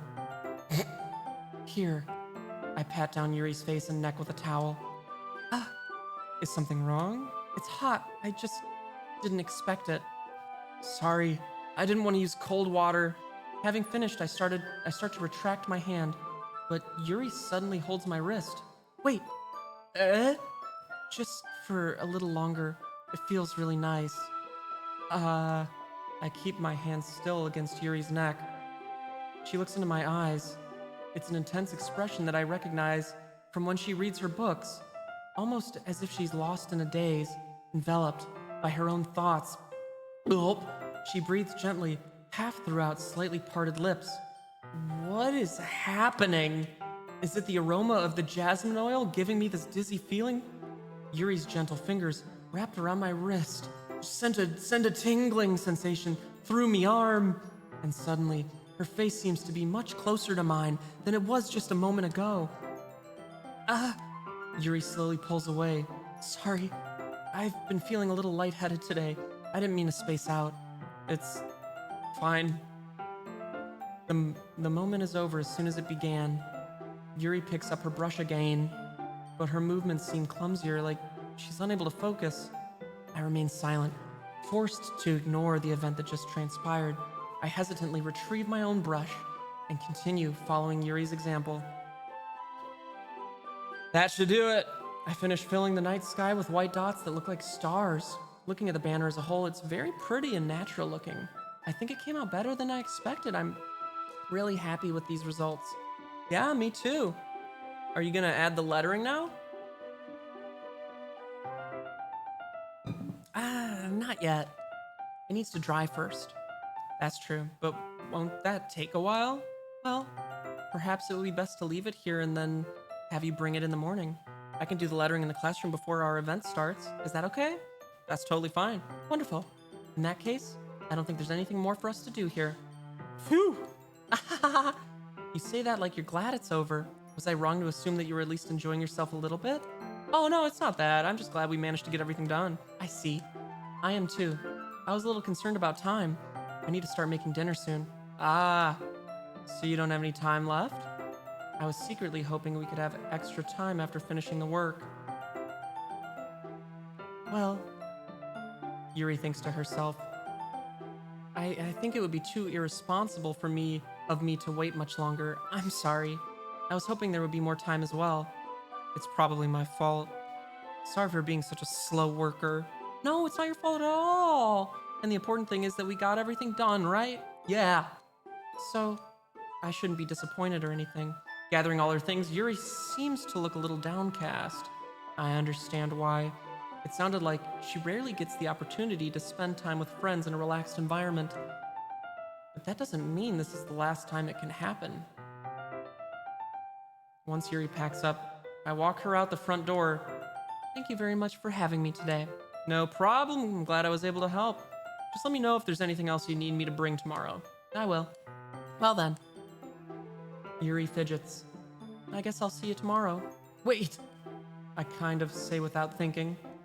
About today. It's fine that we didn't have as much time as we wanted because we can do this again. Whenever you want. You can come over or we can just go out somewhere. I forgot you don't like going out much. As I stumble over my words, Yuri simply smiles bashfully. Anyway, you know what I'm trying to say, so you're very thoughtful, Gluff McFucky. Yuri takes a step closer to me, then briefly squeezes my hand. I kind of like that about you. Well, how am I supposed to respond to that? Dude, we all know what's happening here, right? She's the neighbor's watching from the window. She's gonna. But I don't even get the chance to, as Yuri suddenly pulls back. Sayori? Hi, Gluff McFucky. Sayori, just now, we weren't. It's okay, Gluff McFucky. I just stopped by to say hi. Well, it's nice to see you. I'm sorry, but I'm already on my way to leave. Aw, really? That's too bad. I'm sorry, but we'll all be together at the festival tomorrow, so that's fine, right? Of course. Sayori beams. Yeah, so I'll see you tomorrow. Clearly embarrassed, Yuri hurries off. Sayori waves goodbye after her. Sayori, I thought you didn't want to come over today. Well, I tried staying in my room, but my imagination was being really mean to me. So I had to come here and see it for myself. See what? What are you talking about? You know, how much fun you were having with Yuri, and how close you got to her. It makes me really happy that you've made such good friends. That's all that matters to me. Tears start falling down Sayori's face. That's all that matters to me! Why am I feeling this way, Mr. Gluff McCluck? I'm supposed to be happy for you. Why does it feel like my heart is breaking half? It hurts so much. Everything hurts so much. This would be so much better if I could just disappear. Sayori, don't say that. It's true, Gluff McFucky. If I wasn't here, then you wouldn't have to waste your sympathy on me. You wouldn't have to put up with me being selfish. Monica was right. I should just... Monica was right about what? Sayori, what I said before is true. I'm not going to let this continue. Caring about you like this isn't the burden your mind is making it out to be. It's something that makes me happy. It's something that I wouldn't trade for anything else. So even if it takes an entire lifetime, I'm going to be by your side until you don't feel any more pain. But Sayori looks away. I put a hand on her shoulder to reassure her. I'm scared, Gluff McFucky.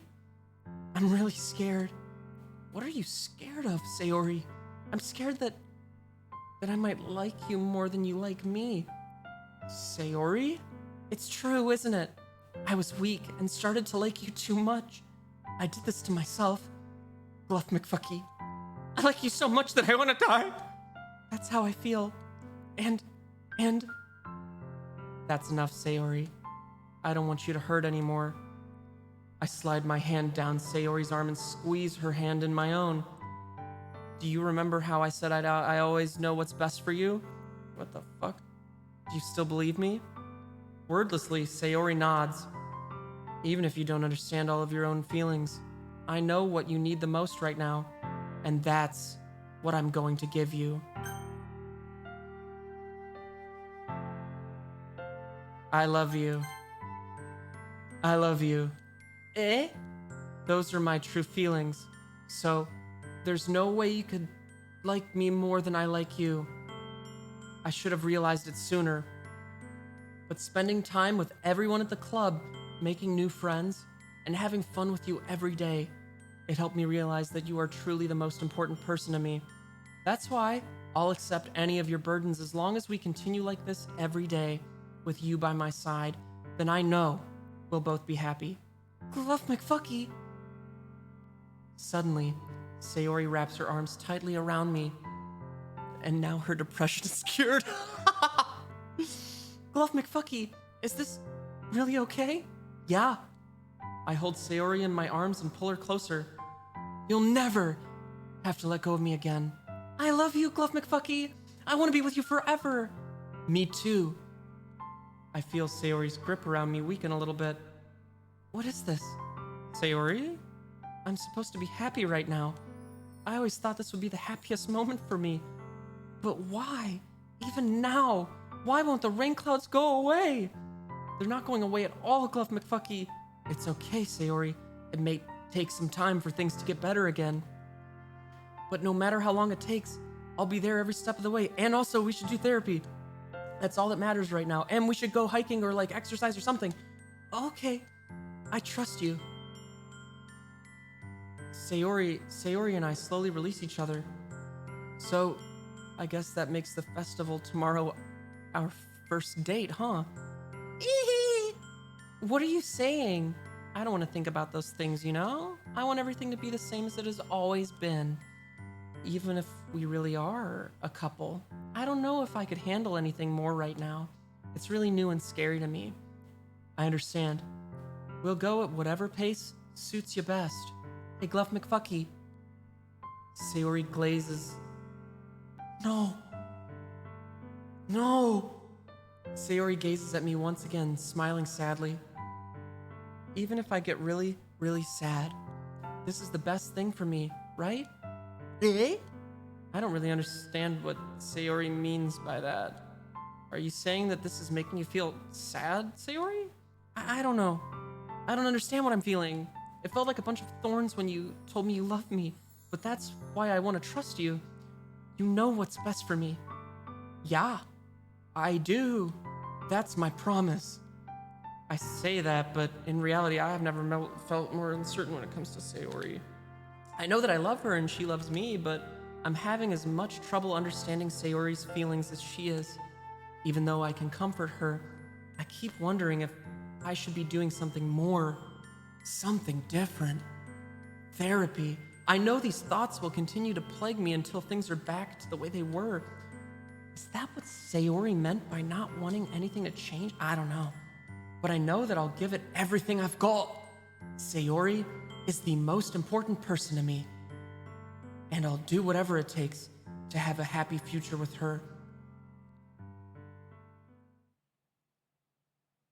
It's the day of the festival. Of all days, I expected this to be the one where I'd be walking to school with Sayori. But Sayori isn't answering her phone. I considered going to her house to wake her up, but decided that's a little too much. This would be the day to do it, what the fuck? Meanwhile, the preparations for the event should be nearly complete. The banner Yuri and I painted is dry, and I gently rolled it up to take with me. She sent me a pleasant text reminding me not to forget anything, and I reassured her. Funnily enough, I probably feel the same way as Natsuki about the event. I'm more excited for it to be over, so I can spend time with Sayori and Yuri at the festival. But knowing Monica, I'm sure the event will be great too. Gluff McFucky, you're the first one here. Thanks for being early. That's funny. I thought at least Yuri would be here by now. Oh my god, did they all kill themselves? Monica is placing little booklets on each of the desks in the classroom. They must be the ones she prepared that of all the poems we're performing. In the end, I found a random poem online that I thought Monica would like, and submitted it. So that's the one I'll be performing. I'm surprised you didn't bring Sayori with you. Yeah, she overslept again. That dummy. You'd think that on the days this important, she'd try a little harder. I say that, but suddenly remember what Sayori told me yesterday, and I suddenly feel awful, knowing it's not nearly that simple for her. I only said it because it's the way I'm used to thinking. But maybe I should have gone to wake her up after all. You should take a little responsibility for her, Gluff McFucky. I mean, especially after your exchange with her yesterday.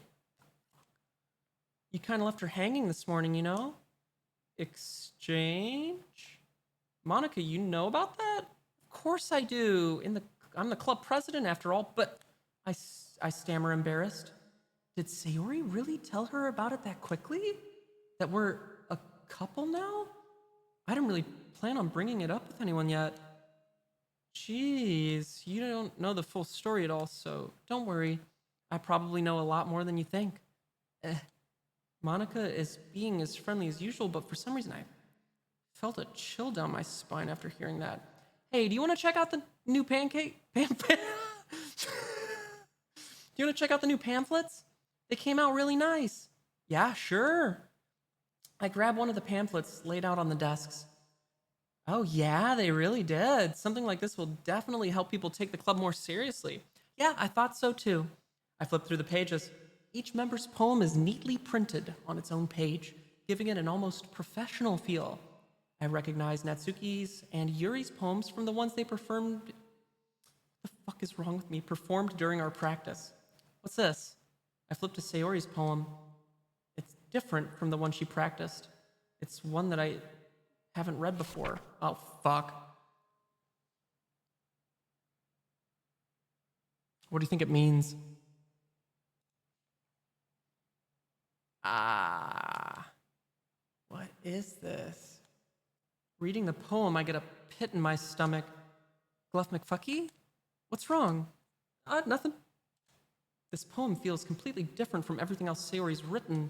But more than that, I changed my mind. I'm gonna go get Sayori, so, well, all right. Try not to take too long, okay? I quickly leave the classroom. Don't strain yourself. Monica calls that out after me. I quicken my pace. What was I thinking? I should have tried a little bit harder for Sayori. It's not a big deal to at least wait for her or help her wake up. Even the simple gesture of walking her to school makes her really happy. Besides, I told her yesterday that things will be the same as they've always been. That's all she needs and what I want to give her. I reach Sayori's house and knock on the door. I don't expect an answer since she's not picking up her phone either. Like yesterday, I opened the door and let myself in. Sayori? She really is a heavy sleeper. I swallow. I can't believe I ended up doing this after all, waking her up in her own house. That really is something that a boyfriend would do, isn't it? In any case, it just feels right. Outside Sayori's room, I knock on her door. Sayori! Wake up, dummy! There's no response. I really didn't want to have to enter the room like this. Isn't it kind of a breach of privacy? But she really leaves me no choice. I gently open the door. Oh, fuck.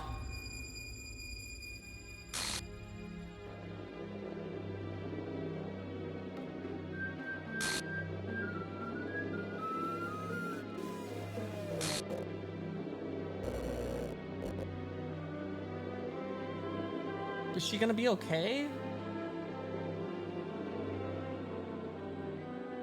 What the hell? What the hell? Is this a nightmare? It has to be. This isn't real. There's no way this can be real. Sayori wouldn't do this. Everything was normal up until a few days ago. That's why I can't believe what my eyes are showing me. I suppressed the urge to vomit. Just yesterday, I told Sayori I would be there for her. I told her I know what's best and that everything will be okay. Then why? Why would she do this? How could I be so helpless? What did I do wrong? Confessing to her. I shouldn't have confessed to her. That's not what Sayori needed at all. She even told me how painful it is for her or others to care about her. Then why did I confess to her and make her feel even worse? Why was I so selfish? This is my fault. My swarming thoughts keep telling me everything I could have done to prevent this. If I just spent more time with her, walked her to school, and remained friends with her like it always had been, then I could have prevented this. I know I could have prevented this. Screw the literature club. Screw the festival. I just lost my best friend. Someone I grew up with. She's gone forever now. Nothing I can do bringing her back. No. This isn't some game where I can reset and try something different. I had only one chance, and I wasn't careful enough. And now, I'll carry this guilt with me until I die. Nothing in my life is worth more than hers, but I still couldn't do what she needed for me. And now, I can never take it back. Never, never, never, never, never. Jesus. And reset. I don't feel like reading anymore. Well, that was fun. What a cute little game. I loved it. Hey, you were so right.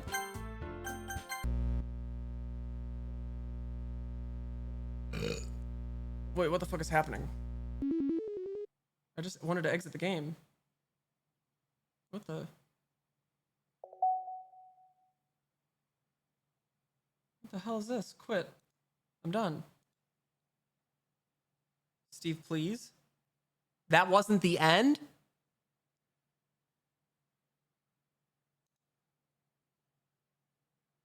There's so much more, Steve? Well, I'm done. I don't feel like doing it anymore. It's not done? It's only just begun? Fuck that. What? Are you serious? No. Hey, the answer is no. Look at the title screen.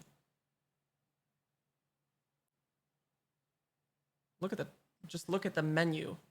Guys, I'm off the menu now. You didn't even get to the good part? All right, bitches. That just means we have more to look forward to, okay? I'll play it again. But not now. My throat's tired from reading. Open it. I didn't install it. We will play more. Guys, there's no good part in this game. Right now, please?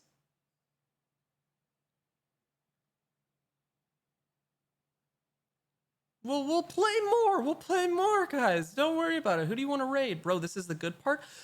Then you have something to look forward to. Who do you want to raid? I bet Tina's not even streaming. You tell me to raid Tina every day. We'll raid Celine.